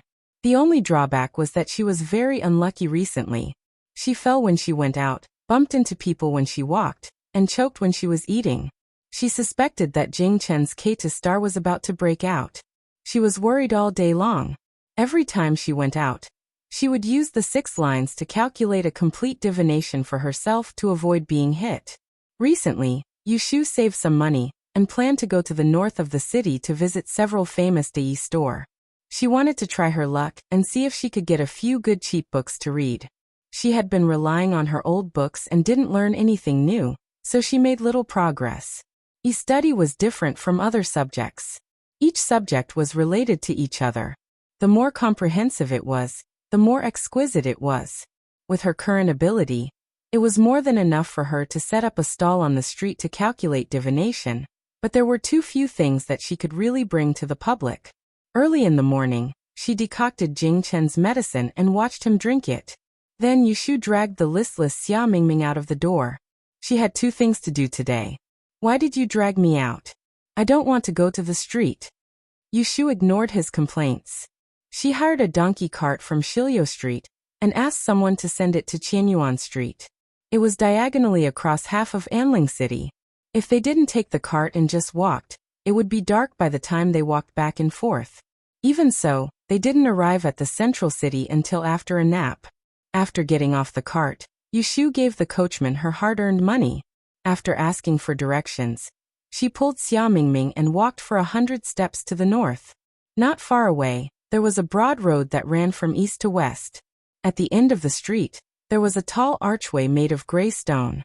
The 4 pillars were straight, and there were no words on them. One side was painted with a blue sky and a white sun, and the other side was painted with a bright moon and a tide. You had to crane your neck to see the whole picture.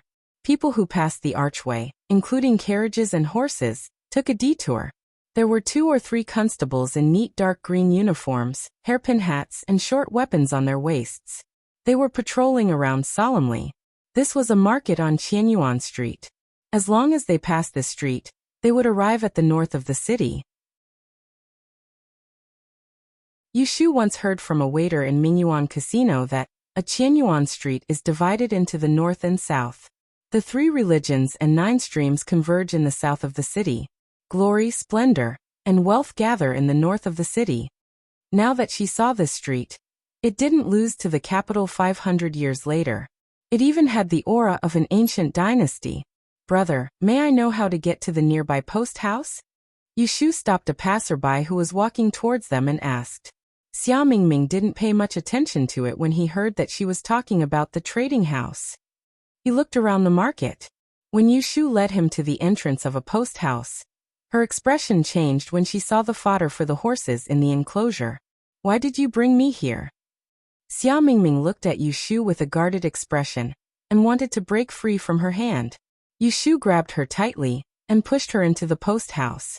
She said, "What else can I do? I want you to write a letter home." Xia Mingming shook her head like a rattle drum. I still haven't thought about how to tell my family. Give me a few more days, okay? I might as well let you stay for the new year. Yushu sneered and mercilessly pushed her inside. Xia Mingming wasn't as strong as Yushu.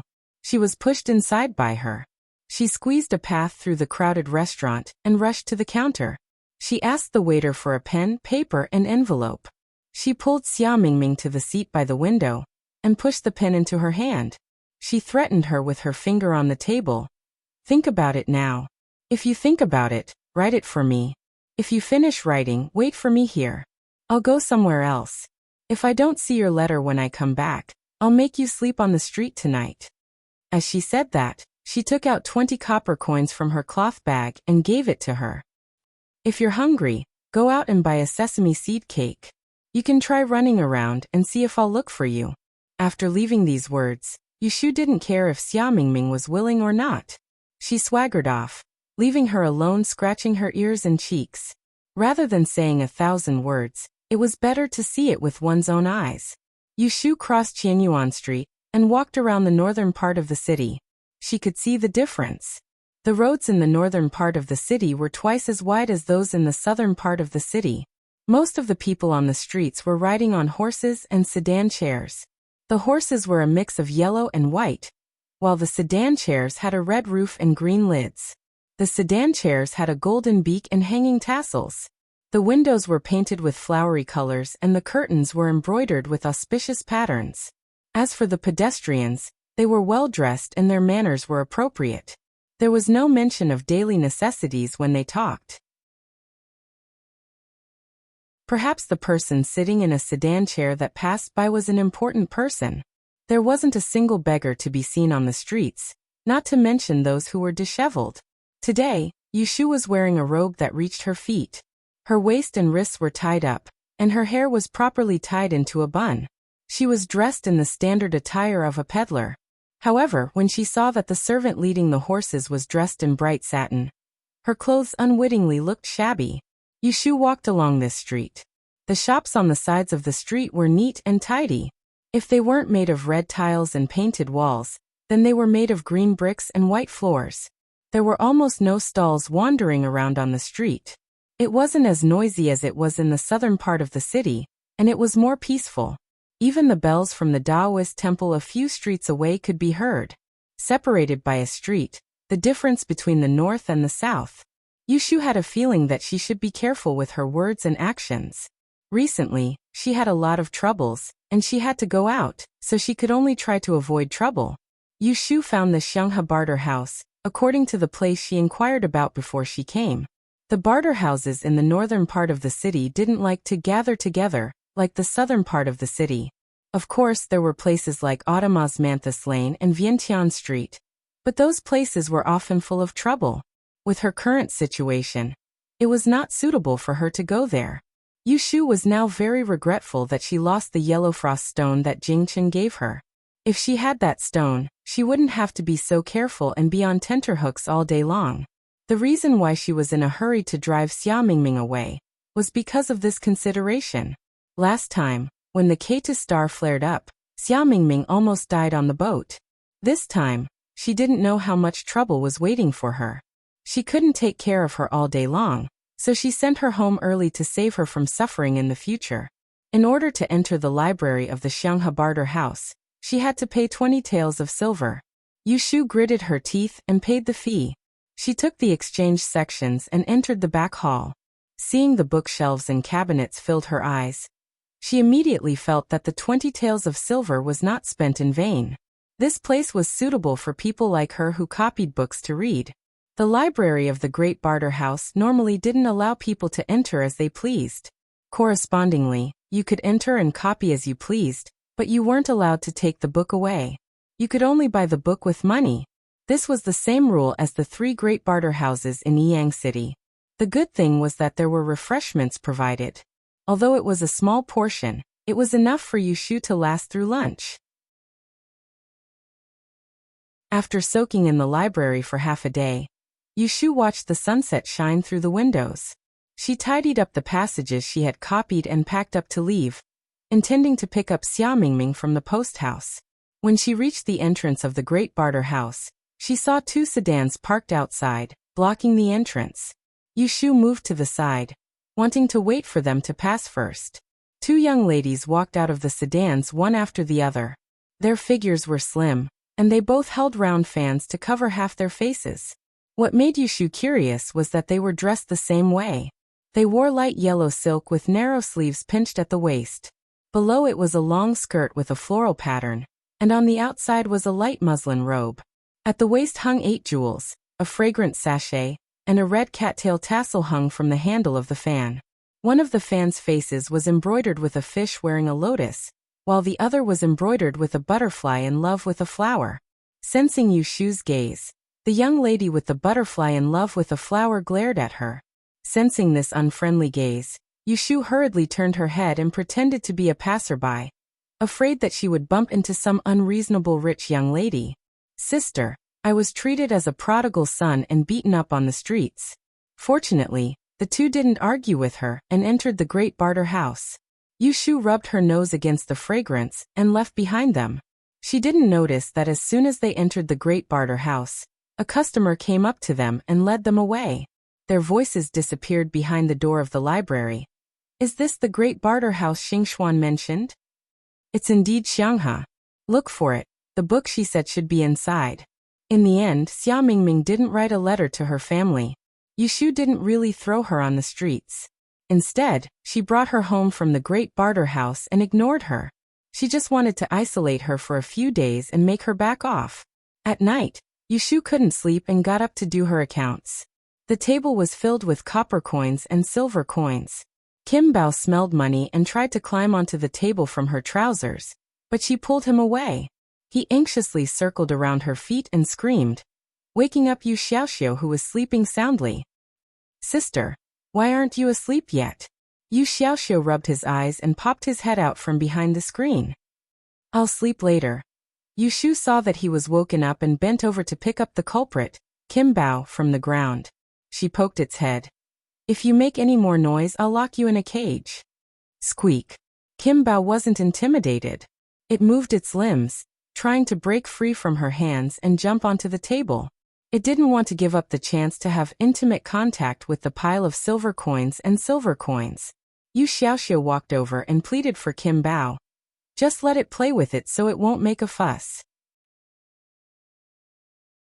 Yushu didn't spoil Kim Bao like Yu Xiaoxiu. She grabbed the bamboo cage on the table and stuffed it inside. She handed it to Yu Xiaoxiu and said, "It won't know where to hide it if it plays with it. What does it want money for? It's not like it can spend it." Yu Xiaoxiu wanted to help but couldn't. He could only look at the dejected Kim Bao in the cage sympathetically. "Ah!" A scream rang through the courtyard in the middle of the night. Yu Xiaoxiu was shocked. Yushu frowned, put down the abacus, stood up and walked out. The scream clearly came from Xia Mingming's room. When she walked out of the courtyard, Jingchen happened to open the door and walk out. Yushu saw that he was only wearing a thin robe, so she waved at him and said, "Don't come out, I'll go take a look." Jingchen now knew that men and women should be different. He wouldn't break into Xia Mingming's room, even if Yushu didn't say it. He just stood at the door and didn't go forward. He looked in the direction of Yushu, in case of any accidents. Xia Mingming's door was closed. There was no one else in the courtyard. Yushu grabbed the iron bar against the wall and knocked on Xia Mingming's door. "Mingming, what's wrong with you? Open the door." There was no response from inside, So Yushu leaned against the door and listened. She could hear intermittent cries coming from inside the room. She looked at the tightly shut door and was afraid that something might have happened inside. In a moment of desperation, she inserted the iron bar into the crack of the door and used all her strength to pry open the latch inside. It was dark in the room, but she could still see the shadows of people. She didn't find any thieves.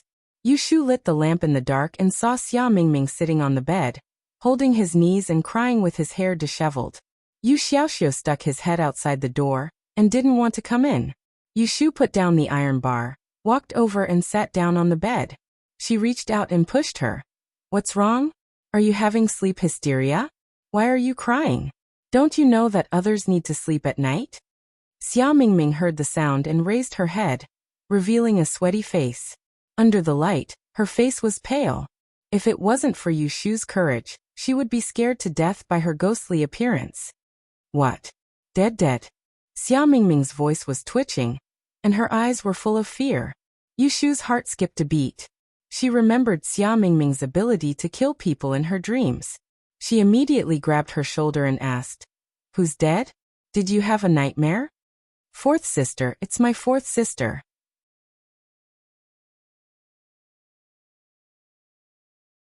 Chapter 167. Fourth sister, it's my fourth sister. Yushu was speechless. Looking at Xia Mingming's pale face, she remembered that she had occasionally mentioned fourth sister. It seemed that their relationship wasn't very good. Don't panic. Tell me, what did you dream about? Xia Mingming gripped the quilt tightly and cried. Blood. I dreamed that my fourth sister was killed. It was a rainy night. Someone sneaked into her room from the window and killed her. What should I do? My fourth sister. My fourth sister will die. Yushu's eyelids twitched. She comforted her. Don't cry. Are you sure it's a dream? What if it's just a dream? Xia Mingming hugged her head and said incoherently, I don't know. I just dreamed that something bad happened to her. Yushu thought that it was better to be safe than sorry. She hesitated and said, Do you want to write a letter home as soon as possible? Can you make it in time? Right. Write a letter home? Xia Mingming looked at Yushu with tears in her eyes. That's right. Yushu thought that she was dizzy from fright, so she pressed her shoulder and said, You're just dreaming. You're not dead yet, right? If you had informed your family earlier, you might have been able to escape. Although she said that, she felt worried. She didn't know where Xia Mingming's home was. It would take at least half a month to send a letter from the capital. If she was supposed to die, she would have died a long time ago. Xia Mingming heard Yushu's words and suddenly stopped crying. She grabbed Yushu's hand and said, Yes. I have to inform her. I have to let her avoid it. Yushu saw that she was emotional and didn't dare to remind her that she might not make it in time. She comforted her. Okay. I will accompany you to the post office tomorrow morning to write the letter. We will pick a fast horse to deliver it. No, you don't have to write. Xia Mingming shook her head. She sniffed anxiously and said, I will go find her at dawn. She is in the capital. Ah. Yushu was surprised. Your fourth sister is in the capital? She thought that Xia Mingming had no relatives in the capital. It turned out that her sister was here. Xia Mingming wiped her tears and couldn't hide it from Yushu anymore. Yes, she is studying in the Taisher library. Yushu was shocked again. Studying in the Taisher library? Xia Mingming's fourth sister was not simple. She had a big change every 3 years, and this year's didn't count. Didn't her fourth sister pass the Great Yin examination 3 years ago? TSK. She had thought that Ji Xingxuan from the Ji family was already strange enough. She hadn't expected that there would be more than one such amazing young lady. Xia Mingming calmed down a lot at this time. He vaguely guessed what she was thinking. He smiled bitterly and said, My fourth sister is only 2 years older than me, but she is much smarter and more capable than me. 3 years ago, she passed the Great Yin examination. The elders in the family all like her very much. Back then, it was easy to send her to the capital to study, but my mother was very reluctant. If something really happened to her, my mother. Xia Mingming nodded.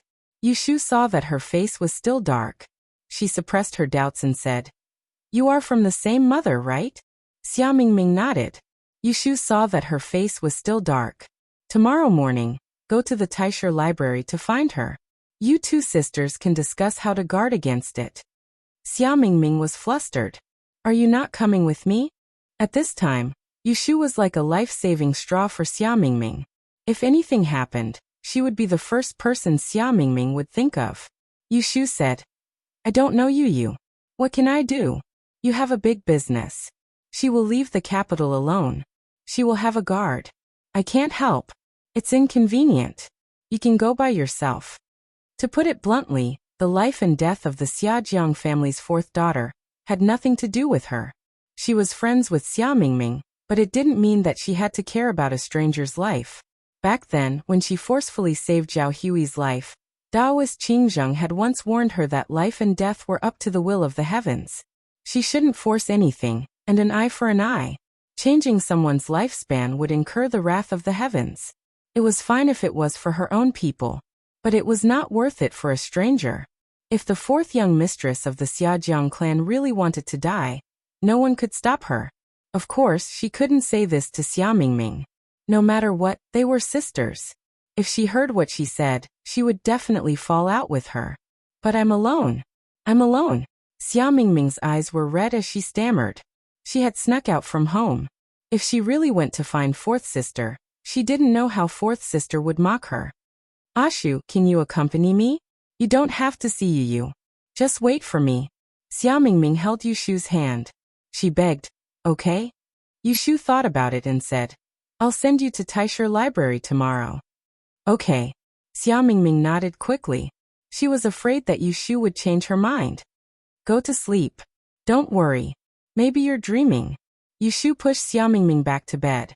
She touched the cold sweat on her forehead. I'll wake you up tomorrow morning. Go to sleep. Xia Mingming grabbed Yushu's hand and didn't let go. I am a little scared. Ashu, can you sleep with me? Jing Chen was just outside. If she really wanted her to sleep with Xia Mingming, he might say something shocking again. Yushu took this into consideration and did not agree. She patted her and said, What's there to be afraid of? Didn't I hear you call out to me? Don't worry and sleep. I'll be right here. I'll leave after you fall asleep. Yushu waved at Yu Xiaoxiu, who was standing at the door. Yu Xiaoxiu saw that there was nothing else, so he scratched his head and left. After coaxing Xia Mingming to sleep, Yushu was so sleepy that her eyelids were fighting. She quietly left Xia Mingming's room and closed the door. She turned around and saw Jing Chen still standing at the door of the west room. He didn't seem to have moved.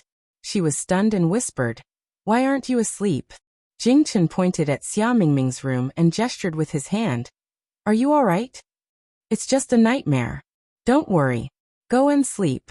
Yushu pushed Jing Chen's shoulder and asked him to go into the room. The autumn night was already very cold. Jing Chen's body had just gotten better. If he caught a cold again, he would have to stay in bed for 2 more days. Jing Chen wanted to say something but stopped. Seeing Yushu's sleepy expression, he swallowed his words and obediently returned to the room. He closed the door and stood behind the door, listening to Yushu's footsteps. When she heard the sound of the door, she walked back to the bed and lay down with her clothes on. She closed her eyes. His mind was filled with the dream just now. He was in a vast fog, holding a long silver sword in his hand, practicing the set of swordsmanship that he remembered a few days ago. Not far away, there were a few blurry figures who seemed to be guiding him. They were wearing white robes with black patterns embroidered on the hem. Some had white beards, and some held horsetail whisks. Some sat on the ground, and some stood with their hands behind their backs. Before he could see their faces clearly, he was awakened by the cries in the courtyard. He could feel it. Those people in white robes were very important to him. But how could he not remember who they were? Yushu had long heard of the name of Taisher Library.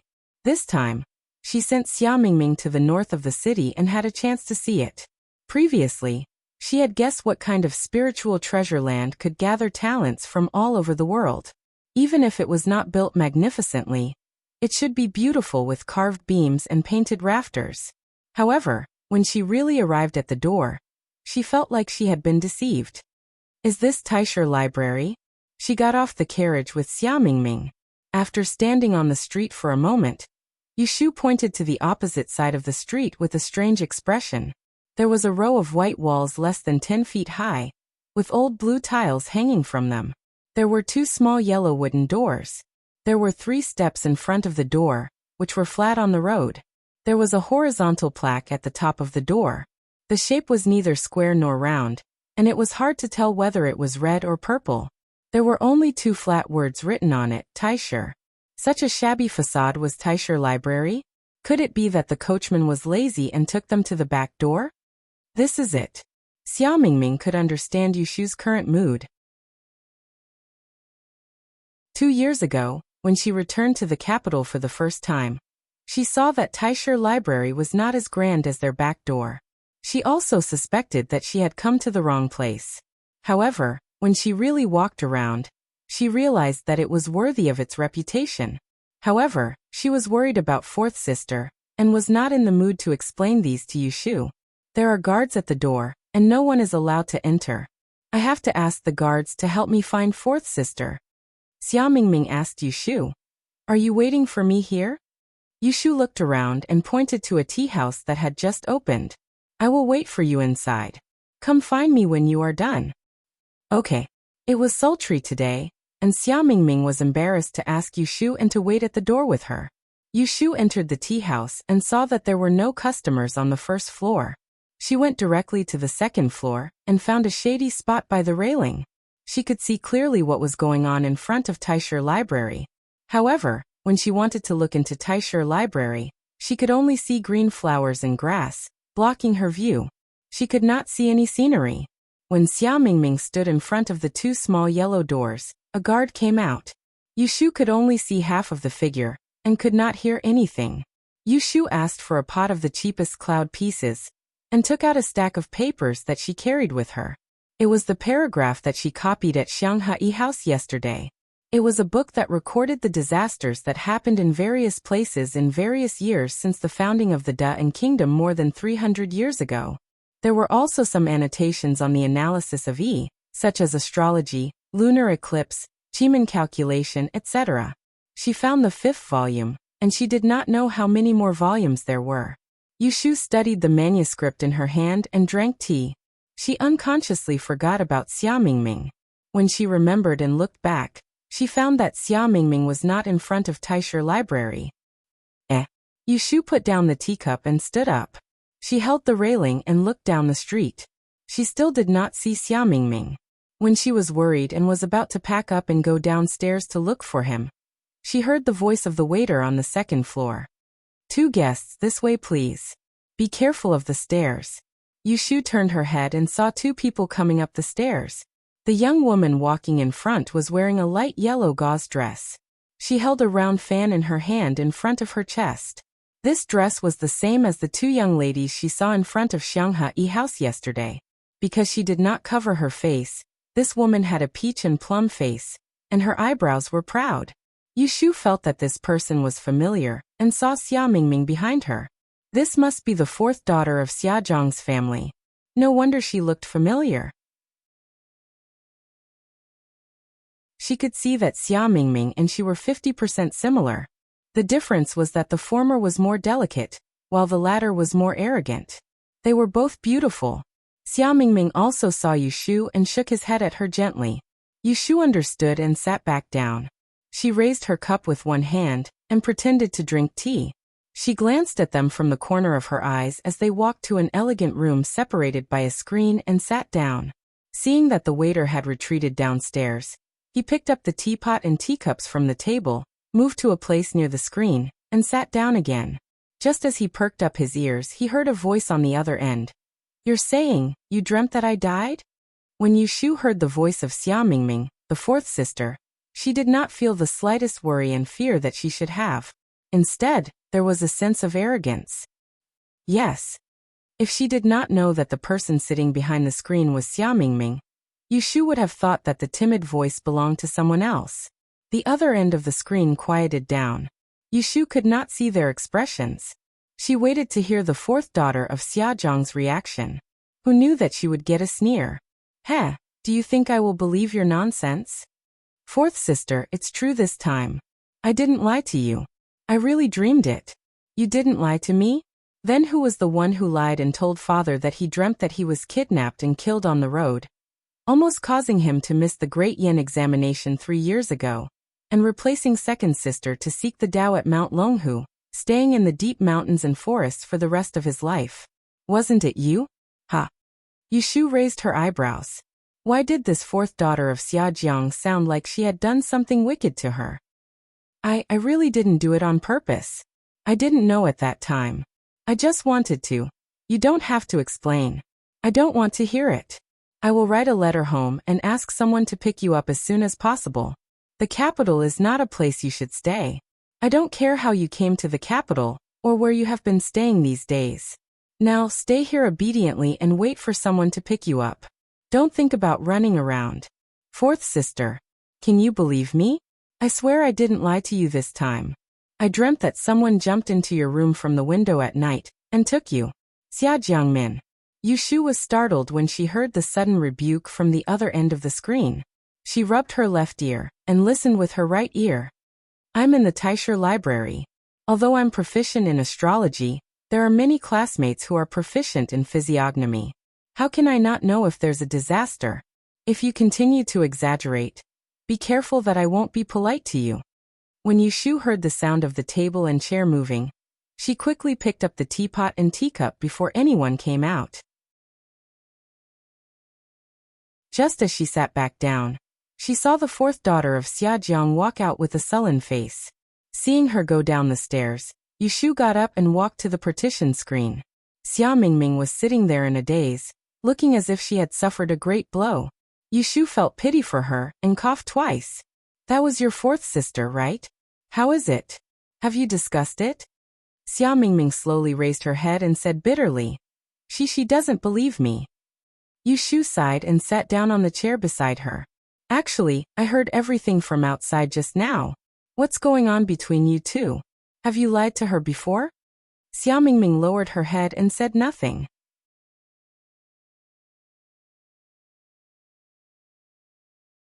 Chapter 168. Ashu, you are a student of Yi, so you must have heard of it. Female Chunjung Xiajiang Nan. Yushu shook her head honestly. She knew that Xia Mingming's original surname was not Xia but a compound surname, Xiajiang. Ever since she entered the capital, she had been busy making a living, and did not have the time to find out more about Xiajiang's family. Xia Mingming sighed and said, Sometimes I think you're really strange. You obviously know a lot of things, but you don't know the things that normal traders are familiar with. Yushu smiled and said, I'm ignorant and inexperienced. Tell me, I'm listening. Xia Mingming held the teacup tightly and softly narrated the history of Duran dynasty. About 100 years ago, there were 2 sons of Yi in the same dynasty, one with the surname Xia and the other with the surname Wen. This was the first time they had met in the 100 years since De Yan's trial. At that time, the emperor was delighted and bestowed titles. One was Wenchun, representing the brightness of the stars in the north. The other was Xiajiang, representing the vastness of the Yangtze River in the Central Plains. The 2 sons of Wenchun and Xiajiang were favored by the emperor. Because the son of Wenchun was older, and the position of the celestial commissioner was vacant, the emperor appointed him to be the emperor's son-in-law. This was the story of 100 years ago. This was the second time Yushu heard of the names of the sons of Yi in the history of Dan dynasty. The first time was at Chao Zixin's place. She still remembered that the 2 sons of Yi were Qin Yang and Yin Hua. According to the time, Xiajiang and Wenchun came before the 2 of them.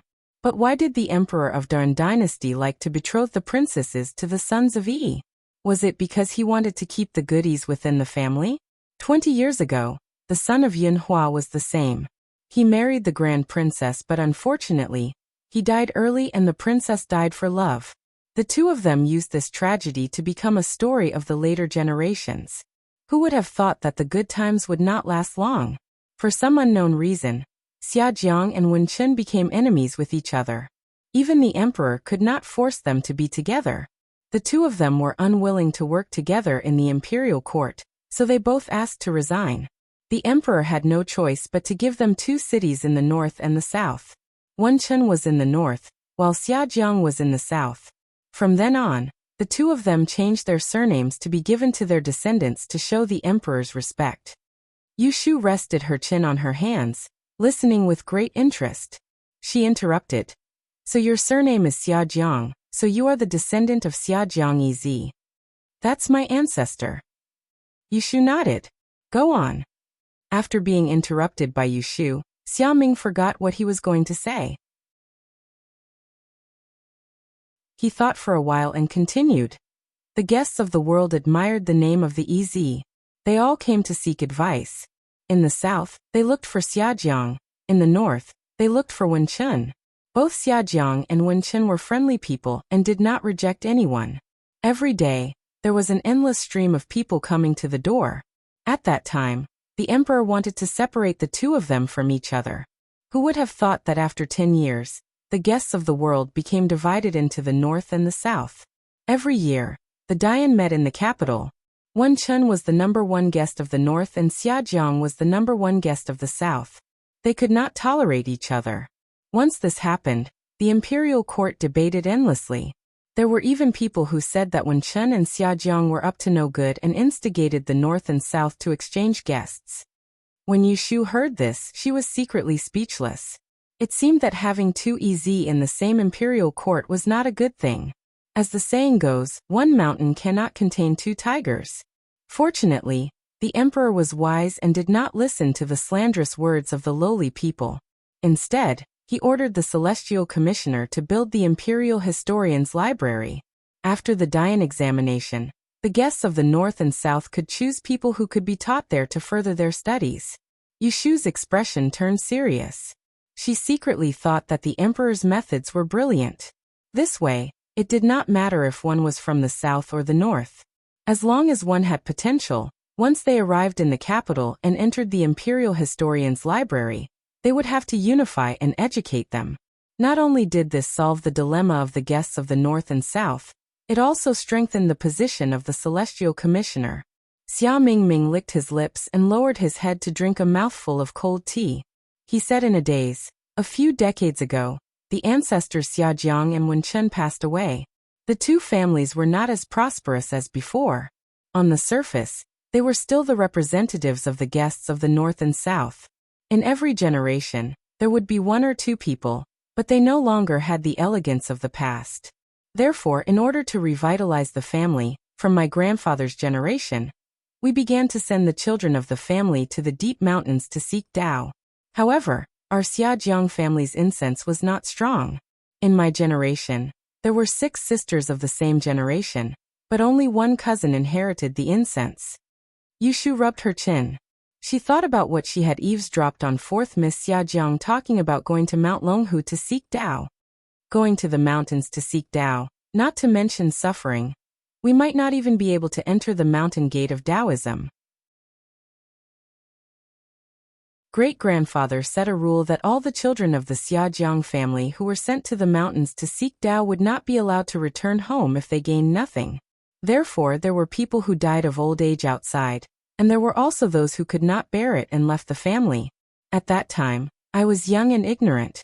I almost caused 4th sister to take the place of 2nd sister. We have never been on good terms, so it is natural that she would hate me. Yushu could hear the regret and sadness in Xia Mingming's voice. She more or less sympathized with her. Being born in such a family, being mediocre was a mistake. Just as she was about to comfort her, Yushu suddenly felt that something was wrong. She still remembered that when they were camping in the mountains, Xia Mingming had claimed that she was the trash of the Xiajiang family. However, after these days of interaction, Xia Mingming was obviously a good seedling with good aptitude. If she studied hard, she might be able to achieve something. Even if her dreams were useless, she should not be trash. Could it be that all her peers in the family were weirdos like her 4th sister? Mingming, let me ask you. Are there any other sisters in your family who are studying in Taisher Library? Xia Mingming did not know that Yushu was testing her. She shook her head and said, only my 4th sister got in. That was strange. Yushu touched her chin and looked at Xia Mingming suspiciously. She had a vague guess in her heart, but she could not hide it, so she asked. Mingming, other than you, is there anyone else in your family who can dream about the afterlife? Hearing this, Xia Mingming was stunned. She averted her eyes and said unnaturally, Why are you asking this? Looking at her expression, Yushu already knew the answer. Because it was a secret of the Xiaojiang family, she did not pursue the matter. Even though she was extremely curious, it turned out that Xia Mingming was not the only one in the Xiaojiang family whose dreams could be solved. It was just that her dream was the weakest. Alright, it's getting late. Let's go back. Yushu picked up a piece of dessert from the plate on the table and put it in her mouth. Xia Mingming said, Go back?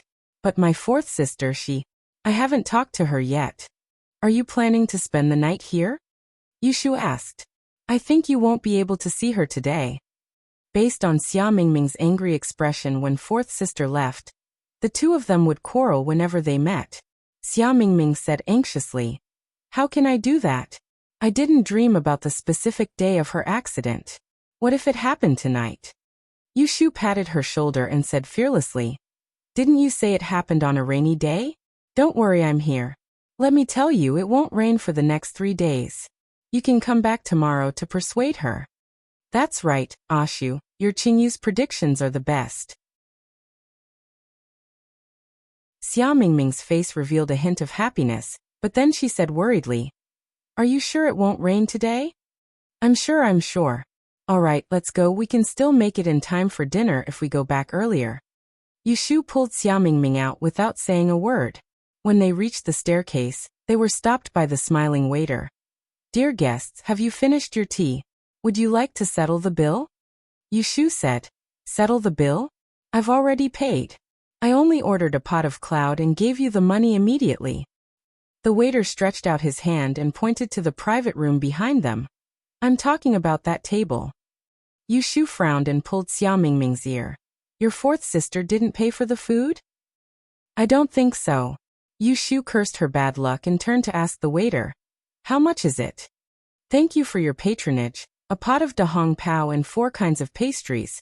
The total is 5 taels and 70 jiao. Yushu's face stiffened. She scolded Xia Mingming and her fourth sister in her heart. She reluctantly took the money bag and took out all the silver and jiao inside, barely enough to count. Xia Mingming knew she was worried about money, so she didn't dare to say anything. Seeing her pay the bill and ask the waiter for oiled paper, she asked in confusion, What do you need paper for? Yushu glared at her. What else can I do? These are several taels of pastries. Don't you need to pack them? What's with that expression? I'll put it on your bill and settle it later. It was already afternoon when Yushu and Xia Mingming returned to their home on Huixing Street. Before they reached the door, they heard laughter in their courtyard. Yushu was puzzled and quickened her steps. Xia Mingming followed closely behind her. The courtyard door was half open. Jing Chun and Yu Xiaoxiao were sitting in the courtyard. There were 2 people with their backs to the door. From their backs, they were a young girl and an old woman. Yushu could hear their laughter from afar. Seeing outsiders in their house, Yushu frowned. In order to prevent Jing Chun from contacting outsiders, she didn't talk to the surrounding neighbors. Where did these people come from? Brother, you're back. Yu Xiaoxiao saw Yushu first. When he called, Jing Chun was the first to turn his face. Then the 2 guests got up from the stool and turned their heads to look. When Yushu saw the face, she was stunned for a moment. She recognized the woman. She was the aunt of the house across the street. Her surname was Su. But what about the girl? If she remembered correctly, this girl had come to her stall to ask for fortune-telling. It seemed that her surname was Zhou. The reason why she remembered it clearly was that she took Jing Chun to set up the stall that day. It was because of this Miss Zhou that she returned home early. When the girl saw Yushu, she smiled and said, Mr. Yu. Yushu was stunned and nodded in response, Miss Zhou. You still remember me? Miss Zhou pouted and angrily said, I thought you had already forgotten about me. That day I was waiting for you on the street the whole morning, but I didn't see you. You said you were going to test my horoscope. Are you going back on your word? Before Yushu could reply, Xia Mingming heard the girl questioning Yushu in a coquettish voice. She was unhappy. She had something on her mind and couldn't bear to see Yushu be happy. She pulled Yushu aside and asked in a voice that was neither loud nor soft, Who is this? Someone who had my fortune told at my stall. Yushu turned her head to look at Miss Zhou and Aunt Su. She hesitated and said, "You two are?" Aunt Su smiled and said, "Fong Fong is my niece. She came to see me today. Coincidentally, there was a lack of vinegar for lunch. So I asked her to come to your house to borrow it. I didn't expect you two to know each other." Zhou Fongfong turned her head to look at Jing Chen. She said sweetly, "It was Jing Dage who opened the door. If it wasn't for him, I wouldn't have recognized him."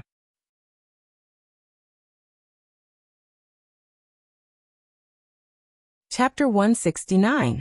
With two more people in the small courtyard, it suddenly became lively. Zhou Fongfong was a lively and cheerful little girl. When the girl saw Yushu came back, she asked her to read her horoscope, saying that she needed to make up for the last one. Yushu wanted to quickly send her away, so she asked Yu Xiaoxiu to go into the room to get a pen and ink. She set up a table in the courtyard, calculated her horoscope and wrote comments for her.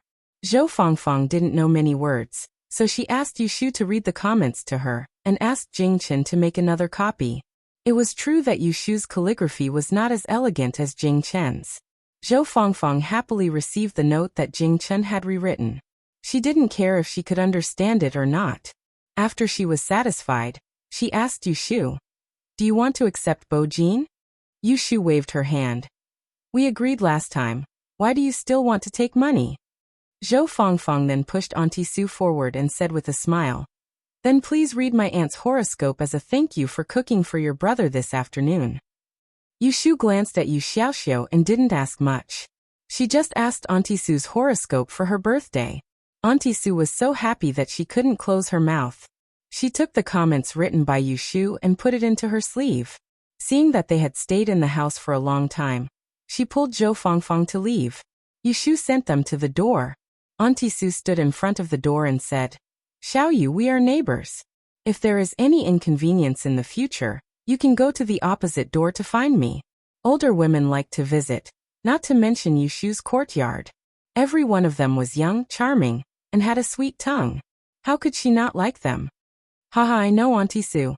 Yushu didn't dare to say anything polite. She was afraid that they would take it seriously and come to visit frequently in the future. Then she would be tired. After finally coaxing the two of them away, Yushu closed the door and called Yu Xiaoxiu and Jing Chen into the room to talk. Xia Ming returned to his room early in the morning out of boredom. He hadn't seen her come out even after sending the guests off. "How can you let others cook for you? Do you lack salt and rice?" Yushu had warned Yu Xiaoxiu before that Jing Chen's identity was special. If people found out that he was a Taoist, there would be a lot of trouble. So he was not allowed to let others enter the house. Yu Xiaoxiu felt wronged and said, "It was Auntie Su who forced her niece to send food over. I couldn't just push her out. The food they sent was all on the stove. Brother Jing didn't eat it, so I only tasted a few mouthfuls. The two of us cooked some noodles. Later, they came to take the bowls. How could I not let them in?" "You're so greedy." Yushu turned to Jing Chen and said, "Did you take your medicine at noon?" Jing Chen shook his head. When he was about to boil the medicine, a guest came. He went to open the door. The medicine bag was still in the kitchen. Yushu looked at Jing Chen's face, which was flushed from the sun. The more she looked, the more handsome he looked. No wonder Miss Zhou didn't want to leave when she saw him. If it were her, she would also want to look at him a few more times. Yushu got up and said, "I'll boil the medicine for you. Go back to your room and rest for a while. Xiaoxiu, move all the chairs in the yard." "Oh, okay." Yushu went to the kitchen. Jing Chen did not return to his room. Instead, he followed her. Standing at the door, Yushu squatted by the stove and started the fire. She turned her head and asked, "Why don't you go and rest?" Jing Chen shook his head. Recently, Yushu's most frequent words to him was to ask him to go back to his room and rest.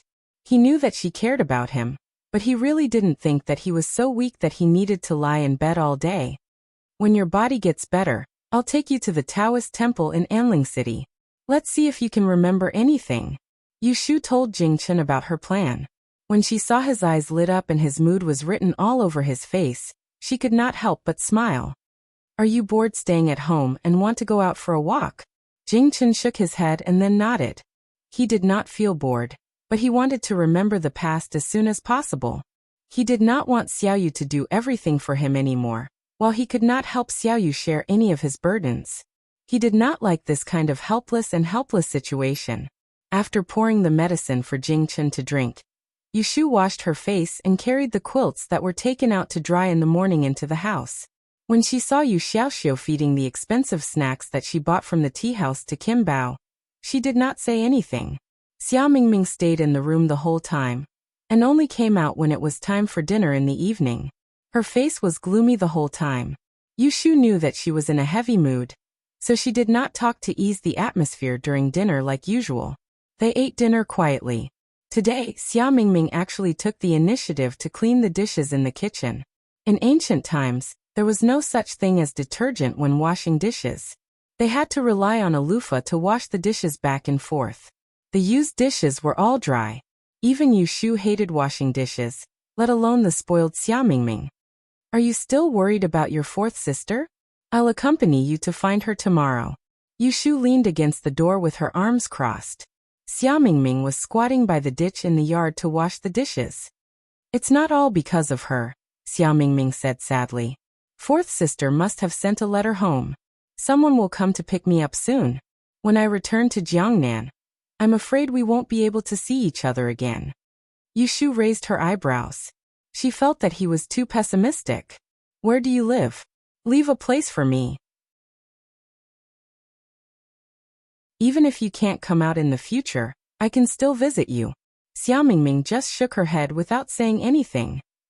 What's wrong? Your Xiajiang family doesn't welcome visitors? Yushu teased. Eldest sister and second sister are both married. My third brother passed away a long time ago. Fourth sister is studying in Taisha Shuyuan. Sixth sister is still young. My father, as the head of the family, can't be biased. This time, I ran away from home. When I return, I will definitely be sent to Mount Longhu to seek Taoism. Yushu's expression changed. She didn't realize it when Xia Mingming mentioned Wenchen and Xia Jiang during the day. Now that she heard her confession, she suddenly understood. No wonder she was so desperate to take the Dian exam. It was because she wanted to avoid this matter. Why didn't you tell me earlier? Yushu complained that she hid it for too long. If she had known earlier, she would have asked Shueshu to lend her 50 taels to register for the exam. Xia Mingming looked gloomy. It's my bad luck. Think about it. On my way to the capital, I went through several hardships. None of them were smooth. Even if my name is recorded, the exam won't be smooth. It's a waste of the 6-line divination you taught me. Seeing that she was disheartened, Yushu didn't comfort her or help her. She just patted her on the shoulder and turned back to the house. As a daughter of a big family, she didn't have to worry about food and clothing, but she also had a considerable responsibility to bear. This was understandable. Whether she wanted to escape or comply, it was up to her. Xia Mingming went to Taisha Shuyuan again the next day. Her fourth sister, Xia Jiangying, simply refused to see her. Xia Mingming had no choice but to break into Taisha Shuyuan to find her. She waited for the whole morning, and was so anxious that her mouth was blistered. The gatekeeper said that my fourth sister went out. What should I do? I don't know where she went. Accompany me to wait. Xia Mingming ran to the tea house and found Yushu, who was reading. Yushu immediately packed up her things, put down the tea money, and said calmly, "Go back and come back tomorrow. Wait a little longer. Maybe she will come back later." Idiot, she is deliberately avoiding you. Yushu pulled Xia Mingming downstairs. Come back tomorrow. I will find a way to get her out. She originally didn't care about this matter, but after hearing Xia Mingming's confession last night, she changed her mind. Xia Mingming was already unlucky enough to miss the Dian examination. If Xia Jiangying really died for no reason, this girl would not be able to rest in peace for the rest of her life. She would also be unhappy. Xia Mingming followed Yushu home doubtfully. The next day, Yushu asked Xia Mingming to hide in the tea house and look for Xia Jiangying at the door of the Taisha Shuyuan. The entrance of Taisha Library was shabby, and the guards inside were fully equipped. They carried knives and swords and wore official uniforms. Yushu waited until there were no more people coming in and out of the door before putting on a nervous expression. She rubbed her hands and went forward to talk to the guard. "Brother guard, please do me a favor. I have an urgent matter to discuss with Miss Xiajiang. Could you please go in and help me pass a message to Miss Xiajiang that something has happened to her fifth sister and ask her to come out and see me?" There was probably only one Miss Xiajiang in the entire Taisha Shuyuan. Although the guard at the door wasn't the same as yesterday, he knew who Yushu was asking about. Seeing her anxious expression, he asked her to wait at the door and quickly went inside to look for Miss Xiajiang. Yushu waited in front of the door for more than a quarter of an hour. She poked her head out and saw a few people hurrying over from behind the row of flower ponds. The guard at the front pointed in the direction of Yushu and spoke to the people behind. Yushu saw Xia Mingming's fourth sister at a glance, but her eyes jumped to the woman with a veil covering her face behind Xia Jiangying. At first, she only felt that she looked familiar, but when she got closer, she couldn't help but feel annoyed. Wasn't this the precious fourth miss of the Ji family, Ji Xingxuan? When she was still in Yiyang City, the Shui family and the Ji family were discussing marriage. She had seen Ji Xingxuan once at the Ji family. Although half of Ji Xingxuan's face was covered at that time, her facial features could be seen through the veil. Moreover, this woman's eyes were extremely intelligent and moving. It was hard to forget them after seeing them once. Coupled with her temperament, it was hard to mistake her. It was really a narrow road for enemies. In such a big city like Anling, she met an old friend every 2 to 3 days. Yushu wasn't sure if Ji Xingxuan recognized her. Seeing that the two were getting closer, she couldn't retreat. She could only comfort herself that she had a common face. If they met in the capital, Ji Xingxuan might not remember her. It wasn't that she was afraid of the Ji family, but it was better to avoid trouble. It would be troublesome if she was recognized. "Are you the one looking for me?" Xia Jiangying looked slightly worried. "Where is Xia Jiangmin? What happened to her?" Ji Xingxuan and Xia Jiangying were both interested in astrology. The two of them were very close. Coincidentally, they were discussing academics together today. When they heard the guard's report, they came over together. When they saw Yushu waiting outside the door, they didn't recognize her at first glance. However, just like when Yushu saw her for the first time, she felt that this person looked familiar. Yushu inadvertently glanced at Ji Xingxuan. Seeing that there was no expression on her face, she thought that Ji Xingxuan did not recognize her.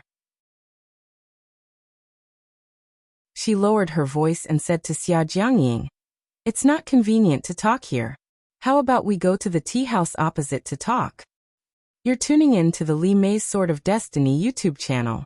We're so grateful for your support, and don't forget to subscribe to join us on this incredible journey through captivating stories.